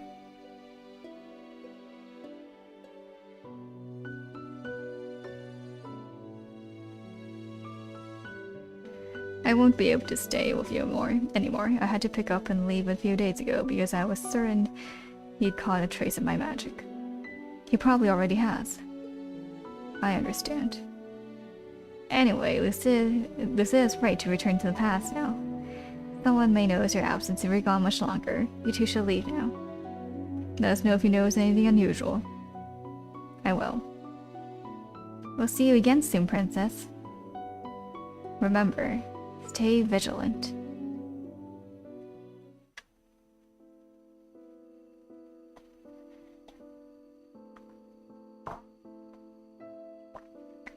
Rod and I leave the Martian in silence. Here in the secret tunnels, we are suffocated under even more silence, but still neither of us makes an effort to speak. I am still stuck inside my own mind, sifting through my troubled thoughts. I cannot reconcile the fact that the wicked witch who led the witches during the war was my mother. I did not even realize how many people hated my mother until after she had passed, and I spoke about how cruel a queen she was. I never understood why, since she has always been the perfect person in my eyes. I never connected my mother with the Tinderbaron bearer, but what Parfait and Delora just told me makes sense. Was I living a lie all those years? A lie that my mother crafted so that I remained cold and bitter even after she passed away? And Delora and Parfait say I am meant to inherit the power of the Tinderbaron from my mother. I do not want that burden. I almost bump into Rod's back when he suddenly stops walking. He turns around and looks at me with a serious expression. I cannot help but feel judged beneath the weight of that gaze. If you're going to tell me that you never wanted me as your partner because my mother was a witch, then... I wasn't going to say that. What? I won't lie. The first time I saw you, I thought you were like your mother. You were cold, harsh, and selfish. I never wanted to have anything to do with you. That was why I was so against this partnership. But... you've changed. Rod's expression softens. As you and Em have grown closer, I've seen that you are not like your mother. She speaks fondly of you, and I can tell she really enjoys your company. That's why, even if I do not have plans to break my curse, I'll still do what I can to help you break yours. It's the least I can do as your partner. I stare at Rod in shock. This is the first time he has ever been so nice to me. Why are you staring at me like that? I'm only doing this because you're important to my sister. Rod turns away, his face beet red. Liar. Debbie! Rod reaches up to pinch Sibby's face. Ow! Oh, you're so cute. Let's compliment him.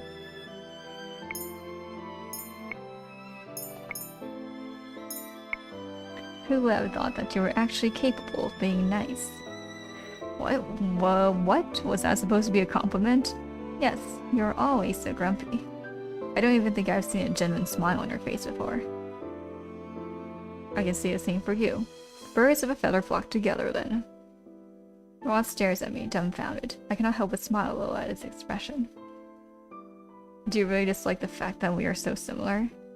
Rod is still staring at me, wide-eyed. You just smiled. I did not.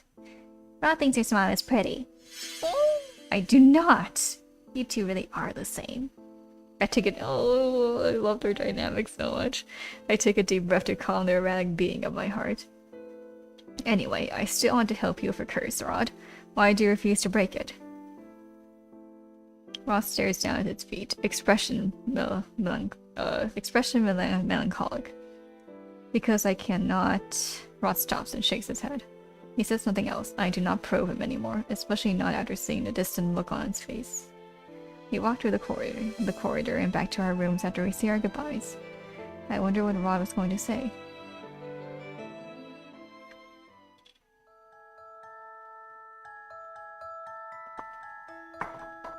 Mother, look! Eleanor got me this gift! Eleanor? She is my maid and my friend. Princesses don't make friends with their servants. But she is really nice. She even taught me how to braid my hair like... Your servants are only nice to you because you are the princess. They only pretend to be your friends so that they can have power over you. But Eleanor would never... What reason do I have to lie to you? When have I ever lied to you, little one? You have never lied to me. That is correct. Tomorrow I will remedy the situation. I will hire a new maid. You are not to befriend this one, no matter what she says. But Mother... Are you arguing with me, Lucette? No, I'm sorry, Mother. Jeez.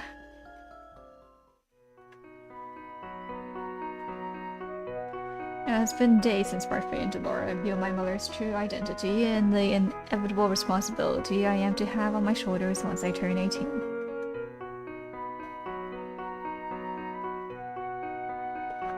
I have been trying to ask the king about Mother, but he is even busier these days than he was before, and it's impossible to find a single moment in the day to speak with him. The fact that I'm a maid makes it even harder to garner his attention.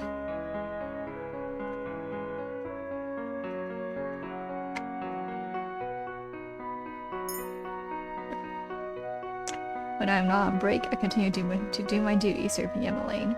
Right now I am accompanying her as she practices her walk and posture. Ophelia has been helping her, pointing out any mistakes she finds.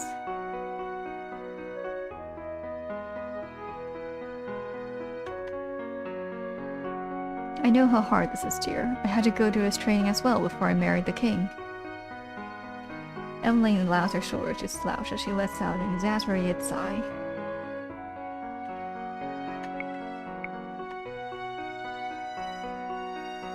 I've always hated these lessons. I had thought my posture was fine. It is supposed to refine it, yet all these lessons have been doing is hurting my back. Oh, Emmeline, you'll get the hang of this. You just need to keep practicing. But Mother, I've had the same lesson before. Why must I do it again? Because you slouch when you walk, and that is unbecoming of a princess. Emmeline scowls at her mother, and Ophelia's frown falls away as she bursts into laughter. Mother, you're not helping! The atmosphere in the room was far from heavy as Emmeline and her mother continued to conduct their lessons. It's almost the exact opposite of the lessons I had with Mother. Mother always got angry when I made even the smallest mistakes. I know this is hard, but as the crown princess, all eyes will be on you during the ball. The people there will judge any small mistake you make, which is why you need to be on top form on that night. I know. Ophelia claps her hands. Alright, now to start again. Emmeline groans before heading to the far wall, straightening her back. She takes a deep breath, puts a book on her head, and begins to walk again. The book falls from her head on her third step. She sighs, moves back, and starts the process again. Neither of us break Emily's concentration by speaking. We stand idly by and watch as she tries time and time again. I'm surprised when Ophelia leans toward me and begins to whisper. Lucette, I've been made to say it before, but I'm grateful that you are friends of my daughter. I look at Ophelia's smiling face of surprise. I never agreed to be your friend. You are not against the princess making friends of her servants. Why would I be? I actually wish more of the staff here wouldn't be so uptight, since I would love for Emily to be on good terms with the people who serve her. Besides, social status is never an obstacle to friendship. Ophelia shifts her gaze back to Emmeline, who is now picking up the book that has once again fallen from her head. No matter your occupation or status, a friend is always a friend. You've given Emmeline the courage she needs to face the many challenges she has ahead of her. In a way, you're like family, since you're always around us. Like family. Come what may, both family and friends are there for you and will accept you for who you are. Even before I was cursed, Emmeline was always trying to be my friend. That means she knew all along who my mother was, and still wanted to be my friend. The thought makes me remember what Parfait told me about Mother threatening to kill Ophelia if the king did not marry her. I turned to Ophelia, curious. Your Majesty, may I ask what you know about the late Queen's rule? Ophelia looks at me quizzically, so I quickly add a thoughtless lie. I was not an Angel and have only heard stories. I just thought it was so hard to believe, what with how peaceful things are in the palace right now. The kingdom was a dark place back then. People lived in fear under her rule. The king had no real power over Angel. The witches had free reign over the kingdom. They cast the fairy tale curse insistently and on a whim. We barely left our houses in fear of becoming cursed. Mother's reign was that terrible. The king still blames himself for the darkness that befell Angel during that time. This is why he works day in and out to stabilize the country and to put smiles on everyone's faces. I remember long ago how he told me one of the reasons he would always continue to work hard for his kingdom was because he wanted to make a brighter tomorrow for his children. Ophelia looks confused for a few moments, then brushes off the awkwardness of a small chuckle. He helps the family in his own way. Is it possible that he said that with me in mind, in Ophelia's slip-up? But then maybe he was always referring to Emmeline and Rod. The kingdom's come a long way since then, hasn't it? There are still witches here and there, but most of them don't bother others. I pray that the peace we're experiencing right now will last. I see. Thank you for telling me. It is a bit of a dreary topic, but I'm happy to have helped. If you need anything else, please don't hesitate to call on me. I know it may not be traditional protocol for a queen, but then I do not consider myself a typical queen. I try my best to listen to everyone here, regardless of what their title or name might be. I can only nod at her in response. Princess or maid, the way Ophelia has treated me has never changed. She has always treated me with kindness, regardless of who I am. I never saw it before because I was always so distant from everyone, but now I see that Ophelia treats everyone here with kindness, regardless of social status. I was always frustrated by the servants when they compared Ophelia to Mother, saying she was superior. But now, I think I understand why they would make such comparisons.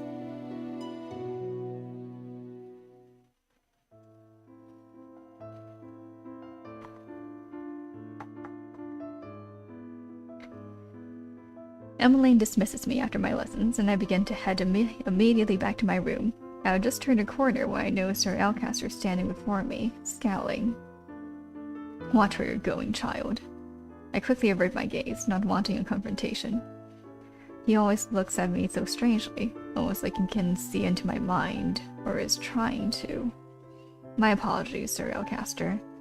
Sir Alcaster nods his head at me stiffly before walking off. You're pardoned, princess. I turn to stare after him, but he has already turned the corner. My blood becomes cold. Was that just a slip of the tongue? But how else could he know that I am the princess? Is it possible that he is cursed? No, somehow that does not seem right. But if he does not have the fairy tale curse, could he be the witch that Delora warned me about? What reason would he have for unveiling his identity then? At least he just wants to intimidate me further. It occurs to me that Fritz still remembers who I am. Did he tell his father about me? Now I am even more confused about whom I should trust. You said? I jump when I hear Rod call me. His expression slowly creases with something that looks like worry. You're pale. Did something happen?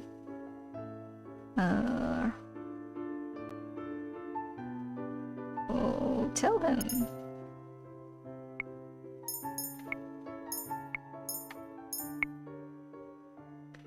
Sir Alcaster knows I'm the princess. Do you think he is the witch Laura was talking about? I whisper the words to him, and he responds by raising his eyebrows, looking surprised. What makes you say that? This isn't just because of the standoffish way he acts, is it? You don't believe me. Rod sighs. I never said that I didn't. It's just that we can't just blindly accuse anyone without any real proof. Rod stares at me for a few moments, then closes his eyes, his eyebrows slightly furrowed with thought. Sir Fitzgerald also remembers who you are. I do not want to be suspicious of Fritz, but I don't think blindly trusting him would be right either, given these circumstances. You need to stay vigilant around him. If anything happens, you can come talk to me about it. You're worried about me? Rod averts his gaze from me. Of course I am. Wow, you're actually being honest. What? Rod clears his sip before pinching his cheek. Anyway, I must leave now. I have a dance to practice for. Dance? But you already know how to dance. What do you have left to practice?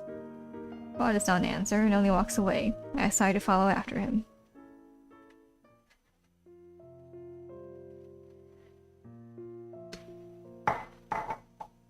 Why do you follow me?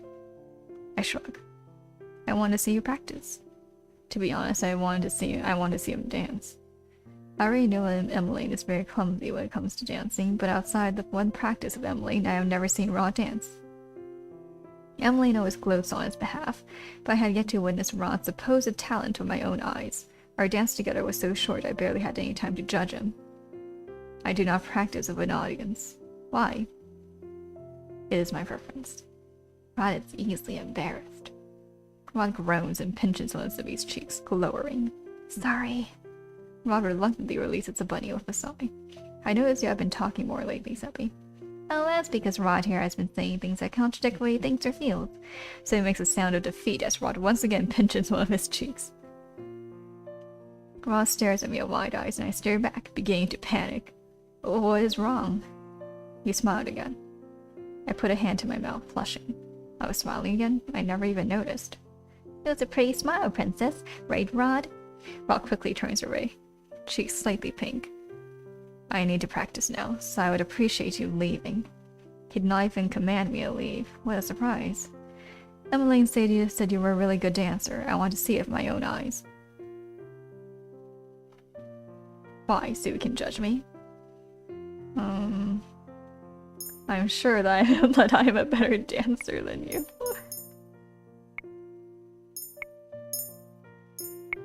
The scowl on Rod's face deepens. I almost smirk. Maybe he is reluctant to show me, but Rod is also full of pride. He's more likely to show me if I pose a challenge. You didn't even answer the question. And are you underestimating my dancing? Years may have forgotten, but you still remember, do you not? I am a princess and was taught by the kingdom's best instructor. I say the words of pride, and I notice Rod's lips twitch in response. It actually makes me feel accomplished to get under Rod's skin when he's usually the one getting under mine. Having the best instructor does not automatically make you the best dancer. I'm pretty confident with my own skills. Say what you want, but I will refuse to believe you without any proof. I still say that I am a better dancer than you are. Rod steps forward and pulls me suddenly into his arms, taking me by surprise. He looks at me, clearly determined. Fine then, you'll have your proof. I'll make you swallow those words of this dance. We shall see.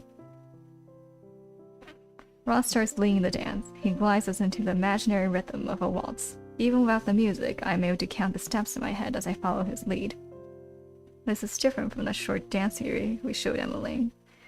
Rod's movements are graceful, his touch gentle as he leads me to an underarm twirl. When I come to face him once again, I notice the gentle way he stares at me.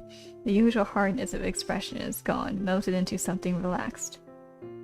I find myself staring back at him, looking into his eyes. Perhaps Rod does have some gentleness to him. Our gaze is on break as he twirls me. You have beautiful eyes. Rod's eyes widen as soon as mine do. He abruptly lets go of my hands and steps back. I can only stare at him, my face warm. It wasn't me this time. That was more than just a thought, I swear. Rod says nothing, though his cheeks continue to darken with embarrassment. Oh my. Ah! Oh, there we go. Oh my. Rod and I turn to look at Emmeline, who is hovering by the door. Excuse me. Rod quickly walks through the doorway and out into the hallway, leaving Emmeline and I alone in the room. What just happened? That was a wonderful dance, Lizette. You were watching? I only just saw the last few minutes, but you know, the two of you really did look like a couple. It was sweet. A couple? Oh, you're blushing. I put a hand to my cheek and turned away with a scowl. I am not. Besides, whatever just happened was embarrassing. Do you like Rod? I stare at her. I do not. Oh, so you're forgetting that I'm a maid who could not be with the prince even if I wanted to. He is grumpy and cold. And even though we are not blood related, he is still my stepbrother. If only Emmeline realized how crazy our words were in light of the truth. Emmeline suddenly looks starry-eyed as she giggles at me. Love knows no boundaries, dear Lisette. Besides, he seems to like you. Your brother hates me. Rod can be a contradiction sometimes. Sometimes he says the opposite of what he feels. It's only when you get to know him as well as I do that you realize what his truths are. I cannot help but think of Seppi, who always speaks Rod's thoughts aloud when they are contradictory. He was always so mean to Viorica when we were young. He would always bully her for being a crybaby, even though he cried far more often. But then I realized that he treated her more special than he did anyone else. Back then, I knew that he liked her. I thought that one day the two of them might even grow to love each other, but... Emmeline lets out a long sigh as she directs her attention out the window. His attitude toward her has changed ever since he was cursed. Then they grew even more distant when Viorica found a lover. Is that the reason why you have been going to a toy shop with Prince Rod? Because you want to bring them back together? Emmeline nods. The three of us are best friends. The Three Musketeers. It's not the same about Rod. I keep on asking him what's wrong, but he refuses to tell me. He's always been stubborn, but it's not like him to keep secrets. It's very frustrating because I have no idea what I should do to help him. I thought he was just being stubborn with me, but apparently no amount of prodding, even from his own family, will make him budge. Why is he being so difficult? I hope you do not mind me asking, but what do you know about his curse? Emily stares at me for a few moments before nodding. You're my friend, Lisette. I know that I can confide in you. I know that sometimes I'm not trusting enough, but I think Emmeline is still far too trusting. You only know that he has a mermaid's curse.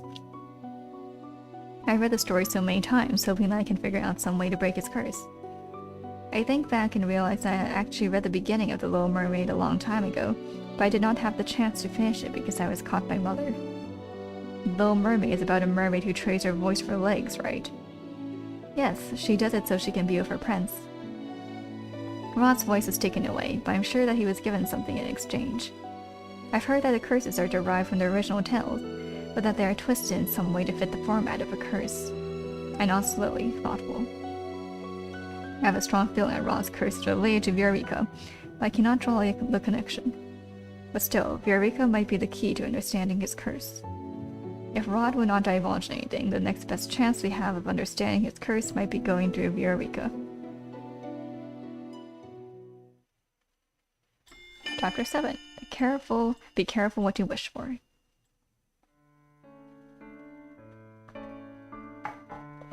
Today is the first time that I am leaving the palace on a day off. Usually, I choose to stay inside. Whereas the other servants always leave to go home, I never see any reason to leave since this has always been my home. And the Martian has never been home. Besides, it's not as if I want to return, not after that conversation we all shared last time. Thus I have spent most of my days asking questions about Mother's reign, inquiring when and where I can. The opinions do not surprise me.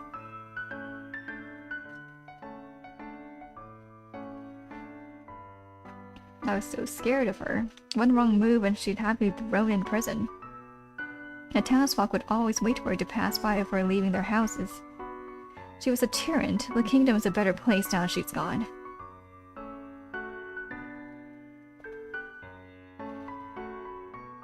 There is no reason for them to lie to me. The more I hear, the more my old life makes sense to me. I now know why the king never seemed to love Mother, and why the people hated her. And the reason people looked at me with such fear. However, it has been months since I have been glared at in public. If there is one good thing that this curse did for me, is that it allows me to travel around town without being noticed. As Verika's shop comes into view, my thoughts shift to the reason I have left the palace in the first place. If Rod will not tell me anything, I will have to ask Verika. She must be related in some way to his curse. I paused outside a door to the toy shop. With a deep breath, I push the door open. Welcome. The moment she sees me, her expression becomes confused. Oh, you are the princess's maid, Lisette, wasn't it?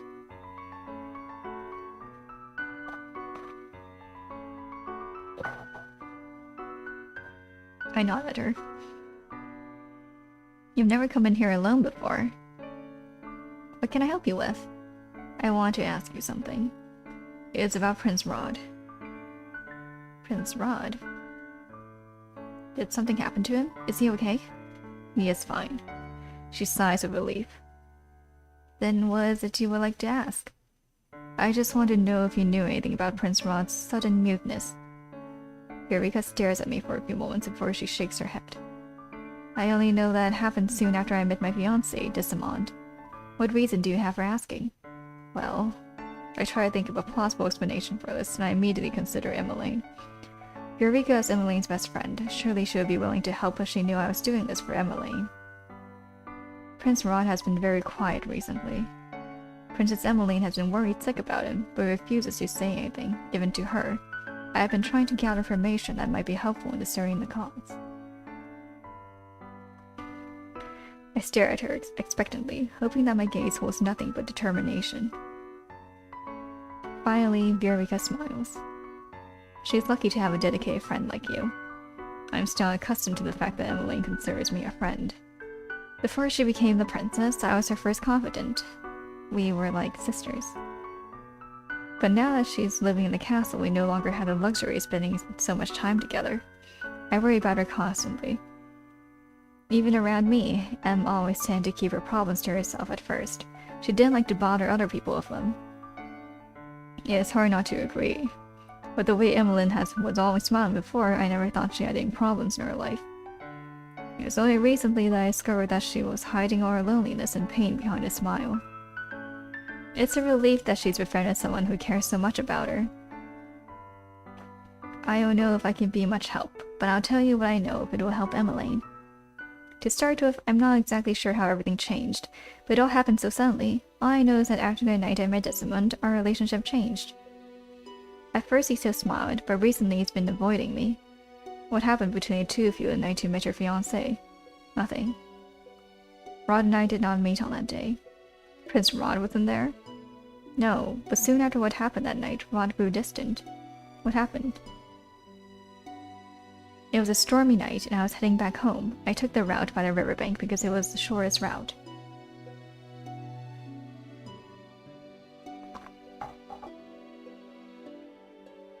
It was foolish of me. The road was slippery and full of mud. I lost my footing and fell into the water. The waves were strong, and I was certain I was going to drown. I don't remember what happened in the darkness of that water, only that when I woke up, my head was in Dissamund's lap. That was the first time we met, but not the last. He carried me home, and he came by every day as I was recovering. And then he came to visit even after I had recovered. I try not to get my hopes up too much, because what could this nobleman see in me, a mere commoner?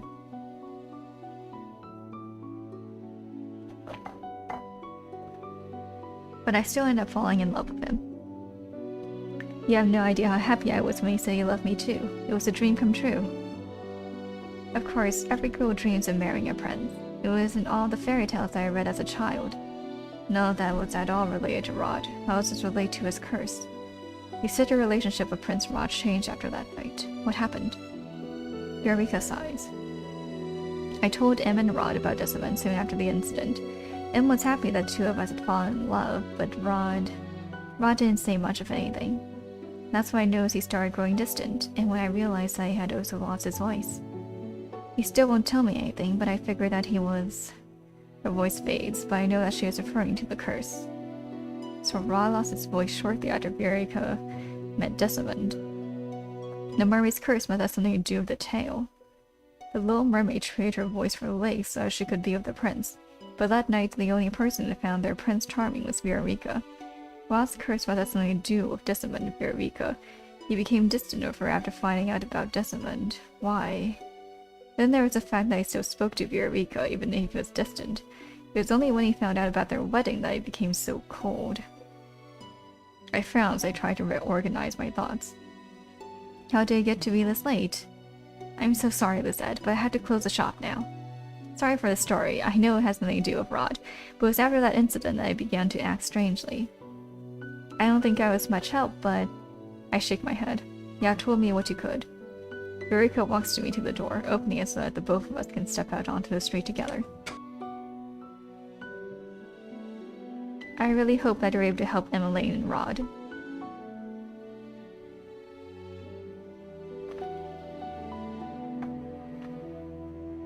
I hope so too. Did you see Ophelia the other day? I cast out two noblewomen sitting on a bench together, not too far away from the toy shop.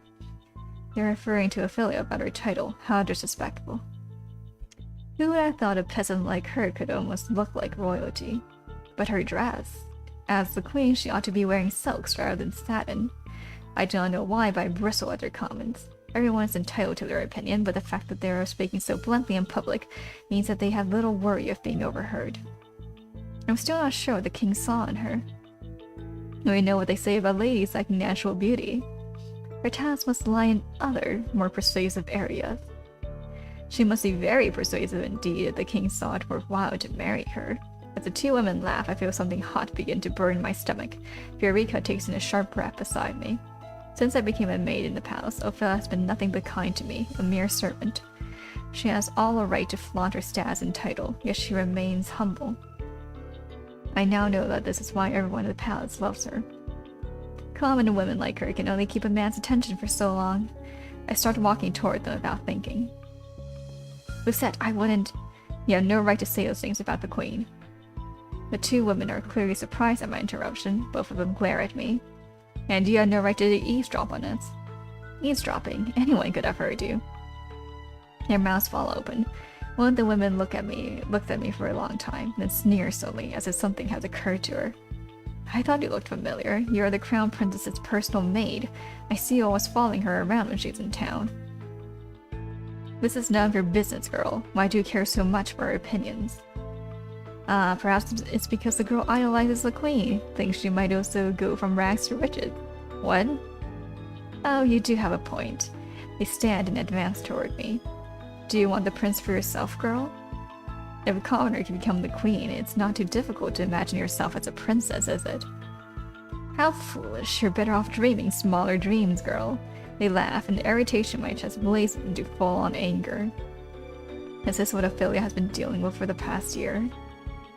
She is being treated so cruelly when she has done nothing but love the king, and I also ridiculed her like this. I forced myself to look at the cruel women as I moved my hand to the pendant hanging around my neck. I was just as cruel as them. I barely feel Eureka's hand as she rests it against my shoulder. You said let it go. Her Majesty wouldn't want you to do this. But I cannot just let these two women talk about Ophelia like this. I pull away from Eureka and stand firm.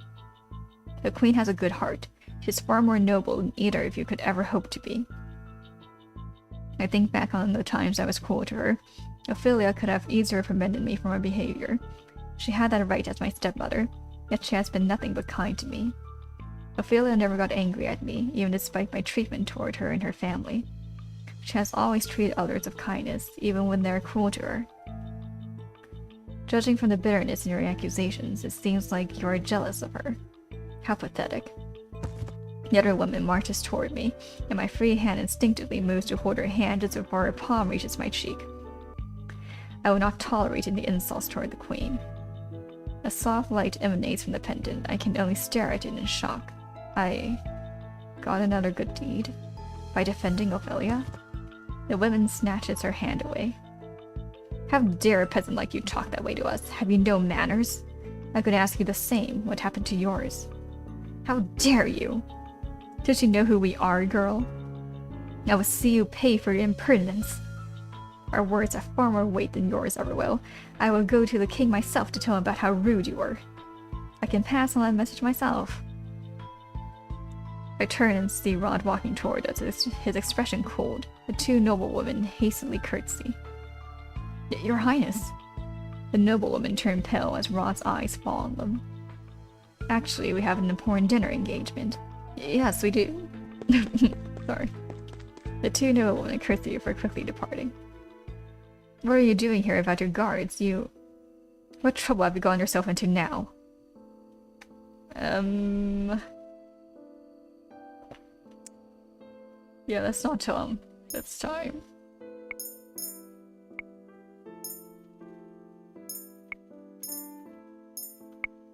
It is nothing. If you refuse to tell me what happened, I would have to assume that the noblewomen were telling the truth about you. Lucette has done nothing wrong. In fact, I think Lucette only did what you or Emmeline would have done had you heard the awful things those women were saying about your mother. What? She stood up for the queen when she didn't have to. Then why didn't you just say so? Would you have believed me? Rod drops his gaze from mine. You never gave me a chance to believe you, did you? You would have believed me? How am I to know that? Rod is like a walking contradiction. Rod glances up again, this time to look at Viorica. We shouldn't keep you from returning home, Viorica. I'll take Lucette back to the palace. Viorica's eyes narrow and she looks ready to say something, but Rod has already reached out for my hand to pull me along behind him.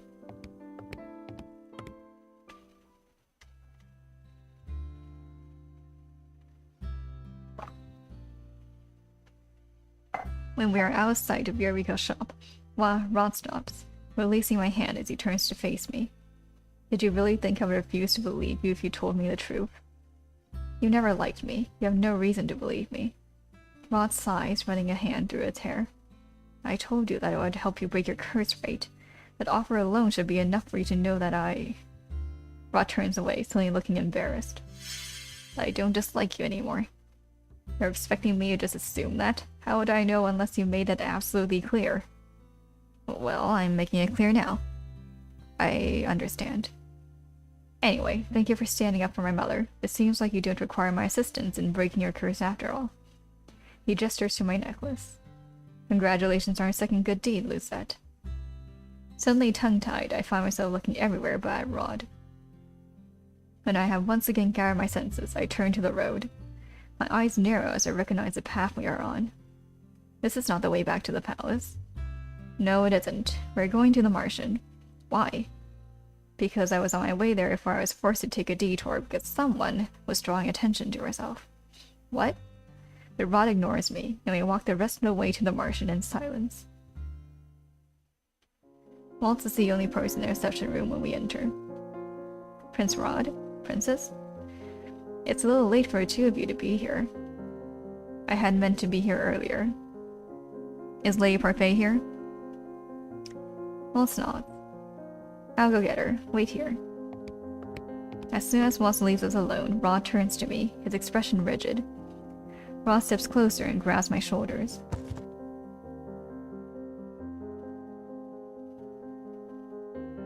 I wasn't able to say so earlier because we were out in public, but you should know just how much danger you're in now, and yet you thought it was okay to go around on your own? It was my day off today. It is not unreasonable for me to want time for myself. Time to yourself? Don't you understand the meaning of be careful? Why would you do something as foolish as going out into town alone? I cannot help but bristle at his tone. Why are you so angry? Because you're... Rod shows off and looks away. Because you're family. So you're finally acknowledging me as family? I notice his cheeks turning red. To be honest, you're less of a family member and more just important. Important? Because of all that you do for Emily. You're important to my sister. He looks uncomfortable as he says the words. I cannot help but marvel at his embarrassment. Why is he so embarrassed? But Rod changes the topic as he turns away from me. Why were you with Eureka? I can only think of one reason you'd speak to her. My curse. You thought you'd find out about my curse through her? I shrug. I can only assume that your curse has something to do with Eureka. I look up when Rod says something. Then stare at the curious sight before me. He has taken Sebi off his shoulder and is holding the doll in his hands, away from his face. The two seem to be engaged in some silent conversation. Then gently, Sebi speaks words I can hear. This is the right thing to do. You need to let her help you, Rod. Rod bites down his lower lip before briefly closing his eyes. Eventually returns Sebi to his usual spot on his shoulder and turns to me. Fine, you're stubborn and you're not going to quit investigating unless I tell you, are you? You're right. Eureka is the reason I was cursed. Rod sits down in the city and lets out a heavy sigh. His eyes are far away as he speaks to me. I was in love with Eureka, but I wasn't brave enough to tell her. I just followed her around like some kind of puppy. One day, Eureka hadn't come home, and it was raining very heavily, so I went out to look for her. I found her walking along the bank of the river. I called out to her to tell her to be careful, but I don't think she ever heard me. She slipped and... Rod swallows. He clenches one of his hands into a fist. She fell into the river. I dived in after her. I somehow managed to get both of us onto the riverbank, but it didn't look like Eureka was breathing. I didn't know what to do. I started panicking. I ran off to try and find help, but I couldn't find anyone in the storm. When I returned, she was gone. I rushed to her house, and a doctor was already there attending to her along with Desmond. Rod's gaze is vacant as he nods. When Eureka began to fall in love with Desmond, I felt helpless. Did you not tell her that you were the one that saved her? Why would I? Eureka was so happy believing that she and Desmond were fated to be together. I couldn't do that to her. But surely, if you told her... Rod interrupts me. I want the people I love to be happy. I don't care if their happiness causes me pain. I'd rather bear that alone instead of bringing down those around me. My chest aches as I watch Rod's face. I never would have guessed that Rod would be so selfless. But that didn't stop me from thinking that I could still make her love me instead. I decided to become what I thought Eureka wanted most, the Prince Charming of the fairy tale she so adored. And so I asked a wish to turn me into one. She stole my voice in exchange.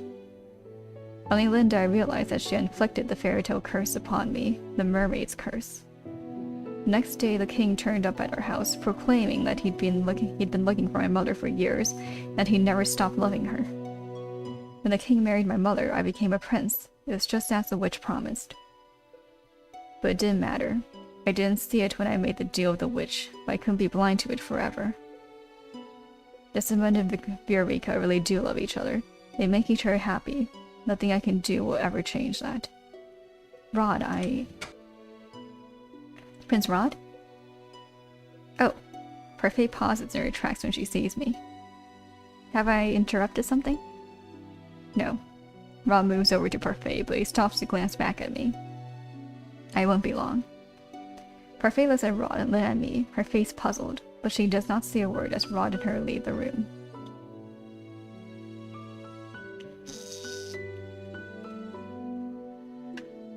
I'm confused. So did the king love Ophelia before this or not, or was it or are they like entirely under the effects of Rod's curse? I did not get the chance to discuss Rod's curse with him later that night, nor did I get a chance to speak with Parfait and Delora about my suspicions of Sir Alcaster. Days go by, but still I find myself overwhelmed by preparations for the ball. Things become more frantic every day, making it difficult for me to have any time to speak with anyone. Eventually I decide to write a letter containing my suspicions of Sir Alcaster. I tell Parfait and Delora that I believe he might be the witch they are looking for. I also added that I believe Fritz might somehow be involved, though my suspicions are not as well founded with him. To make matters worse, he went and disappeared. I have not heard anyone mention his name here for a very long time. I'm forcefully pulled from my thoughts when I collide with someone. The linens I had been holding scatter over the floor. Excuse me, I did not. I look up and my voice trails off and I see who I bumped into. Lost in her thoughts? Sir Mifros looks at me, something veiled in his smiling eyes. I suppose those are the linens the Queen asked for? Yes, please excuse me. I begin gathering up the linens, but as I reach out for one, Sir Mifros picks it up first. Allow me to help you. I will be fine. But this is partially my fault. Let me assist you. I bite my lip and do not protest as Sir Mifros helps me gather the rest of the linens. I'm contemplating my schedule for the rest of the day when I realize that Sir Mifros has been talking. I don't suppose you have any idea on who that maid is? Maid? There's a cold amusement in Sir Mifros' gaze. Surely you've heard the rumor of the young prince having been seen with a royal maid somewhere around town. Rumor has it that Prince Rod has found love among the common folk, much like his royal stepfather has. Rod with a maid? As far as I'm aware, the only maid he has been out in town with has been... I freeze as Sir Mifros screams, patting down his clothes for dust before holding out some of the linens to me. If it is true, I wish him the best, though I wish he would be more discreet about it. A royal scandal is the last thing we need right now. I shakily take the linens from Sir Mifros and he inclines his head to me. Have a good day, Lizette. I walk to the dining hall in a haze, my mind whirling with the implications of what Sir Mifros just said. I'm sure it was those noble women who spread this rumor. Ah, Lizette, thank you for bringing these to me. Just leave them on the table. I curtsy after placing the linens down as commanded. If that is all... Lizette. I strain at the tone of Othello's voice. When I look up, I see that her expression is carefully still. I'm about to ask you something that you might not want to answer, but I very much hope you will. I will answer if I can. Good. Othello sighs as she sits down on one of the dining table chairs and folds her hands on her lap. I've been trying to ignore it since palace gossip is mostly false, but I can't help my curiosity. I want to ask about your relationship with my son. What? I understand you and Rod were out together in town a few days ago. Do you want to tell me what happened?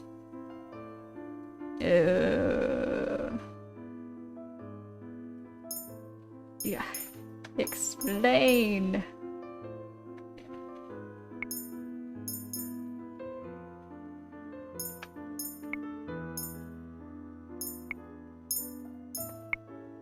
If Ophelia is asking me about these rumors, then I can only imagine what sort of story those women made up. Prince Rod was just on his way somewhere when he chanced upon me. When he saw that I was in trouble with two noble women, he stopped to intervene, that is all. Rod said the same thing. Then why did you ask me, Your Majesty? To see what you thought about the situation. I don't think anyone should get a say in what your relationship with Rod is. My relationship with Rod? I like you, Lizette, and I'm certain that you're good for Rod. If I had my way, I would let him court you. I feel heat in my cheeks as I trip over my words. The prince and I are not in a relationship. A member of the royal family cannot end up with a servant. Where there's love, there's hope. Social status shouldn't stop you from being happy, Lizette. Then what about the fact that I'm Rod's stepsister? I bite down at that statement furiously. I already know what role I am playing here, and I cannot break it. Ophelia looks at me with a complicated expression before she sighs. I will not push you on this any further. But be careful, Lucette. Your closeness with my son and daughter has not gone unnoticed.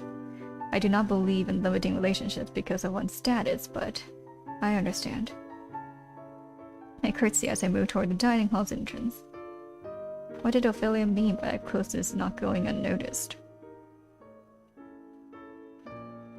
Later that day, as I am waiting outside the throne room from Emma Lane to finish one of her classes, two maids walk toward me and stop in front of me. You said, isn't it? What is it? I've already finished all my tasks for the day. Oh, I'm sure you have. Probably rushed through all of them so that you could hang around the prince and princess tonight. The head housekeeper has been giving you a layer load so you can afford the time to play around, hmm? I blink at them, confused. I have no idea what you're talking about.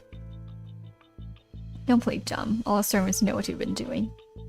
Just because you're Princess Emmeline's personal maid doesn't make you better than the rest of us. I'd be careful not to get too big for your boots, Lucette. Are you threatening me? What if we are? Then I'd be very disappointed in you. Princess Emmeline, Emily moves to stand beside me, a disapproving expression on her face. I did not expect such petty cruelty from the two of you. You should be ashamed of yourselves. Your Highness. You really do have a talent for getting yourself into trouble. Rod. Rod pauses briefly, his eyes being wide for a second before he looks at the maids. Don't you have better things to do than bully my sister's maid? We apologize, Your Highness. We'll be on our way. The two maids run off. Emmeline turns to look at me. Are you okay? I'm about to answer when I notice that Rod is abruptly walking away from us. I frown at his back. He had only just started being nice to me, and now he is back to acting as if I do not exist. What did I do? Emmeline puts her hands on my back and gently pushes me forward. You wanted to ask him something, right? I could see it in your eyes. Emmeline smiles as she pushes the door to the throne room open. I have a few more questions to ask my teacher. I'll be a while. But she disappears into the throne room before I can finish. I glance down the hallway Rod disappeared down, and then back at the throne room. My thoughts roll together in a vague mess until I make my decision. Wait. At the sound of my approaching footsteps, Rod turns and looks at me. He scowls, but does not say anything. Tell him off.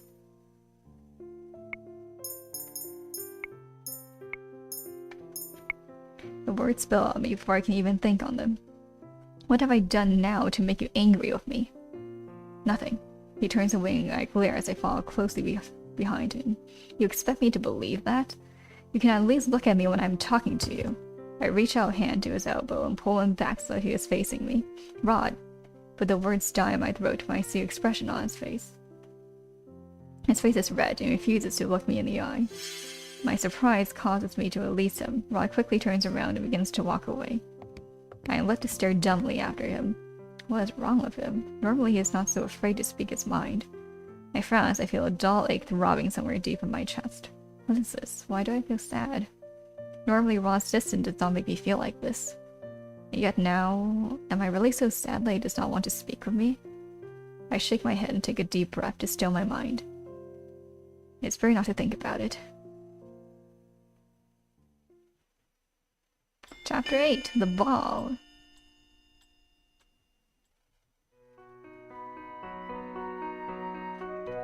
Okay. I think this is a good place to pause.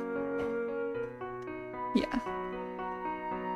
I mean, we have been streaming for oh my god, we have been streaming for almost 5 hours. So I think this is a good place to pause and come back to it later. So we will continue this tomorrow at 6 p.m.